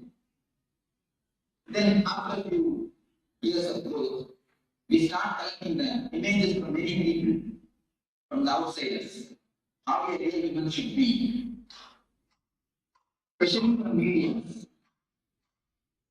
how a real man should be. We start collecting the images and start preserving it in our system. The repressed or suppressed women is always unconscious. It's the real science actually, what is happening in the mind. When you go after a certain age, you will start collecting images from many actors, actresses, many stories, especially from the TV serials. From all these things, we start collecting the images and start preserving it. How a right man should be, how a right woman should be, how a many things, how a husband should be, how a mother should be, how a father should be. Many images we start collecting. We keep the imagination of a woman inside, the ideal woman. Sometimes, at the age of 15, after 18, 23, in that age, we see somebody outside, and from distance, it looks like as if there is somebody in this image, which you have inside. We continuously start searching for this image. We have a copy inside. We start searching this outside. We start searching whether some image will suit with this image, whether some real person will suit with this image, which you have kept it in your mind. So actually, when you see somebody from distance, you feel as if that your image is resembling with the real person. We start falling in love. The falling in love happens in that moment. The science behind the falling in love is we have an image and we search. In distance we feel. In distance we feel as if the both are resembling. As if the both are looking alike. Then we fall in love. But when you come here, you will immediately find the image is image and real person is person. You can never find image in a real person because of this image. Not because of anything, because of this image. How can image be a real person? Because of this image.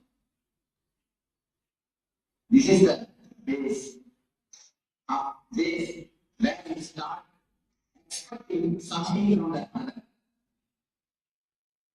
This is the greatest expectation. We always want the other means the way should act according to our image. Is it possible? Can it be possible? Dreams can never become true because they are dreams. The very word denotes they are dreams. If they can become true, why will they be called as dreams?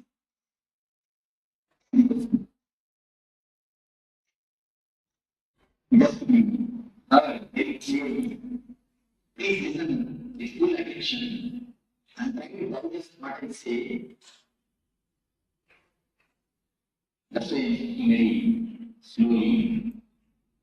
If any question please raise, now it's will come to the clarification. This is the way in which our expectations about others starts. We collect all types of images from media, TV, wherever we see the ideal person. We collect that image and keep it inside and try to actualize it. We try try to make it a reality with a living person. Is it possible? It can never be. That is why all ends in failure. All capital letter ALL we can use. All without exception. There are, we can say there is an exception, one or two, like Chakra. Both of them have no image. Both of them have no expectation. So something directly happened between them. If you love transmission, of course, that type of exception feeling. In ordinary play, all of us feel that we touch it. Men or women feel that we touch it. The reason is the basic science is such.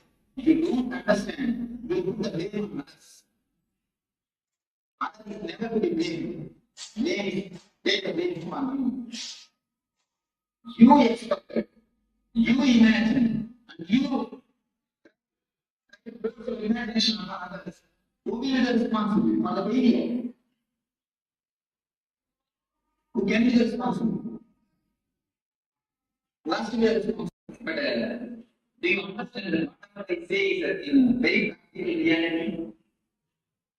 What is happening in a very reality? But we never try to keep it. It is happening in our everyday life. We never try to keep it. Am I right? It always happens. We never look into the good tools.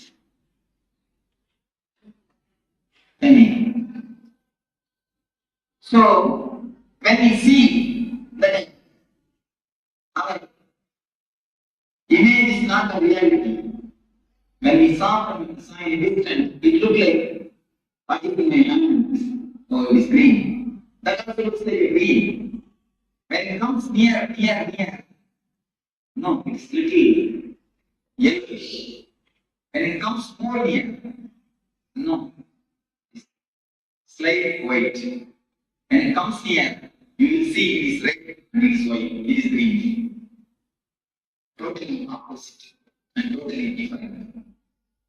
Then you think you have decided wrongly. Then what we do? We don't keep quiet. We start sculpturing the man according to our image. Women sculptures man, man starts sculpturing women. We try to possess each other. We try to make them into a matter.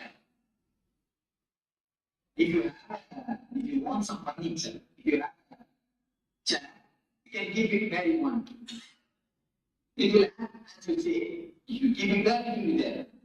You can give it to somebody else. And if you have you can make furniture according to you and keep it there. But as you possess this furniture, do you think you can possess your life person? If you possess a life person, what you are doing then? You are making a spirit into a matter. You are reducing a man into a matter. You are degrading him. When you degrade somebody, do you think she will respect you or he will respect you? No. Problem starts. Problem starts. The unending war starts. Almost I can say unending war. Unending war starts. Our life, the so-called life, is nothing but this unending war. Any of your house, I can go more deep into this subject. Many of you can raise any questions. Almost, always it goes in such a way. So we have an image and we start talking. The whole 24 hours, she is with Paramashivoham, you are also with Paramashivoham.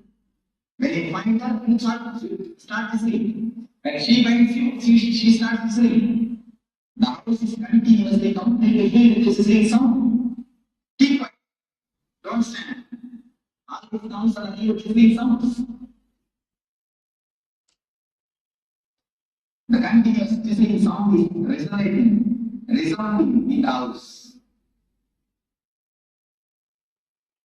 So, this is the way this chakra is locked. When you expect something from others, when you try to fulfill your imagination by disturbing others, this chakra gets locked. This chakra has nothing to do with sex as we think, as to get the meaning of the word. This chakra is something to do with our imagination. This chakra has nothing to do directly with sex. This chakra gets locked and unlocked with the imaginations. When I say that this chakra has nothing to do with sex, I mean whether you are a brahmachari, sannyasi, or grihastha, this chakra can be opened. Even for sannyasi, this chakra can be locked.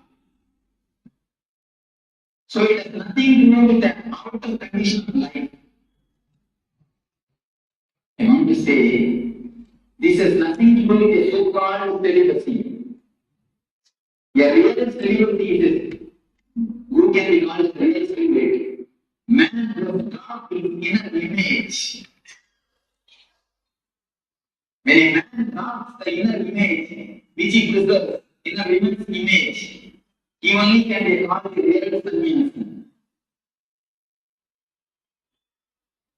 Even if you live in a grihastha life, if you drop this image, if you drop the chisel and the hammer from your hand, if you stop chiseling the hammer, you will be a brahmachari. Your Muladhara chakra will be open. You will get the real benefit of this chakra opening. Do you understand what I say? So the outer conditions, whether you live a married life or unmarried life, has nothing to do with this chakra. Don't think only for sannyasi, this Muladhara chakra can be opened. This can be opened for anybody. Yes, because we are not into us. We never turn inside. We go everywhere, but never inside. Just drop expecting, just drop chiseling the hand. Then this chakra will automatically open. When you drop the imagination of ego, the chakra will automatically open. Actually, when you have the imagination, many people come to me and ask, Swamiji, in my house only we two are living, but there is no peace. There is no peace, only we two. We don't even have son. Myself and my wife, both are living, but there is no peace. I used to tell them, no. With two persons, there can be always peace. You are not two, you are four. Your imagination are your wife. She, her imagination are you. You four. With four, everything peace can live. Peace can be given.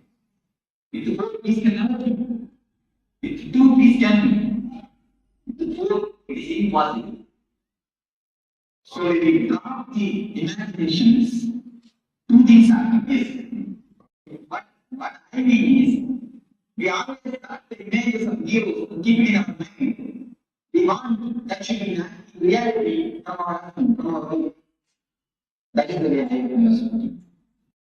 If you drop that, this chakra can be opened. Don't expect that it should be according to you. You should act according to you. Not only about husband wife, even about father and mother, we need an idea. How do you want to be? Today, you as a mama. The final thing you will write. Today, please go and write and see. One thing I will just tell them and then we will come. Father, mother, if you don't know your husband, no problem. If you have wife or husband, son, and no, son or daughter. This five hours from five relationship. You write how you expect them to be, how you feel, the ideal quantity. You just write it down to the points. So now this five relationship, ideal your vision, the ideal father, ideal mother, ideal son, ideal wife, ideal husband. You will find deep down unconscious. You will find this. All your ideas are just from the TV serials and seeing. All your ideas you will find. And few times I check with people. I just ask them to write down how the furniture should be. It will be corresponding to the even the house furniture. We have the imagination. How it should be. We take from the videos. Before that, there were dramas. If you rely on the dramas, there were unbelievers. Even now, even in early time, you see, from kings, they dance as best they can. And she dances as the best she can. She tries to make a drama, we try to make a scene. But finally, what happens? We do not know what happens. Anyway, so the imagination and trying to project it disturbs this chakra. If you can stop the imagination, if you can stop chiseling the other, this chakra will be completely open. The people who share the problem with the deepest problems. If you diagnose your mind, you will be having this problem of imagination and trying to project it and forcing upon others. Of course, women have their own way to force. They don't force chiseling, they force fears. They force fears and crying. So they have their own ways.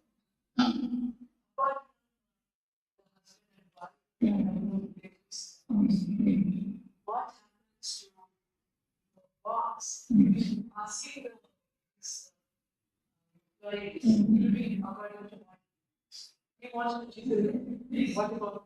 You see, in ways, so in business world, there is no other way. One thing you can do, you do your art with consciously. Do art and see that it doesn't disturb you. It can now if we chisel, afterwards we come and see that we are building consciousness. I have told you, I have done something wrong. If you do it consciously, you will not do overdose. Even if you are angry, angry is just like a mind, because anger is a great energy given to us. It's a great presentation of God. One person came to me and he says, I am not able to control my anger. I told him, take control of your anger and keep it in your worship. Puja every day. He started laughing. Swami, why you are telling? I told him, please do it and then come and tell me. Anger is a great energy given to you by God. When you worship that energy, when you have respect for that energy, you will not misuse it. Lust is also a great energy given to you by God. Karma is a great Shakti given to you by God, which can produce another life. But you are misusing it, dissipating it, because you don't have respect on the energy. You never misuse the money. You never pay it because you expect money. But you won't pay under. If you have done for 5 rupees job, you pay only 5 rupees. But if you have done the 5 rupees only a mistake, you pay 50 rupees under. If you are conscious at that moment, you will pay only 5 rupees. If you are paying the 5 rupees under, you will never feel guilty and surely I promise you. Because you pay, you never pay, you come and feel guilty. To compensate the work you feel guilty. If you pay properly, how much mistake you have done? You just pay that much under. I don't say don't pay under. You have to pay under. You pay money. How to pay under? Pay under. Be happy. Only that much. If you are conscious, you can meditate it. Yes. With all the people, it also. You see, all of it is over very happy. And worship really, you will feel the tremendous respect towards the anger. You will not just say, afterwards the devotee came and really told me, Swami, I am not going to be angry. Because it's not respecting the anger. Once you respect the energy, you will never taste it. You never feel that anger is an energy. When you wait, just see what happens. A new type of your eyes are getting red and blood starts flowing more and bleeding more, beginning faster. See the difference? See the energy difference? Because we always fight with the energy. If we don't fight with the energy, if we know how to use it consciously, we will never have that. There is no need that other person should know. You can show that out of the side. We can, what you are asking is, if I don't show enough result out of the side, enough impact, enough punch, he will not respect me next time. That's what you are asking. You can give him a punch, there is nothing wrong. But see that you are not disturbed. That is what I mean by the word consciously angry. If you are angry consciously, you will be disturbing him. You will give him a right to, but you will not be that disturbed. Be very clear. This is the situation. I have handled the situation. This much only. Don't allow the situation to work control you. You control the situation. And be handled. What has to be done? Logically, clearly, do it. Do it perfectly. Then afterwards, don't feel guilty. If you are done it consciously, you will not feel guilty. Yes, right. Now, reduces the right word. Same way, knowledge about lust reduces the lust. Because both are one and the same. Both emotions are two sides of the same coin. If it is outwardly, it is called lust, calm. If it is stopped, if some obstruction comes, then it turns as anger. If somebody doesn't allow you have what you want, then immediately it is not it transforms. It becomes anger. So both emotions are two sides of the same coin. So how to open this chakra is just drop all the imaginations which you have. Don't expect anything. Then in your house, you will see two persons only will be. Accept the person as he is. There are few people come to me and tell, Swamiji, I love my wife very much. That is why I try to convert her. I make her. I want her. I am right. Many people won't help me. And you are the people. Because I love you, that is why I force you to do what I want. Is to answer them. You don't love your wife. You love the image which you have in yourself. And try to push that image on her. You will not, if she acts according to your image. If she doesn't, you won't be like her. So your life is not so her. Your life is towards the image. That's the real truth. Your life is towards the image. How she should be. That is why it was not to be as you want. So, when God is imaginations, the Mula Chakra energy will be awakened with one key. As a Bible, we are also looking at great shaker. All of us are almost like a good shaker. Our also become good shakers. Am I right? Our also become really good shakers. Actually, so if I speak about Buddha and pull down the whole structure of Buddhism, it is a sheer nonsense. Having two seats, two paper pieces, going to some person asking how to live in. What right you have to live if you don't decide how you are to live? Going and asking some person who is unknown about your life, giving him two pieces of paper, is just me and tell me how to live in. What type of life you are living, I don't understand. You are the man who me. You know about the concept of life. You are the person who is living. You don't know about your life, you are going to ask to live. Then what type of intelligence, which intelligence we are living, I don't know. It is sheer bullshit. In Jyotish Shastra, there is a science. There is a truth. In original Jyotish Shastra, it is complete science.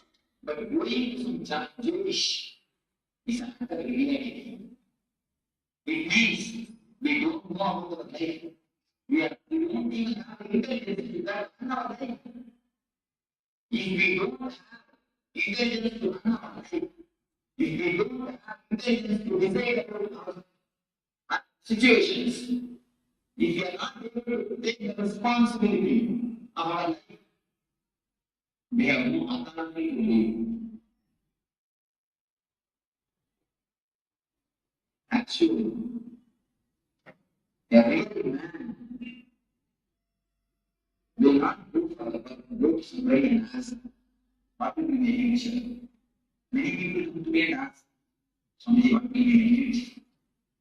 I tell them, never ask, what will be my future? How to make my future? Never come to me for prediction. Come to me for design.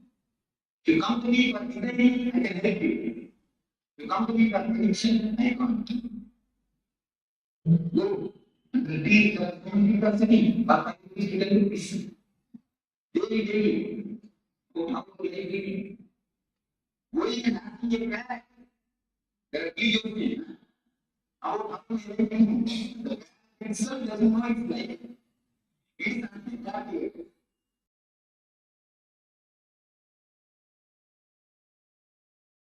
ब्रह्मानन्दं परमसुगदं केवलं ज्ञानमूर्तिं वादीतं गगनसदृशं तत्त्वमस्यादिलक्ष्यम् एकं नित्यं विमलमचलं सर्वदी साक्षिभूतं भावातीतं त्रिगुणरहितं सद्गुरुं तं Namami.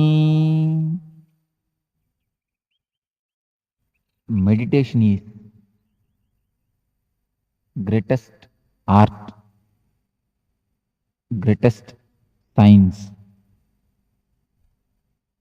to make your being beautiful, to make your being blissful. It's not a regular religious belief or a faith system. It is something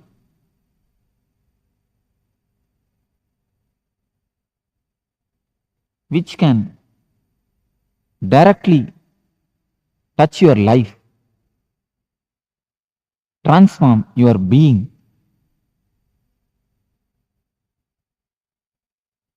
which is practical spiritual life. It's not a belief system. Of course, it is anti-belief.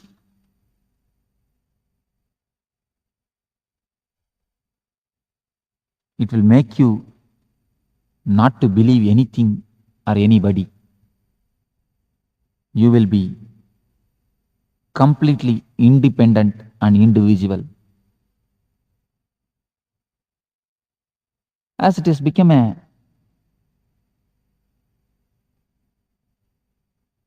custom or routine, people understand meditation also as one of the faith or a religious system. No. It will make you religious. That is true. But meditation is not religion. It is practical spiritual system. It's a science to transform your life.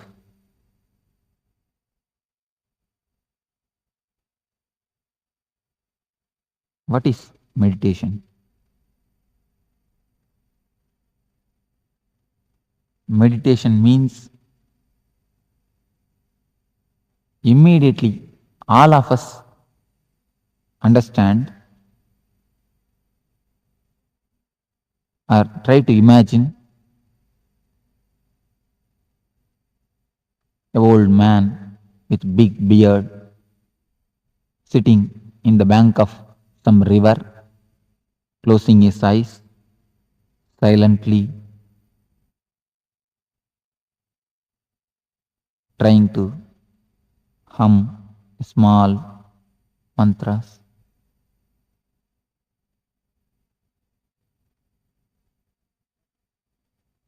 But that was ancient methods, techniques. Today, if I ask you to sit silently and control your mind,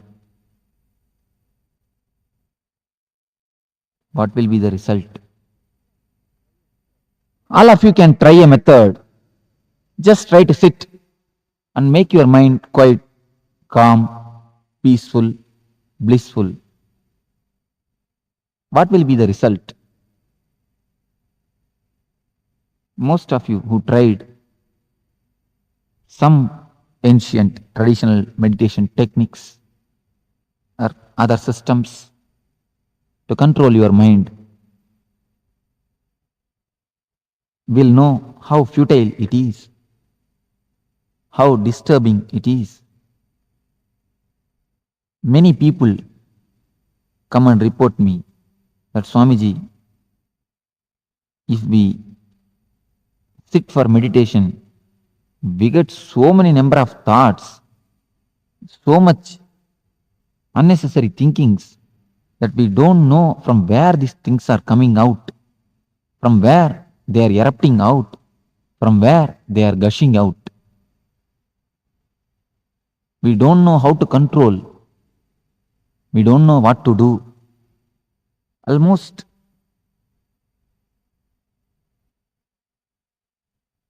we are mad. We feel that we are mad.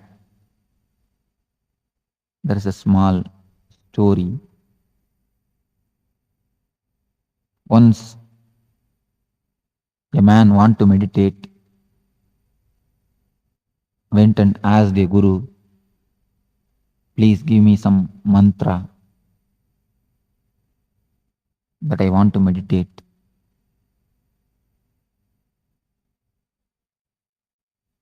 That guru gave him one mantra and told him,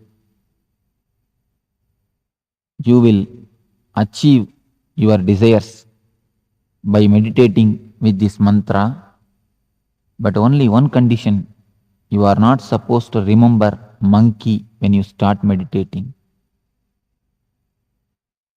This man told, okay, oh yes, verily, this is not a big condition because none of us remember monkey and he also never remembers monkey unless he is the devotee of Anjaneya. He is not a devotee and he never remembers also. He came, took his bath and sat for meditation. As soon as he started the mantra, you all can really imagine what would be the first thing which entered in his mind, thought which occurred in his mind. Surely nothing but monkey. Guru has already given an instruction. If you remember monkey, immediately you should take bath once and then you should sit for meditation. As soon as he remembered monkey, he went to take bath. He took bath, came back and sat, started the mantra. Immediately, before his Ishta Devata, he remembered what he is not supposed to remember. Monkey. Again, because he is a man with passions, went to take bath, took bath, came back, sat, started meditating. As fate would have it, again he remembered monkey. This happened some 10 times. 10th time he is going to take bath. Even at that time, in the bathroom itself, he remembers only monkey, nothing else, nothing but monkey. He feels all over his body, all over the mind, he is completely surrounded by monkey. He started shouting at himself, at others, ran to the master and begged the master, please, Guruji, take back your mantra and the monkey both. Leave me alone. This is the condition of a man who tries to meditate, who tries to calm down his mind by the so-called traditional techniques, meditations and methods. At the age of Patanjali, in ancient times,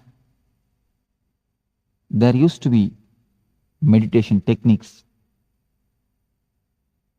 with which people can directly sit and start meditating. They will become calm, cool, collective, blissful. At that time, man was very simple. Man was nothing but his body. Mind was not so much developed. There is no such thing existed, cerebral layer. Today, the greatest problem, the biggest problem of man is cerebral layer, cerebrality. At that time, in ancient times, those techniques worked out. Those techniques really helped. But today, direct silent sitting methods won't do. They can't be anyway helpful because man has become too complicated. Man has become neurotic. In modern day, neurosis has become a normal state of whole humanity. Along with the growth of science and consumeristic society, almost all of us are in the condition of neurosis, neurotic. So, the ancient techniques, the old techniques which are designed at the age of bullock cart is not going to help us, as the bullock cart is outdated. The bullock cart age techniques are also outdated. Today,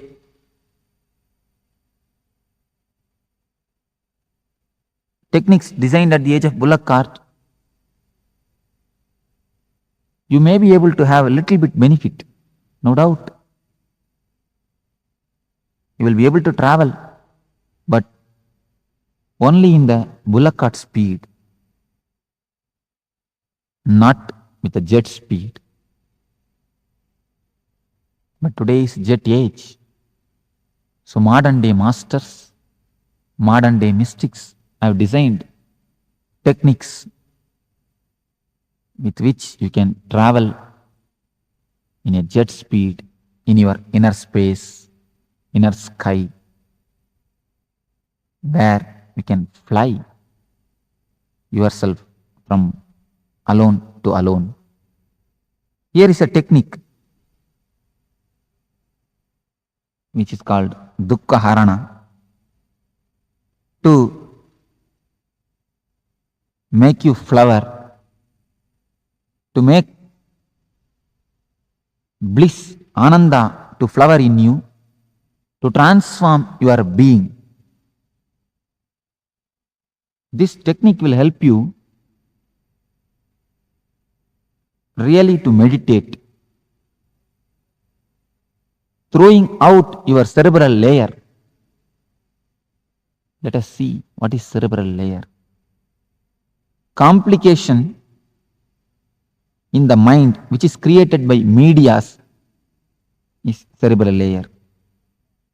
Continuously you are bombarded by medias, TV, radio, advertisement boards, hoardings, newspaper, many consumeristic ideas, consumer products are injected in your being. You are hypnotized, you are continuously mesmerized. For example, wherever you turn, a certain product is advertised. Lux is best soap. In book, you read the same thing. In paper, you read the same thing. In TV, you see the same thing. In radio, you hear the same thing. In hoardings also, you see the same thing. Then, naturally, when you go to shop in a half-sleep state, you ask, give me Lux. Just like that, whole your being is completely filled with the cerebral ideas, with the imaginary livings, with a lot of imaginations. Unless you throw out your suppressed desires, suppressed emotions from your being, you can't sit quietly. You can't sit silently. This is the meditation through which I am trying to pull out the insanity in you. I am not trying to force sanity in you. I am trying to bring out, erupt out the insanity in you. Then naturally sanity, bliss will flower, blossom in you. You are already in Nithyananda. You are with Nithyananda. Only thing, I have to kill the dukkha. I have to kill the layer of dukkha. I have to cut the layer of dukkha to make you Nithyananda. I have to bring it out, the dukkha which is in you. This technique will help you to kill the dukkha, to throw out the dukkha from you. That is why this is called Dukahharana. This technique will help you to throw out all the suppressed emotions, repressed anger, and cleanse your being, make you well-being. Let us enter into the technique. This is called Dukahharana. Various masters have used this technique using various names. This technique is designed from the message of all the enlightened mystics. First, this technique lasts for 30 minutes. First 10 minutes, chaotic breathing, deep breathing with no system, with no regular breathing system. First 10 minutes, you are supposed to breathe chaotically. We start with breathing because breathing is the bridge to universe. Breathing is the system with which you are living. With breathing, you are alive. Your mind and breathing has got a deep relationship between each other.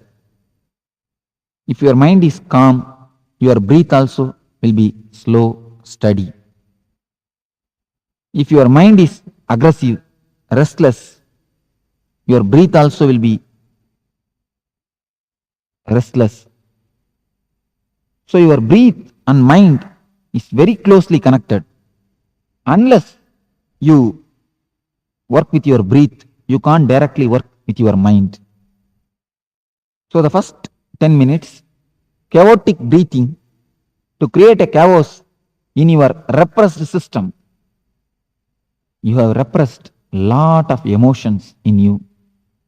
So when you deeply breathe, all your mental system is completely made alive. Deep, fast breathing will give you more oxygen. When the body gets more oxygen, you become more alive, more vital. Now, as you are only half dead and half alive. You have to be made fully alive, fully awake. So, with the chaotic breathing, with more oxygen in your blood, your cells will get more energy. When your body cells get more energy and alive, the oxygenation helps you to create more body electricity, more bioenergy. So this bioenergy, this body electricity will make you more alive, will melt all the repressed emotions which are in your being like a ice. The cold, frozen ice in your nervous system, the repressed emotions will start melt. The next step, the second step is catharsis. What is meant by catharsis? What is the need of catharsis? Catharsis means throwing out all the poisons in you. If you want to scream, scream. Give complete freedom to your body. Allow whatever expressions. Just scream, shout, roll, sing, dance, jump, make faces. Speak the language which you don't know. If you know Kannada, speak Tamil. If you know Tamil, speak English. Shout like animals. Through this technique, through this catharsis, you will throw out all the repressed emotions, all the suppressed emotional hangovers. You can throw out in the air. You can cleanse yourself can cleanse your being by this great meditation technique. Now, for example, in your office or in your place of work, your boss may fire you for some mistake. Your boss may scold you, but you will not be able to fire him back, scold him back. You will become tense. You will be angry. Your body will be active, alive, aggressive to kick him, to beat him. Just like an animal, your body will be releasing an acid, a chemical to react, but you will not be able to react. You are not permitted to react. You will not be able to react. Then what will happen to the chemical? What will happen to the anger energy which is released? You will suppress it. You are going in two-wheeler on the street. In signal you are stopping. Just next to your vehicle, one car comes and stops. As soon as you see the car, you will have one thought, a desire to possess it. You may repress it afterwards, but naturally a desire to possess it.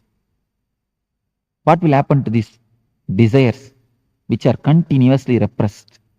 Sexually, so much of desires has been repressed, suppressed. What will happen to all these suppressed emotions, suppressed desires? If they are all there in you, how can you sit silently? How can you taste, enjoy the silence, the bliss in you? So throw out all the poisons. Just shout, shake your body, make faces, do whatever you want. Just freak out. By freaking out these 10 minutes, you will be able to see that all the repressions are emptied. You become vacant. All the repressions are thrown out. You are now calm, cool, collective. When the cassette says stop at the 20th minute, stop as you are. If your one leg is raised, if one hand is raised, if your mouth is open, wherever it may be, whatever it may be, the condition, the situation, stop as it is. Become completely frozen statue of ice. When you are completely dynamic, active in the catharsis, from the full activity, if you enter into the complete stop, like a frozen statue, in between the gap, one moment, you will be able to experience the no mind. You will be able to enter the state of meditation. So, stop in the case it says stop as it is. Next 10 minutes, just sit silently or lie down, relax and be a witness to whatever happens inside and outside your being. First two stages only preparation for meditation. Only the third stage, 10 minutes, is real meditation. When you have cleansed yourself, when you are empty of all the repressions and suppressions, you will see that without your effort, a beautiful silence is flowering in you. A beautiful bliss is happening in you. You don't have to control your mind. You will see that mind is silent by itself. Silence cannot be forced. It can only happen. The last 10 minutes, just relax yourself. with a smiling face and blissful mood. This is the key. Silent face and blissful mood. Completely relax. Don't concentrate on anything. Just be aware of whatever happening inside and outside your being. There may be many experiences. You don't have to worry, bother about experiences. Just as you watch TV, as you watch television, movies, layer by layer, film by film, picture by picture, watch your mind, thought by thought.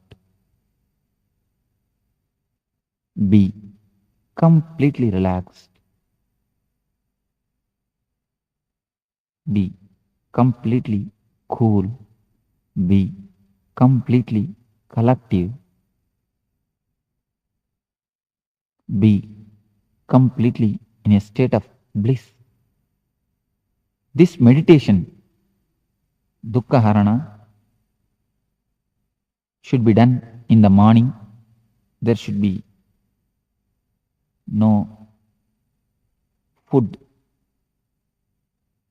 taken before the meditation. You should be with empty stomach. Loose white cloths are best. And do it along with this music. 21 days of this meditation will help you to transform yourself. You will feel as if you have taken a psychological bath. You are cleansed completely. Your being itself is reformed, transformed. This meditation will help you a lot to transform yourself. In 21 days, you will be able to taste, you will be able to experience what is Ananda, what is silence in you. So, when you kill the dukkha, Ananda in you automatically, naturally flowers, blossoms, and oozes out a beautiful smell within you and around you. Let you all use this Dukahharana meditation technique and kill the dukkhas, go beyond the dukkhas, and enter into the blissful state, enter into the bliss and be with Nithyananda.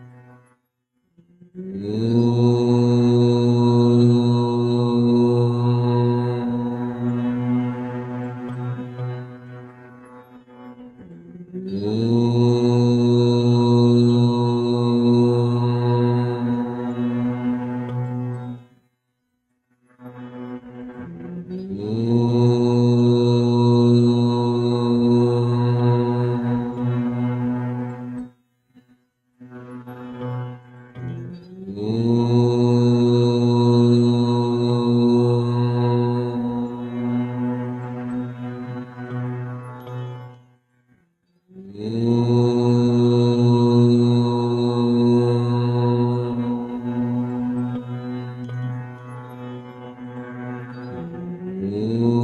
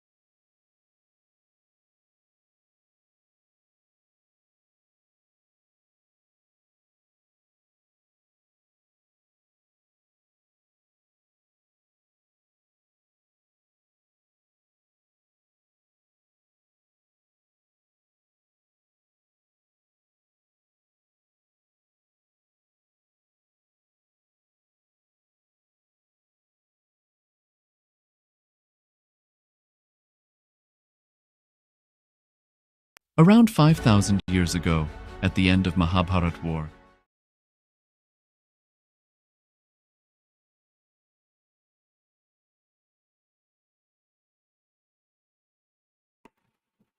Most of us.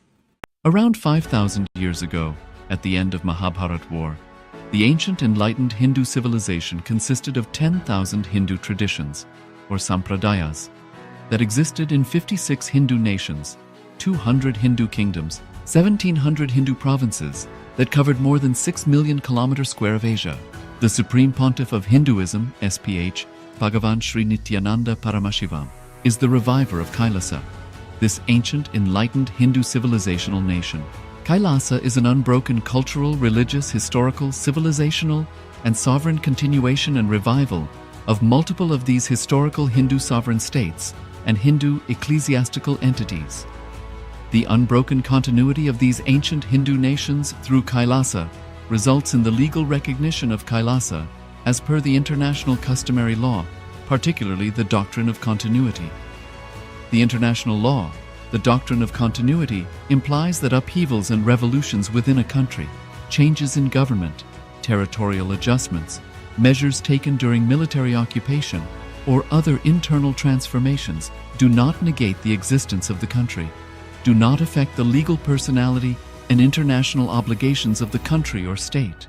The Vienna Convention on Succession of States in respect of treaties, 1978, addresses these principles of the doctrine of continuity as it outlines international law during situation of state succession or continuation. International law recognizes a state's legal personality by recognizing its identity. This perspective extends even during the period when the given state or country is annexed or occupied by a foreign power.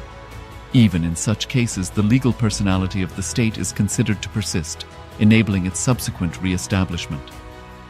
Historical examples dating back to the 18th century include cases like Portugal and Genoa that were re-established after the Vienna Congress of 1815. More recent examples include countries such as Poland, Ethiopia, Czechoslovakia, Albania, and Austria that were re-established after World War II. Even when a nation is deprived of its territory, the nation continues to exist. Its sovereignty and international legal personality continues to persist. The Dalai Lama, as the spiritual and temporal leader of Tibet, exemplifies this principle. In 1959, the Dalai Lama was exiled and forced to flee. Despite the challenges faced, the Dalai Lama continues to advocate for the preservation of Tibetan culture and garners worldwide support for Tibetan autonomy on the global stage. Similarly, from 1309 to 1376, the Pope of Catholicism had been in exile in Avignon. Despite this, he was recognized as the head of state as well as head of the church and given full privileges of the position after their return to Rome. Even in 1861, much of the papal territories had been lost, leaving the Pope with no sovereign territory other than the papal residence and related buildings. Yet his temporal powers were still acknowledged. He was recognized as a head of state, and later, the Lateran Treaty of 1929 formally re-established. Yes, Nathan, all of you. So, what a beautiful revelations by Swamiji, especially as today, the whole day, the sessions will be on the chakras. Swamiji started with revealing on the introduction to chakras. How do we have, how the chakras itself are formed? These are the energy where all the nerves, all the energy points that meets, that forms the 7 major chakras. So Swamiji already uh, actually revealed on the Muladhara chakra, and we had the meditation also for the Dukahharana meditation. And so before entering into the further sessions, let's have a little more recap of what Swamiji revealed on the chakras. Understand that disease is only an imbalance in our chakras, because our body and mind are rooted in our inner consciousness. So now we're going to do a very short activity just to understand and imbibe how the chakras are placed in our physical body and the impact of the chakras in our day-to-day emotions, thoughts, actions, and how we perceive things as well. So in this activity, in this segment, what we're going to do is we're going to draw a visual that will sketch first the human body and then mark all the 7 chakras that we have learned so far. So also for each chakra that we have learned, what blocks it? Because there is a constant flow of energy that is happening, but a certain thought pattern blocks the energy expression from each of the chakras. So we will also note that down next to each of the chakras. So we will remember exactly where the chakra is and what kind of thought patterns, what kind of mentality actually, when we have created within ourselves, blocks the energy flow in that chakra, which leads to diseases and disorders in both the physical aspect and the physiological, psychological aspect of our body as well. So now let us quickly pick up a pen and a paper, a sheet, a sketch, whichever you would prefer. And yes, we will be projecting the slide which has the 7 chakras and also the thought pattern, so it is easy for you to remember and reinforce. So let us pick up our pen and a paper or a pencil or something, a sketch, whichever, a crayon, whatever you have handy, you can pick it up and then you can draw for yourself. It's a very simple diagram, but then it'll, when you do it by your own, when you actually put pen to paper, it reinforces, it makes you remember whenever you have any issues, let's say related with the stomach, you will immediately relate with that and say, yes, this is the Manipuraka chakra, and this chakra is being blocked by worry. So because I have worry in me about something as a thought pattern, my stomach is giving me issues. So you will be able to quickly relate that back to the chakra science. So it's a very beautiful science. It's a very powerful science that Swamiji has revealed to all of us. And this activity will help us remember. So let's take a few minutes, draw the chakras, and we'll be also projecting a slide on how each chakras are blocked by which emotions. So let's start with the sketching this diagram, because whole day we'll be going through each of these chakras. So let's begin.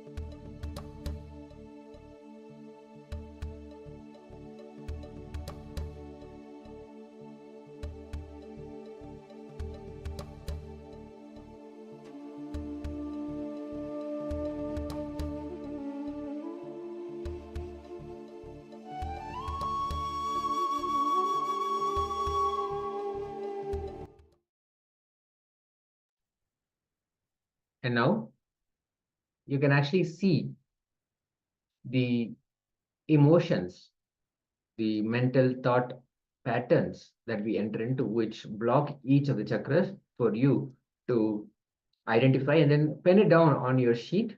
So it is something that you can remember and relate with and imbibe.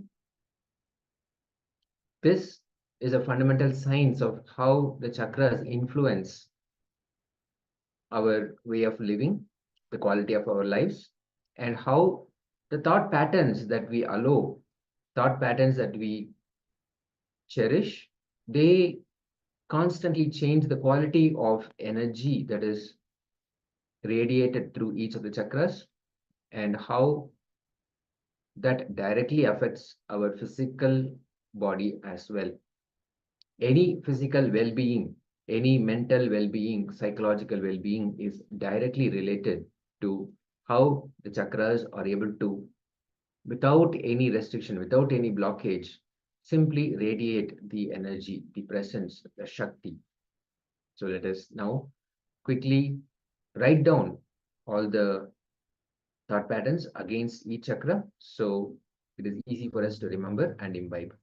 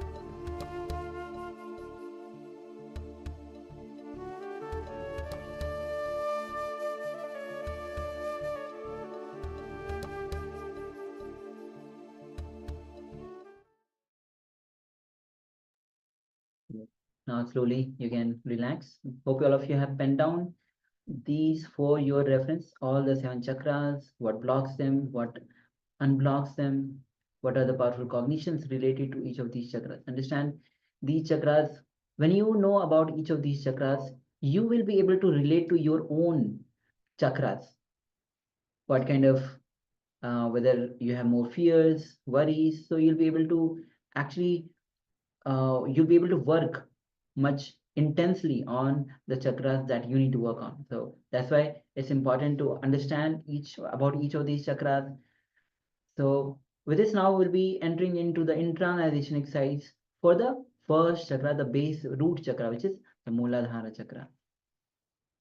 Yes, now here, this is one of the most important understanding that we need to have when Swamiji has introduced to us the inner image that we carry and the outer image that we carry. So in this exercise, as Swamiji took us through step by step, we'll be making 2 columns in our workbook. We'll say inner image in the first column and then outer image in the second column. In the inner image column, the first column, we'll be writing down all the beliefs that we carry about ourselves, who we are being, who we are believing ourselves to be. All of those things. I am weak, I am unlucky, I am powerful, whatever that may be that you are carrying. All of that we will write down.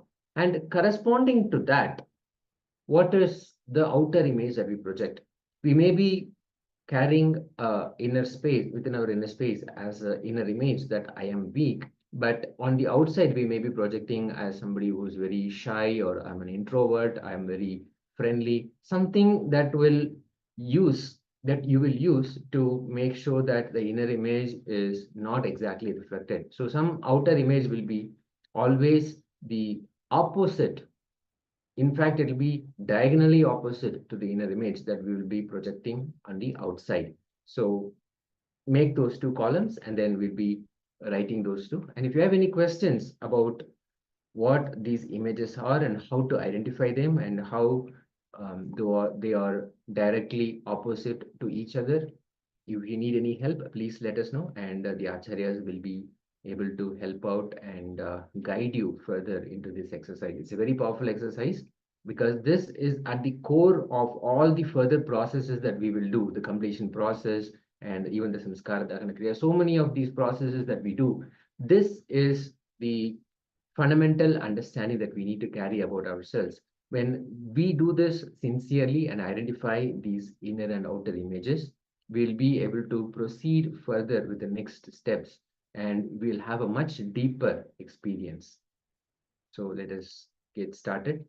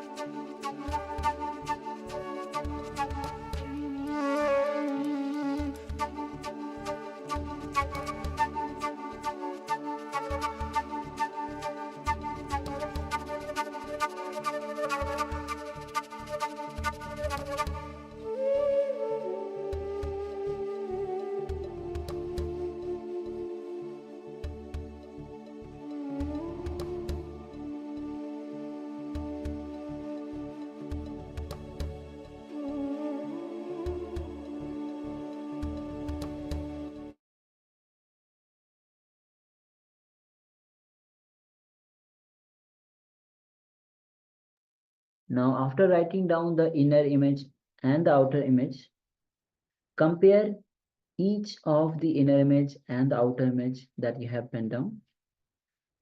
And once you have compared, wherever there is a conflict, start tuning your inner image and the outer image.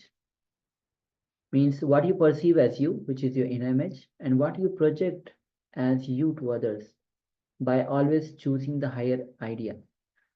For example, your inner image, you might have written that you are weak, but you are projecting the outer image as you are strong. So wherever your outer image is higher than your inner image, decide to tune your inner image. Means decide to tune that you are strong. So don't reduce what you project to others for others. Increase what you perceive yourself to be for you. So let's take a moment, and for each of the inner image and the outer image that you have penned down, compare it and tune to the higher image that you carry. So let's enter into this step.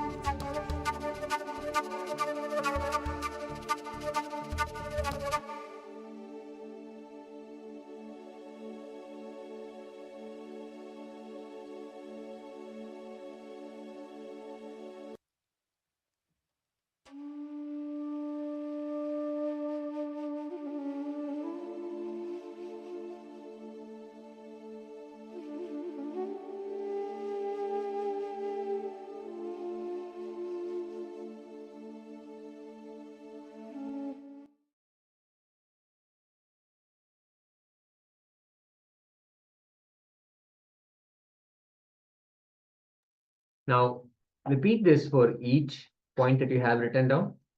Compare both the inner and outer image. Pick the best quality as you see it in both. Whichever quality is best in both, choose those. And put the star. You can just put a star against the one that you feel is the best. Draw a star against your best outer image. And again, if there are some great inner qualities in your inner image, raise outer image to match that. There are some great qualities in the outer image you project, raise your inner image to match that. Continuously tune yourself to your peak image. There will always be a parity between the inner image and outer image. If you feel the outer image that you're projecting is best, raise your inner image to match that. If you feel an inner image is greater, the qualities of the inner image is greater, raise your outer image to match that. So continuously tune yourself to your peak image. That's how we align to our authentic image. So continue to compare the identities and mark whichever you feel is the best image. Let's start.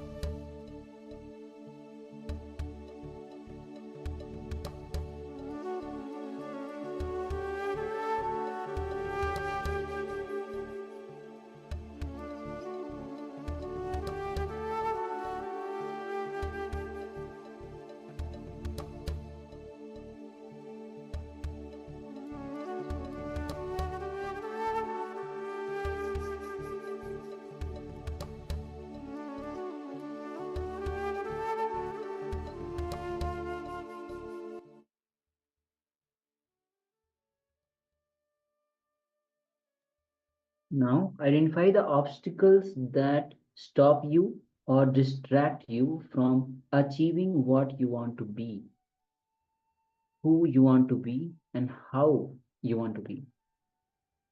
One of the biggest obstacles for most of the people is self-doubt, which is a negative thought pattern that happens because of the memory of past failure.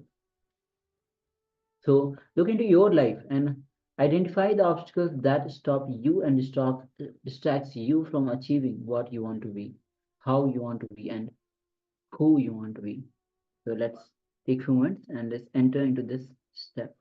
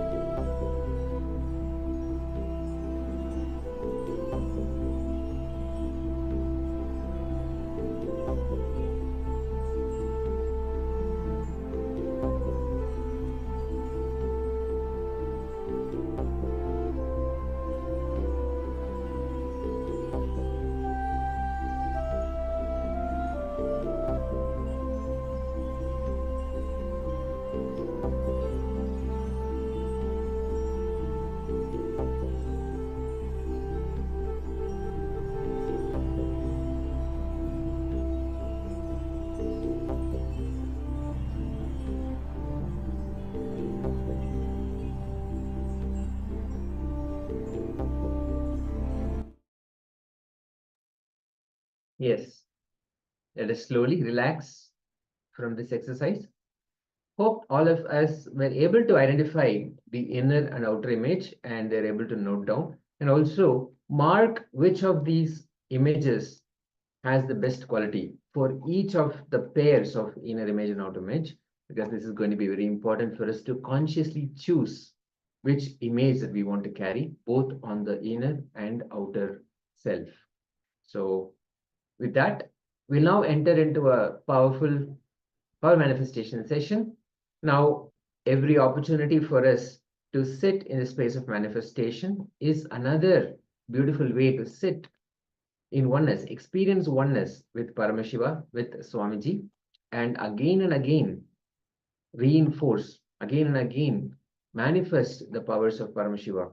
All of us are initiated by the Supreme Pontiff of Hinduism to manifest the powers of Paramashiva.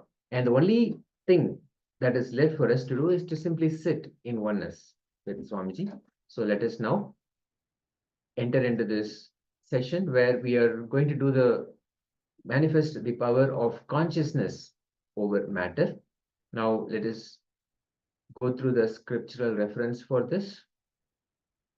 Kvachit vastuni vinnasya shanai drishtim nivartayet tagyanam chitta sahitam devi sunya layo bhavet. We'll do that again. Devi shunya layo bhavet. Here, Bhagavan Paramashiva says, having fixed one's eyes on a particular object, one should slowly withdraw the sight from that object, as well as slowly eliminate the knowledge of that object, along with any thoughts or impressions of it. Then, O Devi, one abides in Shunya, the state where there is nothing other than this exists, which is the state of all inclusiveness or infinity, the space of oneness that we achieve with the object in front of us. So, such a beautiful verse. Now, all of us are going to experience it as a practical reality for ourselves in this session when Swamiji has initiated us into the power of consciousness over matter. So here in today's exercise, we'll be doing the exercise of, or rather manifesting the power of feeling the vibration. Yes. So have the coconut with you, and that's the best thing. If you don't have the coconut, you can have any round fruit, whether it is apple or even orange. If you have mango, that's great. So best is to have the coconut, and make sure that the pointy end of the coconut is at the opposite side of you. And keep the palm flat and keep the coconut on your palm. And just remember Swamiji in your space. Connect with Swamiji as you chant the Mahavakya. And just sit in that unclutched space, that restful awareness. And with the strong declaration, ask Swamiji to have that feeling, the vibration of the coconut. And simply, Swamiji will manifest through you. So just keep the coconut on your palm and let's start chanting the Mahavakya. Om Nithyananda Paramashivoham. Om Nithyananda Paramashivoham. Om Nithyananda Paramashivoham. Keep chanting the Mahavakya and let's enter into this round of power manifestation, feeling the vibration of the coconut which is on your palm. So let's enter into this manifestation. Nityananda Paramashivoham.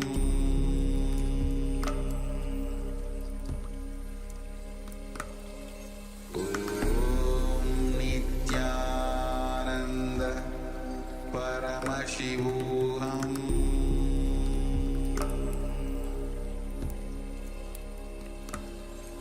Om Nityananda Paramashivoham.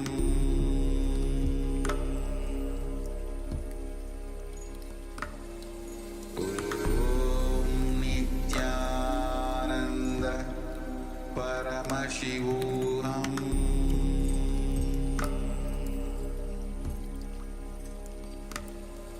Om Nityananda Paramashivoham. Om Nityananda Paramashivoham.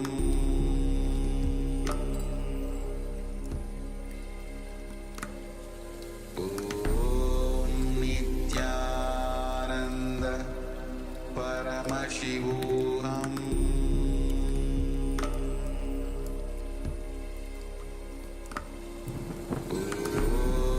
Nityananda Paramashivoham.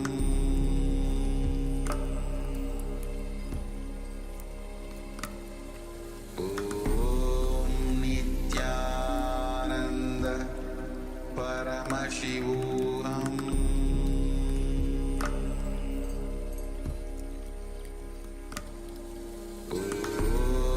Nityananda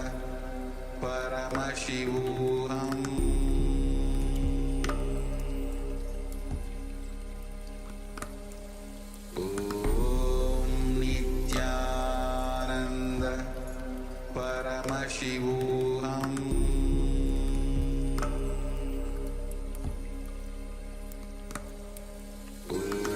Om Nityananda Paramashivoham.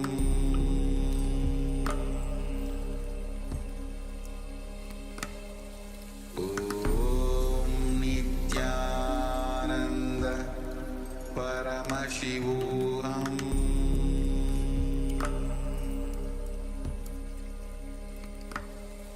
Om Nityananda Paramashivoham.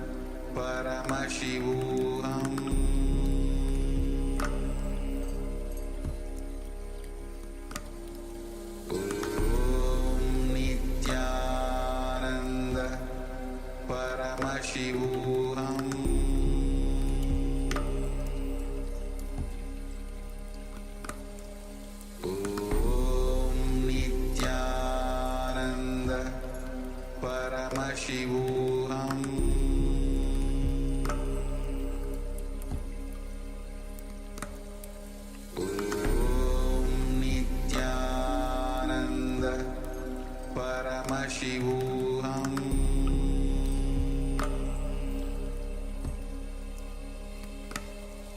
Om Nithyananda Paramashivoham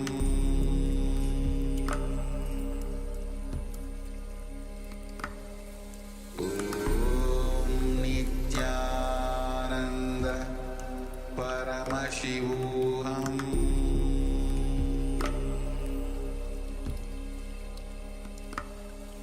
Om Nithyananda Paramashivoham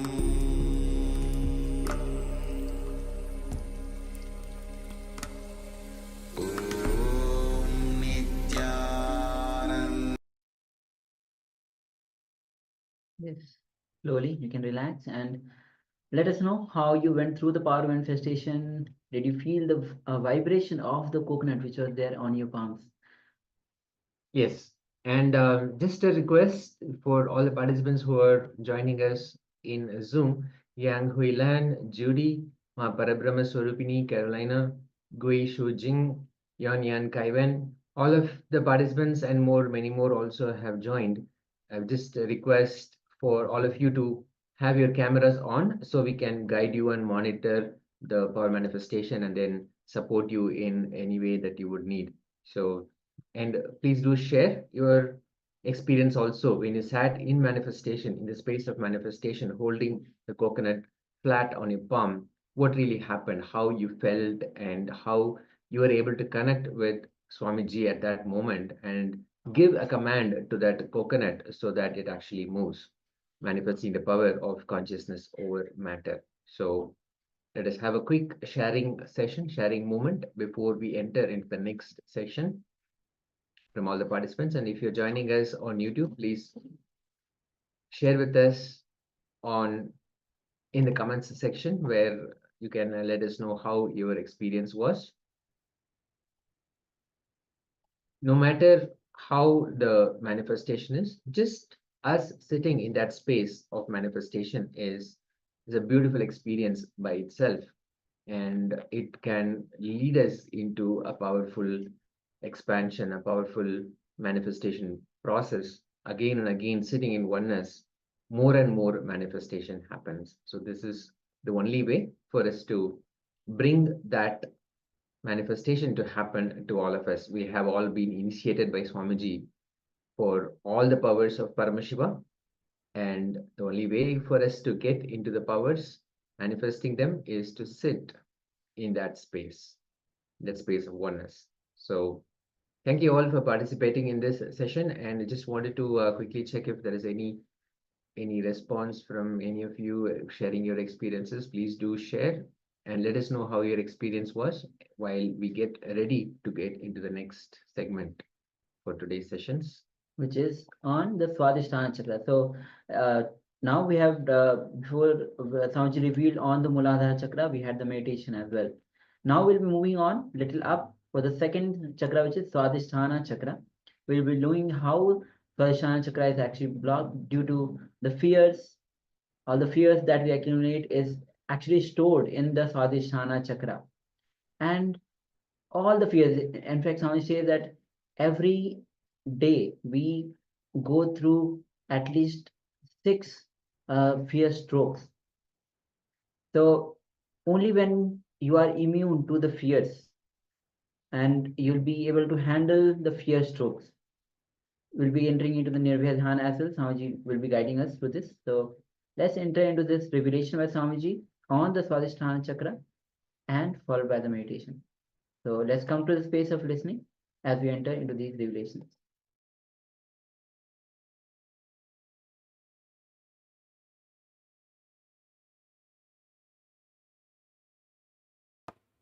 Have you heard of the word fear stroke? For example, in the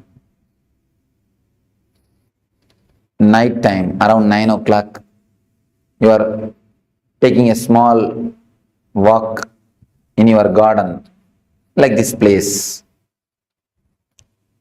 In some place there was no light. You see a coiled rope. what will happen? And the moment you feel it is a snake, you get a shock. Of course, within 1 minute you will understand it is a rope because it is not moving. You will understand it's a rope. Then you will reconcile, you will settle, that is different. But the moment you think it's a snake, you get some shock. If you analyze, you can see very clearly it starts from that point only. From Swadhisthana only the shock will start. That is why any fear stroke will create a feeling of diarrhea in you. It will just churn your stomach. There are so many instances we can say. When a flight is caught in turbulence, you get the fear stroke. When the lift stops in between, you get the fear stroke. Many more instances you can tell. Come up with some more instances from your life. When cell phone rings midnight, 12 o'clock. Brake failure. See, mind, because of long time thinking, it gets its own intelligence to survive. It plans anything which is harmful for mind. If it is proposed for you, immediately you get some reason, some logic to avoid it. So it tries its best to escape. That is why many people, I have seen many people, especially in the West, in the East people are not afraid, many people in the West, the moment they see me, they tell me, Swamiji, when I saw you, I felt so joyful, so pleasant, but from inside my being, from some corner, a terrible fear attacked me. They feel such a joy and pleasure and feeling of ecstasy, along with it, a deep fear arises. The deep fear is because of the mind. Mind just wants to escape. See, anything which creates pain, mind is ready to receive. Because with pain, mind can survive. But anything, any method to go beyond the pain or to go beyond the mind will never let you do that. Mind will never let you do that. Mind will try its best to put some obstacles. Even at the time of meditation, it will create some doubt. I think this portion I will do tomorrow. Now I think I am tired. Next meditation I am not going to do. Many of us decide before even entering into the session. This is because the mind will never let you do all those things. And moreover, mind has got its own regular setup of thinking, regular way of working. This whole camp, the whole camp is designed in such a way, your regular mental thinking setup itself will be broken. You will not be let regularly, you see, every day, at least 8 hours you sit alone and think. Even if you are working, except the moments which you are talking, you are sitting and talking with yourself. The thinking is going on. The mind is alive. First time in your life, you may be stopping thinking for so many hours. When you listen to me, you cannot think. Your thinking will not be so solid. Not only listening to me, continuously the meditation is going on. Different techniques. So the mind will get frightened. Unconscious can predict the danger. Unconscious has got a intelligence or intuition to predict the danger. So if you totally get involved, you will reach a space, the joy or the bliss, where mind cannot pull you down, where you cannot be same old personality. So naturally mind will create enough of problems. I have seen many people coming and telling me, Swamiji, I don't have time at all for meditation.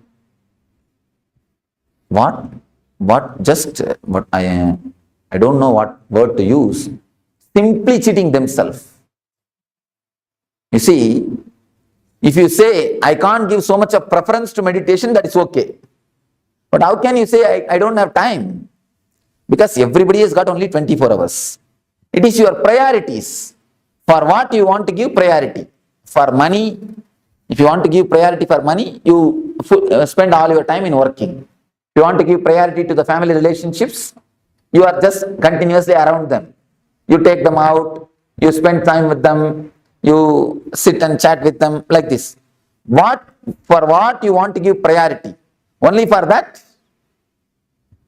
you work. So if you really want to give priority for your life, for your joys, for your bliss, for the real energy, naturally you will find time for meditation.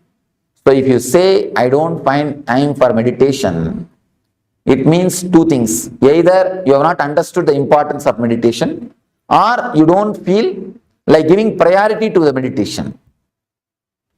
Any moment of fear stroke in your life?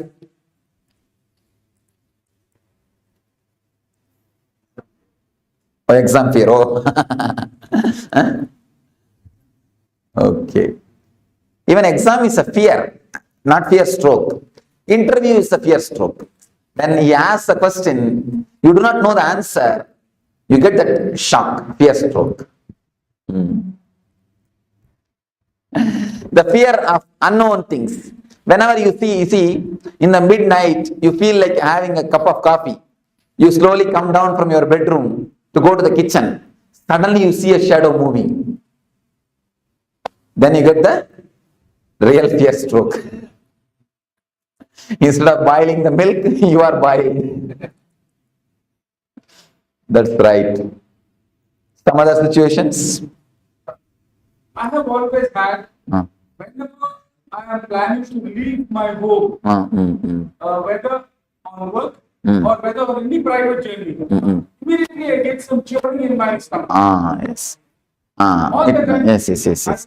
It means in the young age, when you leave the house, mother will warn, hey, be careful, come back properly, don't go here, don't go there. The mother's train, that gets recorded.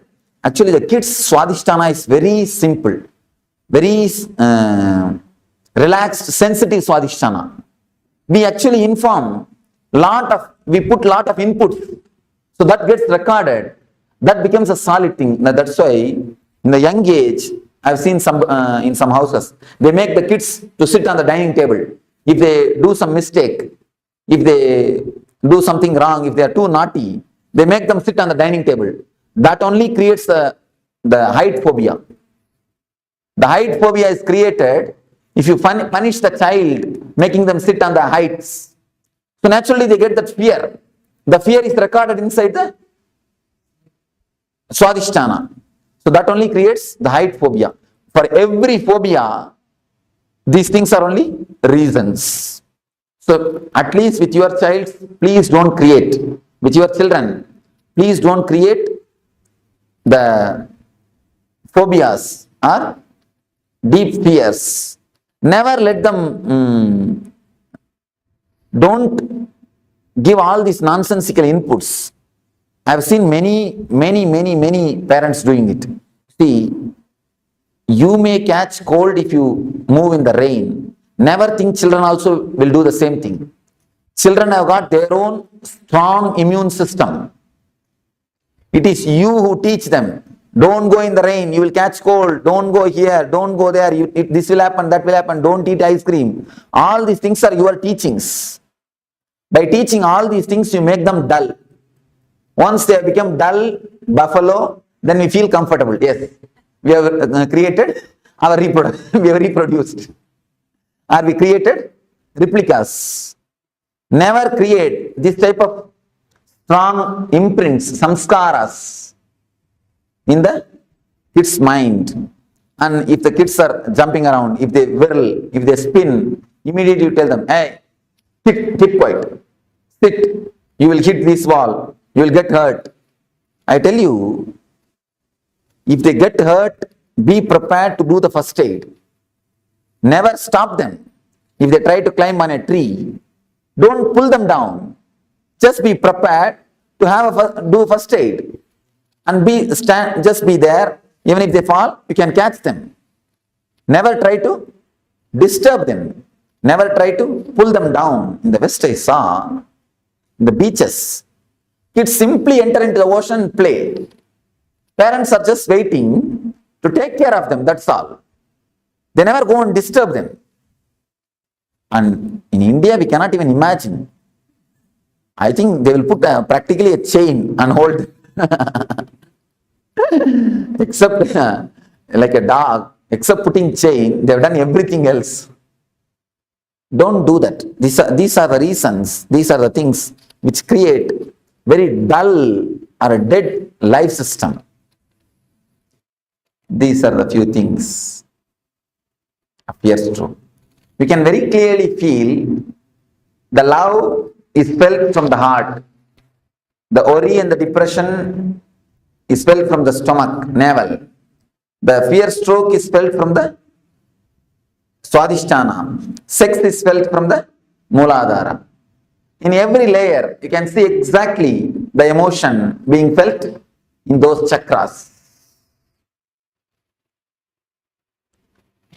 Let me explain the fear stroke.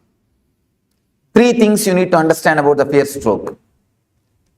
Average in 24 hours. And one more thing, you all have forgotten, you get fear stroke in dreams also. Even in the dream states, you get fear strokes. And suddenly you get up and you will see your heart rate is high and you are sweating. And if you've fallen from it. Yes, you have fallen from a height and you get up, you see, fallen from a height and many things. So even in the dream, you get the fear stroke. Average, at least 6 times you get fear strokes every 24 hours. Every 24 hours, at least 6 fear strokes. You may think it looks too much.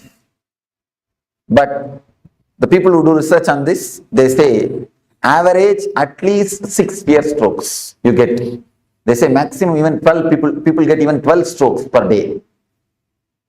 Minimum 6 strokes. One thing you need to understand, fear stroke is just like shaking a rose plant. There's a rose plant. Every day, 6 times if you shake the root of the rose plant, what will happen? Plant will die and the whole flowers will wither out. Just like that only, the same effect happens on you. Fear stroke does the same effect on you. Your whole nervous system is just shaken for one moment. See, after 2 minutes you understand it is a rope, it is not a snake, by torch, or because it is not moving, you understand. You settle down, that is different. But the moment you get the shock, that's like almost like electric shock, and especially the strong fear strokes, you can feel almost like electric shock only. Your whole body is just shaken. The fear strokes shakes your whole nervous system. First thing, at least 6 fear strokes you get in 24 hours. Second thing, it damages tremendously your immune system. Your immune system is just shaken. Third thing, your lifespan is reduced due to fear stroke. Never think you are afraid of death. You die because you are afraid. We always think we are afraid of death. But understand now, scientists are proving you die because of fear. Your fear brings the death more closer. There's a beautiful Sanskrit saying, a man who is courageous dies only once. Man who is coward dies every day. The fear stroke only is called death of every day. Every day you die. Every fear stroke is a death. And in death, you will have only one fear stroke and leave. That's all over. But in the covered life, in this type of lifestyle, every moment you get the fear stroke. Every moment you are dying. So, the fear stroke is simply an enemy for your life. Simple enemy, a direct enemy for your life. We all know that now the fear stroke is enemy. How to deal with it? What has to be done?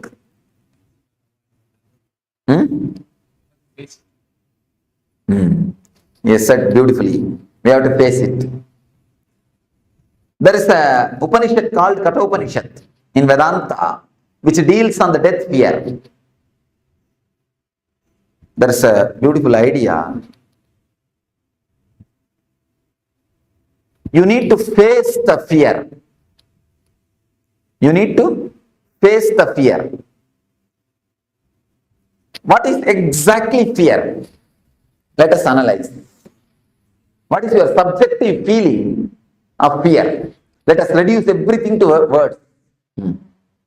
Don't say, I cannot explain, I cannot express.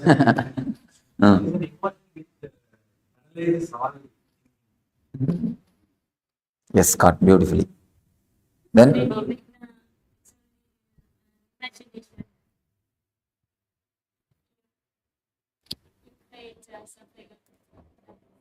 Even the word imagination is not right, ma. You see, he gave a beautiful subjective experience, subjective expression. A special kind of chemicals or hormones are released in your system, which when the feeling is created, you just don't want to live inside your body. You want to jump out. You just don't want to be in that space.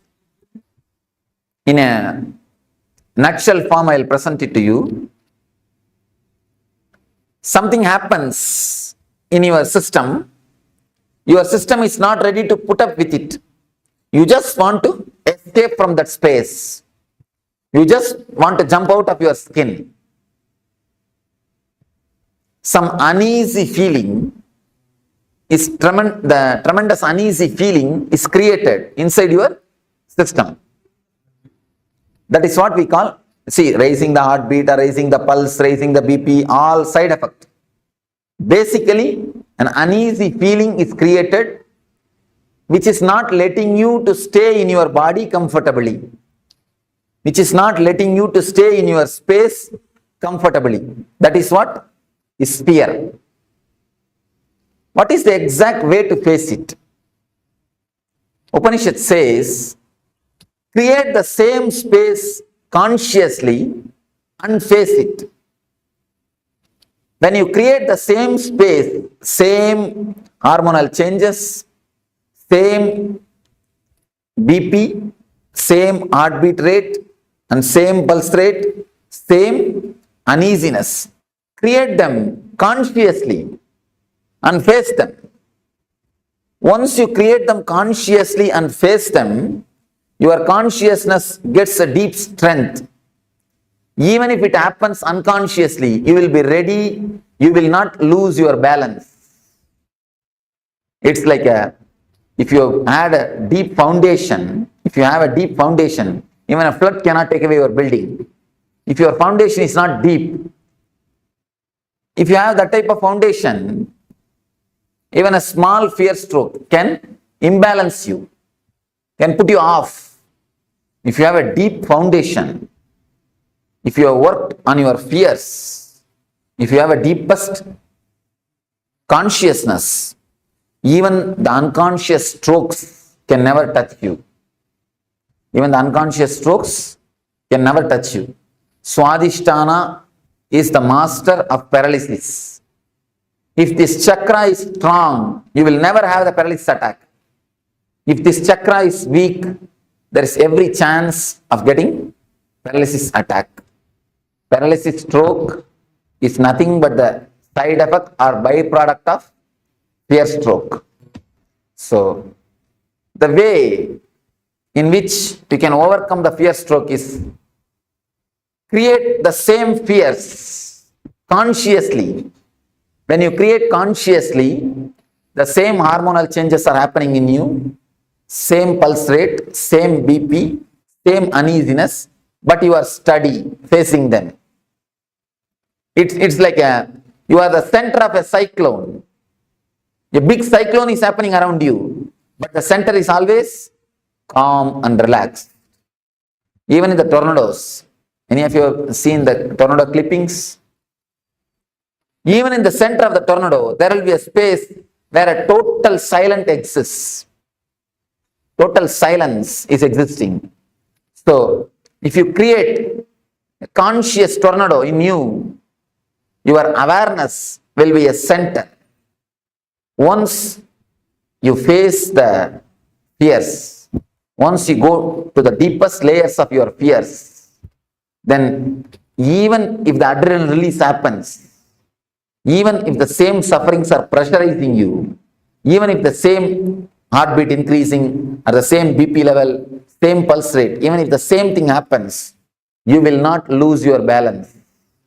You will not be imbalanced. Please understand. Any of you, if you don't understand this concept, this idea, you are welcome to question me. Because based on this idea only the whole meditation is going to happen. How much you understand this idea, that much only you will be able to meditate. If you have any question, please crisscross me. Innumerable situations where stroke can strike. That Marxistic made so many situations like that. You put a right question. All the innumerable situations can be brought under 4 classifications. You have the 4 layers of fear. It's fear of losing some part of your body in accident or through some fatal disease like cancer, all those things. This is a second layer of fear. The third layer of fear is fear of losing your near and dear ones, your loved ones. Fear of losing them or losing love from them. Losing them physically or losing love from them is the third layer of fear. The fourth is fear of the unknown, fear of your own death or fear of God, fear of the ghost, fear of unknown. It's the fourth layer. These are the 4 major layers of fear. If you think there is some more fears, then these 4 layers, you can tell me. If we work just on these 4 layers, that is more than enough to reduce the quality and quantity of fear strokes. Any other layers? Any other fears? Somebody asked me, in America, just like this I was telling, somebody asked me, Swamiji, I am afraid of marrying. Under what layer the fear of marriage comes? What is the layer under which the marriage comes? I told them, marriage comes under all the 4 layers. First thing is the fear of losing the status. A small story. Once in the forest, marriage between lion and lioness was happening. Because the marriage was lion's marriage, the whole forest gathered for celebration. Monkey is playing some instrument and fox is playing some instrument. Everybody is playing some instrument and celebrating. Big celebration is going on. Suddenly, a rat jumped in the stage. The center of the stage, it started dancing. The rat started dancing. One lion came and caught the rat and told, hey, it's a lion's marriage. What courage you will have to come and dance here. Fool, who are you to come and dance here? Go outside. Get out. Immediately the rat said, no. Before marriage, I was also lion only. So, first thing, losing the social status. The next thing, of course, don't mind if you are already married. The next thing, the fear of losing the body, some part of some body, or the fatal disease. I was just making fun. In all the 4 layers, you can bring the marriage. Fear of unknown and fear of losing the love. All the 4 layers can happen due to marriage. Anyhow. Any other? Fear of expression. Fear of expression. Social status. You are afraid that you may fool you may prove you are a fool. Afraid of being called as a fool. My brother passed away by accident. Elder son. While I was sleeping, I know that somebody is coming because the bed is facing the door. So while I'm sleeping, I know somebody is coming. I moved myself. That was and he's already died. Why did he speak to me now? That makes me very fierce and started to shiver. I just ran away from the room. Actually, till the 16th day, the hangover will be there. That is why we are expected to keep that place separate and expected to do that regular shraddha and all those rituals to give a send-off, peaceful send-off. Emotionally, when you relax, when you let go them, only then they can carry on their life. Emotionally, when you let go, only then they can let go. They will be able to let go the whole thing.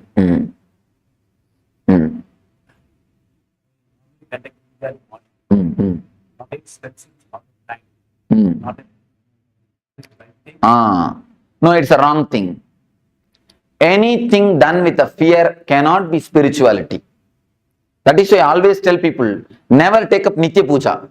You see, one day you must have felt so joyful, ecstatic when you did puja. Some one day you will feel so joyful just sitting in front of God and chanting some sloka. Because of that joy, you become greedy of it. Then you start possessing. You wanted to do the same thing every day, but the same feeling will not be there every day. The fear will start coming. Oh, if I drop one day, what will happen? Will God mistake me? Be very clear. God is not waiting for your milk or fruit. He has got enough of work. First thing, and next thing, because you have the fear, first you must come out of it. Simply drop the puja. Don't bother about it. Simply drop it. Face the fear. And I assure you, nothing wrong will happen. Nothing wrong will happen. That's the first thing.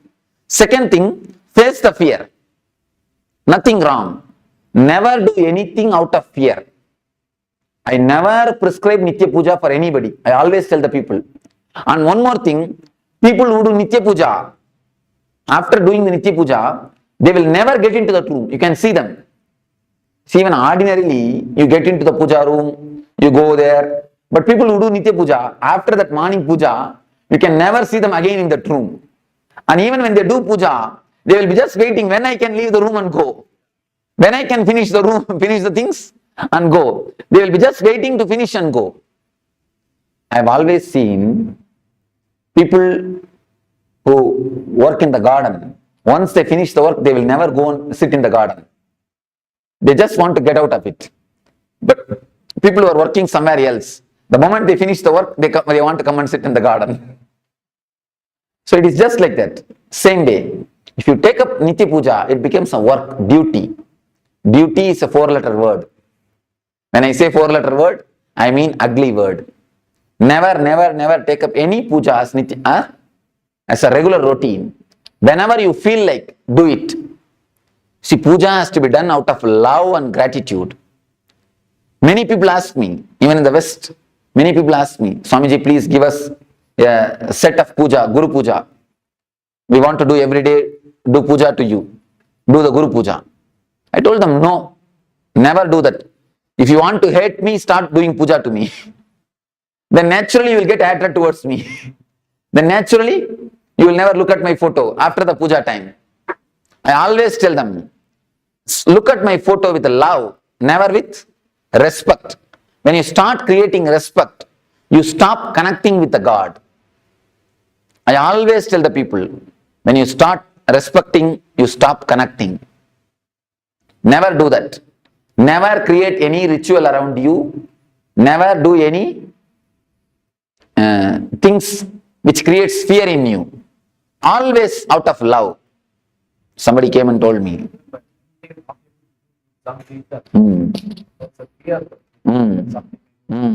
And one more thing, you will feel as if something is lost. It's addiction. Addiction to Coca-Cola and addiction to mantra, addiction to puja is one and the same. I always tell the people, never be addicted. You see, out of too much of love and gratitude, if you do the puja, it is totally different thing, but never out of ritual. And I tell you, when so much of gratitude and love flows, even your very walking will be a pradakshina. Your eating will be offering nevedya. Your thinking will be just a japa. Even your sleep will be a meditation. There is a beautiful sloka by Shankara. Even my nidra is samadhi, meditation on you. Even my walking is a pradakshina for you. Even my words are archana for you. Even my eating is a nevedya for you. When you live with a love and gratitude, you live like a flower on the planet Earth. That is the status, that is the state in which real puja happens. Don't do it, that's all. Why do you bother? Huh? What is this? Why should you feel guilt? One thing, if you think the God will punish you if you don't do puja, why should we worship him at all? Pull down, he is not God, it means. If he accepts you, whether you do it or not, only then he is God. You understand? Only then he is a compassion. Only then he is a love. He will accept when you do it, he will not accept when you don't do, means he is more or less a politician. And pull him down from his seat. One thing, remembering him will be always with a love. Then you will not have the fear. If it's a ritual, you will have a fear. Be very clear about the things. Be very clear, analyze yourself. If it is out of fear, drop today itself. This moment itself, drop it. If it is out of love and gratitude, you can do it. I always tell people, no intelligent man can do any practice more than 21 days. It's a law. If you are an intelligent man, you cannot do any practice. Practice means this type of rituals. Of course, meditation you will be able to do. That is different. Any kind of ritual cannot be done more than 21 days. If you do it, it will become a dull, dead thing. The moment you enter, you will be waiting when I will leave, finish it and go out. That is it. Rama, Krishna, Govinda. By the time you finish the 108 Nama, only Nama will be there, nothing else will be there. What is the significance of the 21? Last time on the previous talk of 21 hours. 21, every 21 minutes, your energy does one full circle. In every 21 hours, your energy moves through all these 7 emotions. The emotion of love, worry, fear, sex, and jealousy, ego, discontentment. These are the 7 emotions related to the 7 chakras. Your mind at least goes once and comes out throughout the 7 emotions in every 21 hours. That's one thing. In every 21 days, at least 3 days you fall in every one of these emotions. That is why the 21 is a very significant number. In every 21 minutes, at least one thought related to these emotions come in your mind. If you can test it. Just sit for 21 minutes and write down whatever thoughts come up in your mind. You will see all the 7 emotions thoughts will be there. Every 21 minutes, all thoughts, the thoughts which is related to all the 7 emotions will appear at least once in your mind. Same way, you will have the fall into that emotion at least once in 21 hours. And in 21 days, you will have a deep feeling of that emotion. The peak of that emotion will be realized in your body at least once in these 21 days. Thought, feeling, and the peak. Intellectual, emotional, and being level. In all the 3 levels, you will enjoy or you will experience these 7 emotions at least once. In intellectual level, 21 minutes. In emotional level, 21 hours. In being level, 21 days. That's why the 21.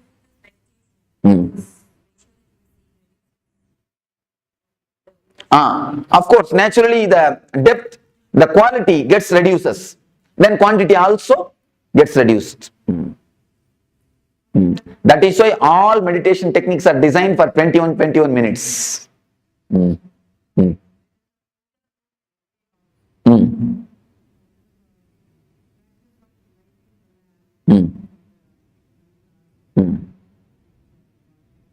Make it as a small ritual. When you feel emotional, that day you sit and do it casually, relaxed, wait 2-3 hours. When you don't feel, do it as a 2-3 minutes ritual and finish it and go. Over. Or take turns. Tell somebody else, if you are feeling, today let them go and do, that's all. Even that is also to satisfy the mind only. If you ask me honestly, I will tell you drop even that. Don't bother about it even. Don't even bother about that.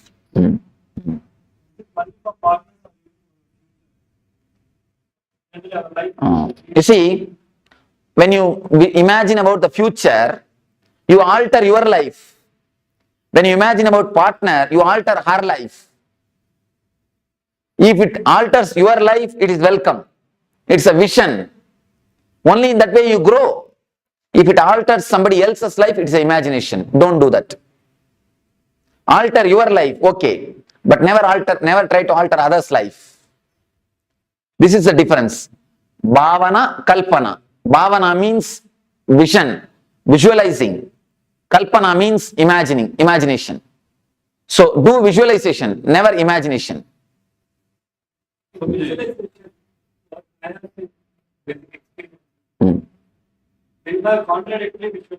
Okay. You see, whenever the vision is not same, work on the visualization, work on any one visualization. If you think as yourself as a cricketer, start working towards it. If you think yourself as an actor, start working towards it. When you start working, someone will drop automatically.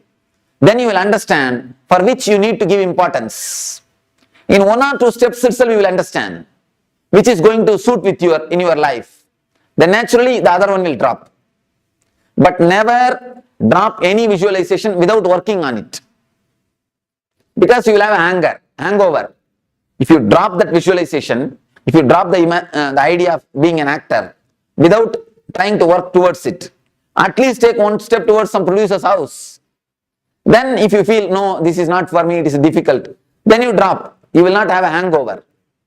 If you drop without having any steps taken towards it, you will have a hangover. So start taking steps. Naturally, whatever is not for you will drop. Not that you need to drop it, that will drop you. Naturally, you can go ahead in the steps which you need to go. So visualization for the positive aspect is so good. Right. Sometimes the mind thinks other aspect also negative. You get into the trap of negative, sometimes negative. That is called unconscious visualization. Meditation is the only solution for unconscious visualization. Otherwise, the unconscious visualization is nothing less than a poison.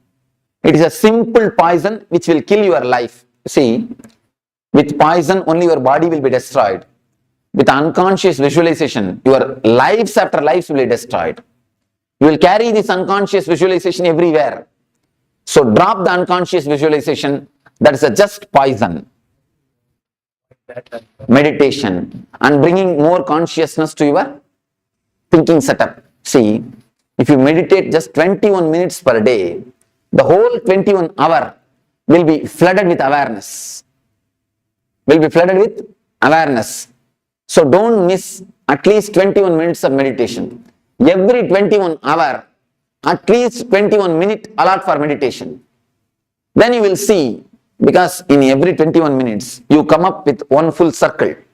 If one circle is filled with consciousness, it will have an impact on the whole day circles, on the whole day energies. So naturally the awareness will improve. When the awareness improves, the unconscious visualizations will disappear. You see, Chanting of mantras makes you only unconscious. It never helps you. It makes you only forget. Chanting of mantra is like a painkiller. Painkiller only makes you forget the pain, not that it heals the pain. This meditation will heal the pain. It will heal the very symptom itself. So now, don't miss this meditation. Do it totally. Then you will see the symptom itself is healed. And you can do this meditation even in the house. By sitting. Don't do it by lying. By sitting you can do it. Now, any one meditation technique if you practice, that is enough. Which is suitable for you, tomorrow I will answer. Tomorrow in Energy Darshan, every one of you can take advice from me. I will see the energy of every one of you and you can take the right technique. That one technique if you practice, that is enough. Please don't start practicing all the 7. That will become an Aramba Soratva. I have seen many people. In starting they start doing everything. Except cooking they do everything. If you do all the 7, where is the time for cooking in the house? Then after 2 days, no, this is not for me. So don't do that. Take up one meditation and do it sincerely every day. Meditations you will not feel bored. Meditations are not rituals. So do one meditation every day. That's enough. Of course, if you feel, you see, for some people I give 2 meditation. For that type of people, morning one, evening one. For some people I give only 1 meditation. If you receive only 1 technique, you can do twice. If you receive 2 technique, do it only once. Because I see the chakras. If some chakra is damaged, I give them the meditation technique. If some chakra needs more help, I give them that technique. How do you know that chakras are open? The very feeling of lightness and the bliss, that itself is the symptom.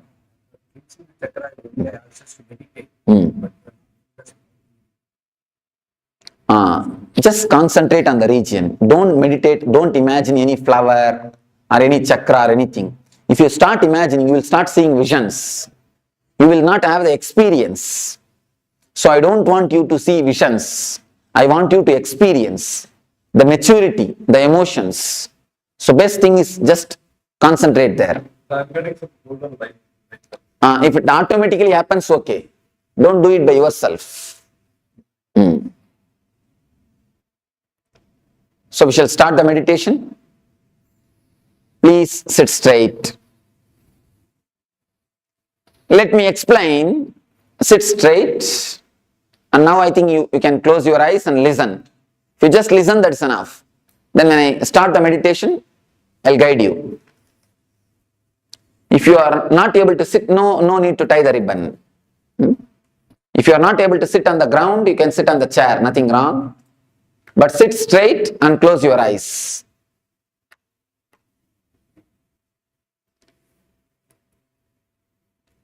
Close your eyes.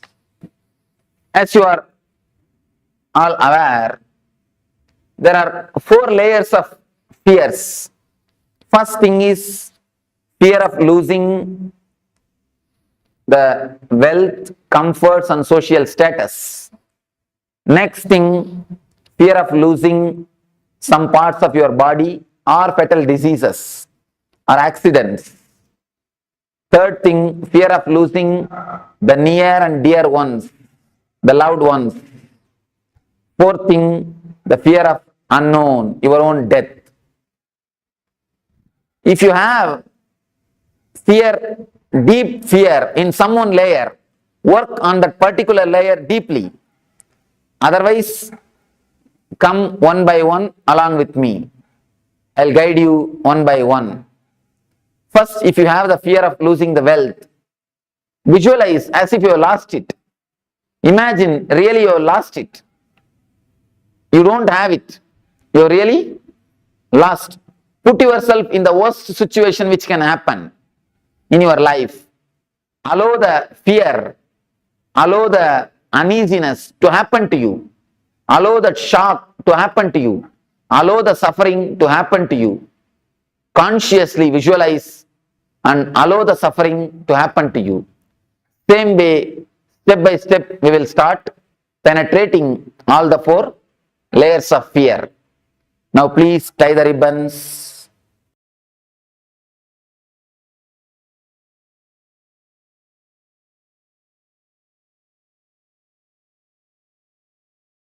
understand, your system undergoes the hormonal change or chemical change which you are not able to bear.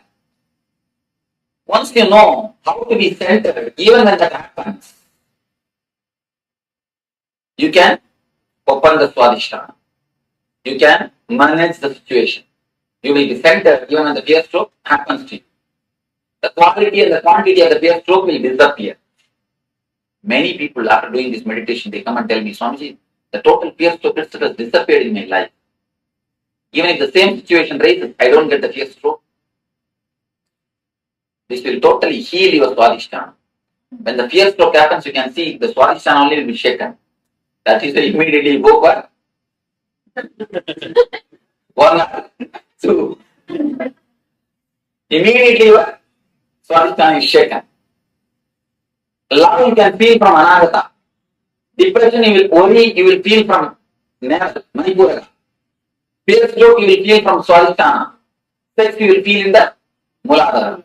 Exactly you can feel the emotions in that space. Now we understood one thing. We should face the fears, layers of fears to face the fear stroke or to reduce the quantity and quality of the fear strokes. What are all the fears? Okay. Now let us classify all these fears under major 4 layers. If you find some more fear, then you can tell me. We will find where it can be placed. First thing, first layer, fear of losing your wealth, comforts, name and fame, social status. First layer of fear, fear of losing the outer world things. No, outer world things, that is the first fear.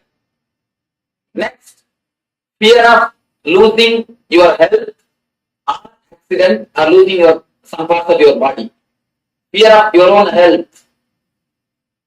Third thing, fear of losing the near and dear ones, or the love of the near and dear ones. Not only losing them and losing their love. It's the third layer. Fourth layer, fear of unknown, fear of death, fear of darkness, fear of ghosts, fear of black magic, fear of hell or heaven. All these things are under fear of unknown. These are the 4 major fears. Is there any other fear which you have? We can classify it. Because we need to understand these 4 layers of fear. We are going to work on it. Any other fear? Physical? We heard, but I didn't have an experience. But when something happens. And that is the first thing. You see, if you bother about the name and fame, it comes under the first category. If you bother about the personal pain, second category. Fear of being? Fear of fear. That cannot be classified under anything because we have to work on it. Fear of fear is, you can say, fear of unknown.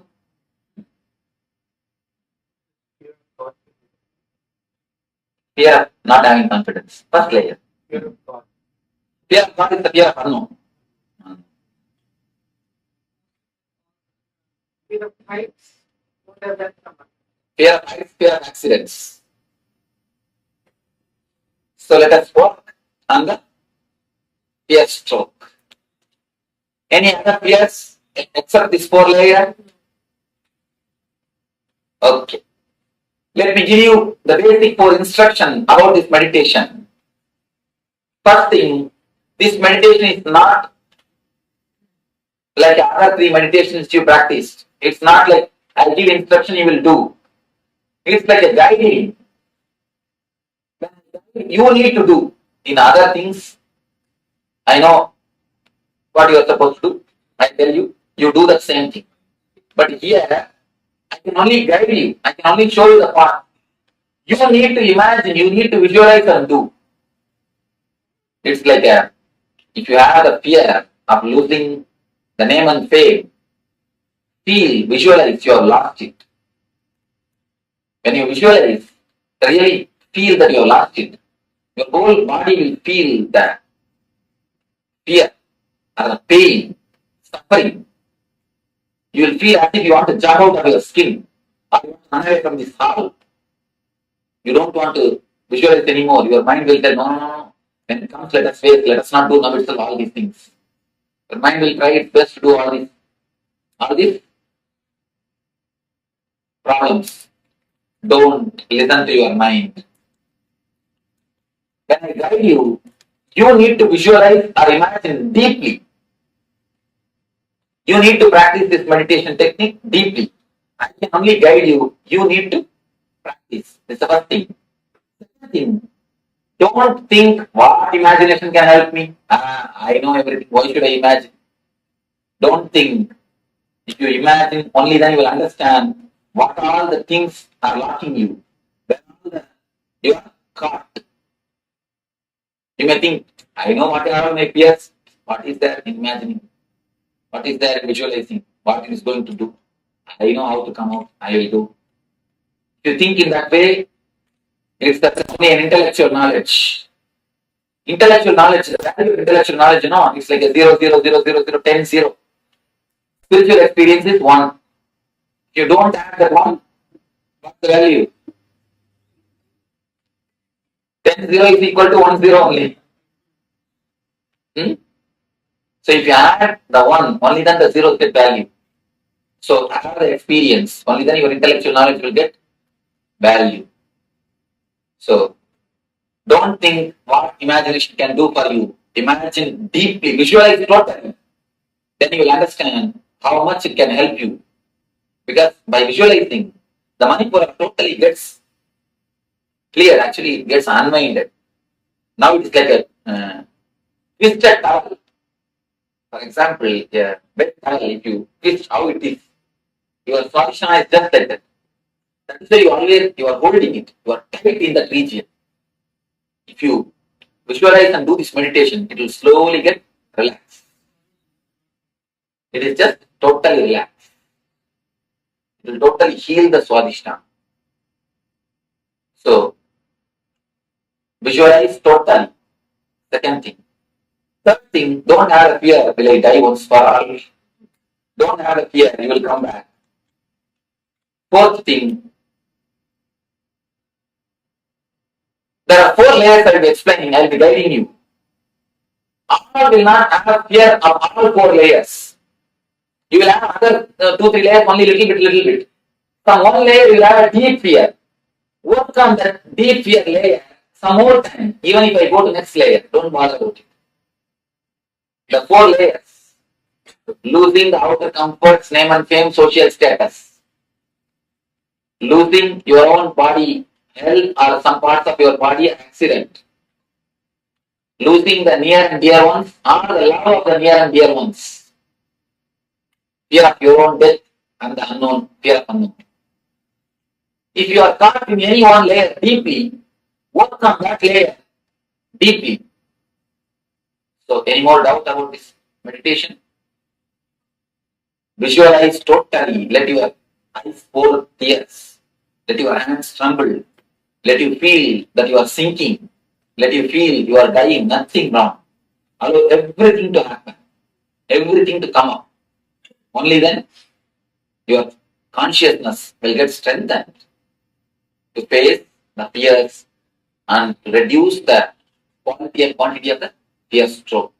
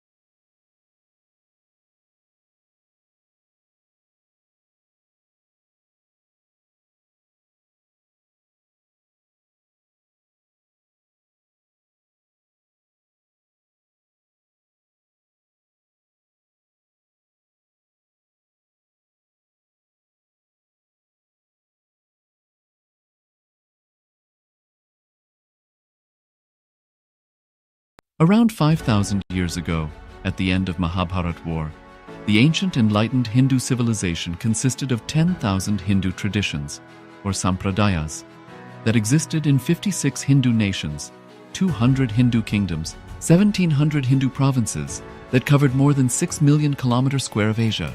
The Supreme Pontiff of Hinduism, SPH, Bhagavan Sri Nithyananda Paramashivoham, is the reviver of Kailasa, this ancient enlightened Hindu civilizational nation.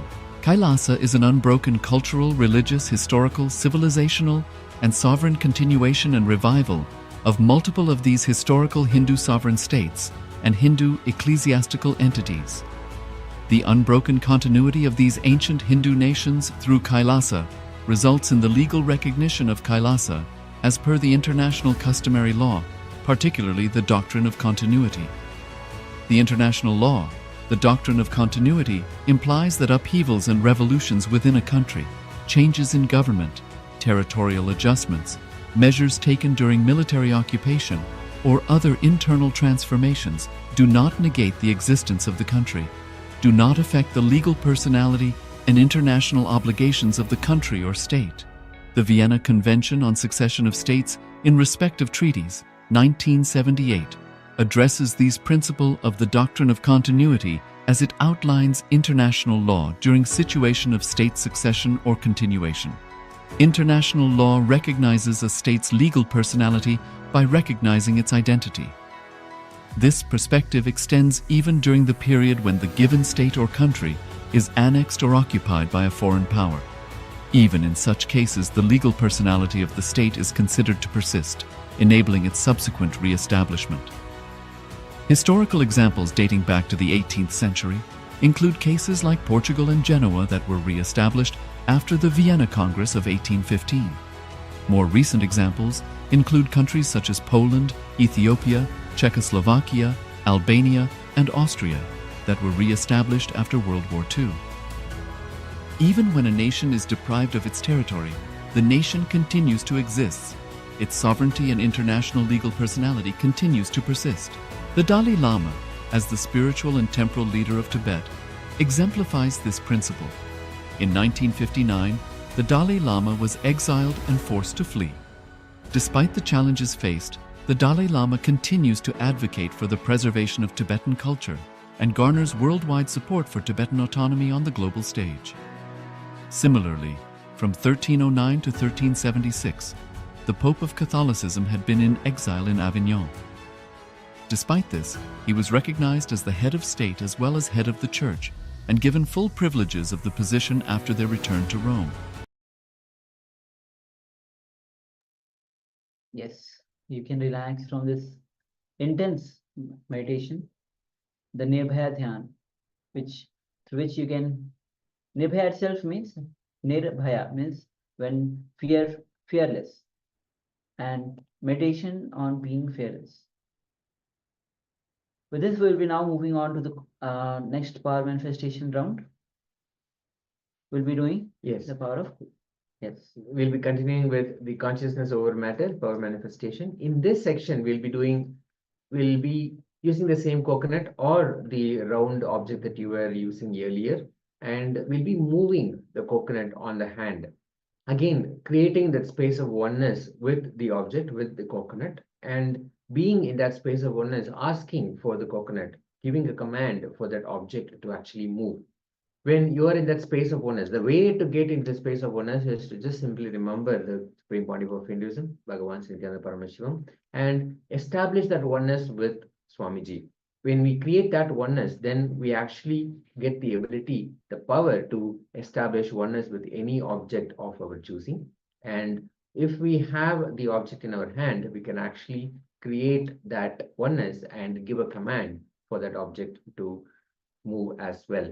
So based on this, let us quickly pick up an object. If you have a coconut, if you do not have a coconut, you can pick up a round fruit or a vegetable even. That's something that is solid that you can keep on your hand and work with. Enter into the space of oneness with Swamiji, remembering Swamiji, invoking his presence in your inner space, chanting the Mahavakya. Om Nithyananda Paramashivoham. Om Nithyananda Paramashivoham. Om Nithyananda Paramashivoham. Om Nithyananda Paramashivoham.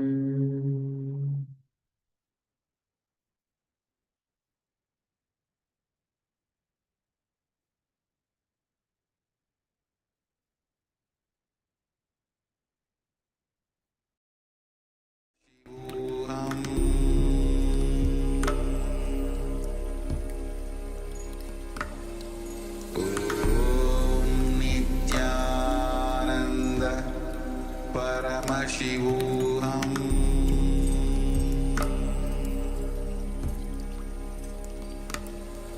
Om Nithyananda Paramashivoham.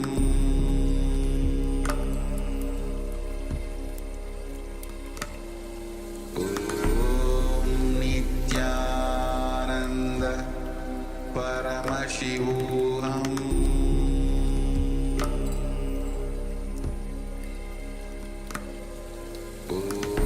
Om Nithyananda Paramashivoham. Om Nithyananda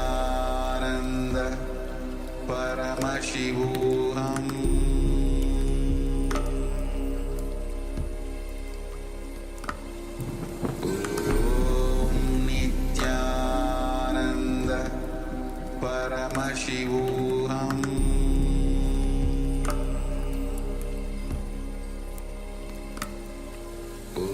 Om Nithyananda Paramashivoham.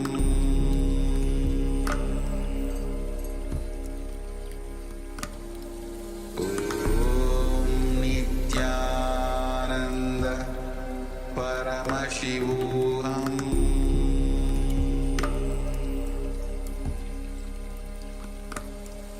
Om Nithyananda Paramashivoham.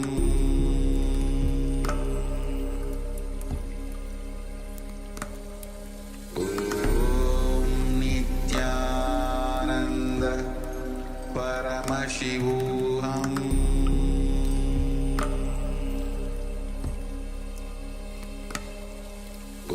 Om Nithyananda Paramashivoham.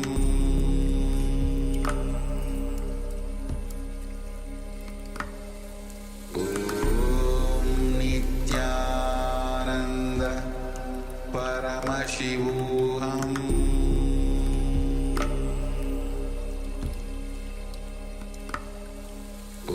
Om Nithyananda Paramashivoham. Om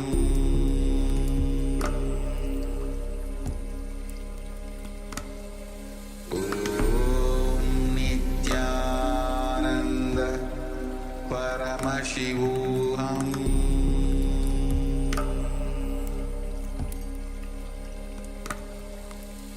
Om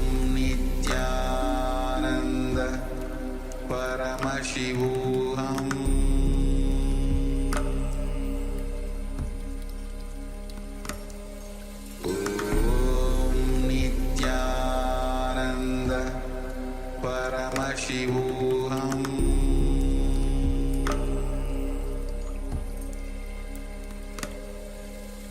Om Nithyananda Paramashivoham.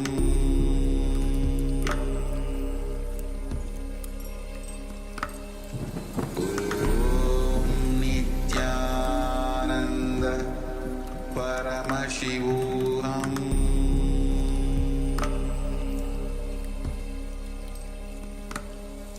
Om Nithyananda Paramashivoham.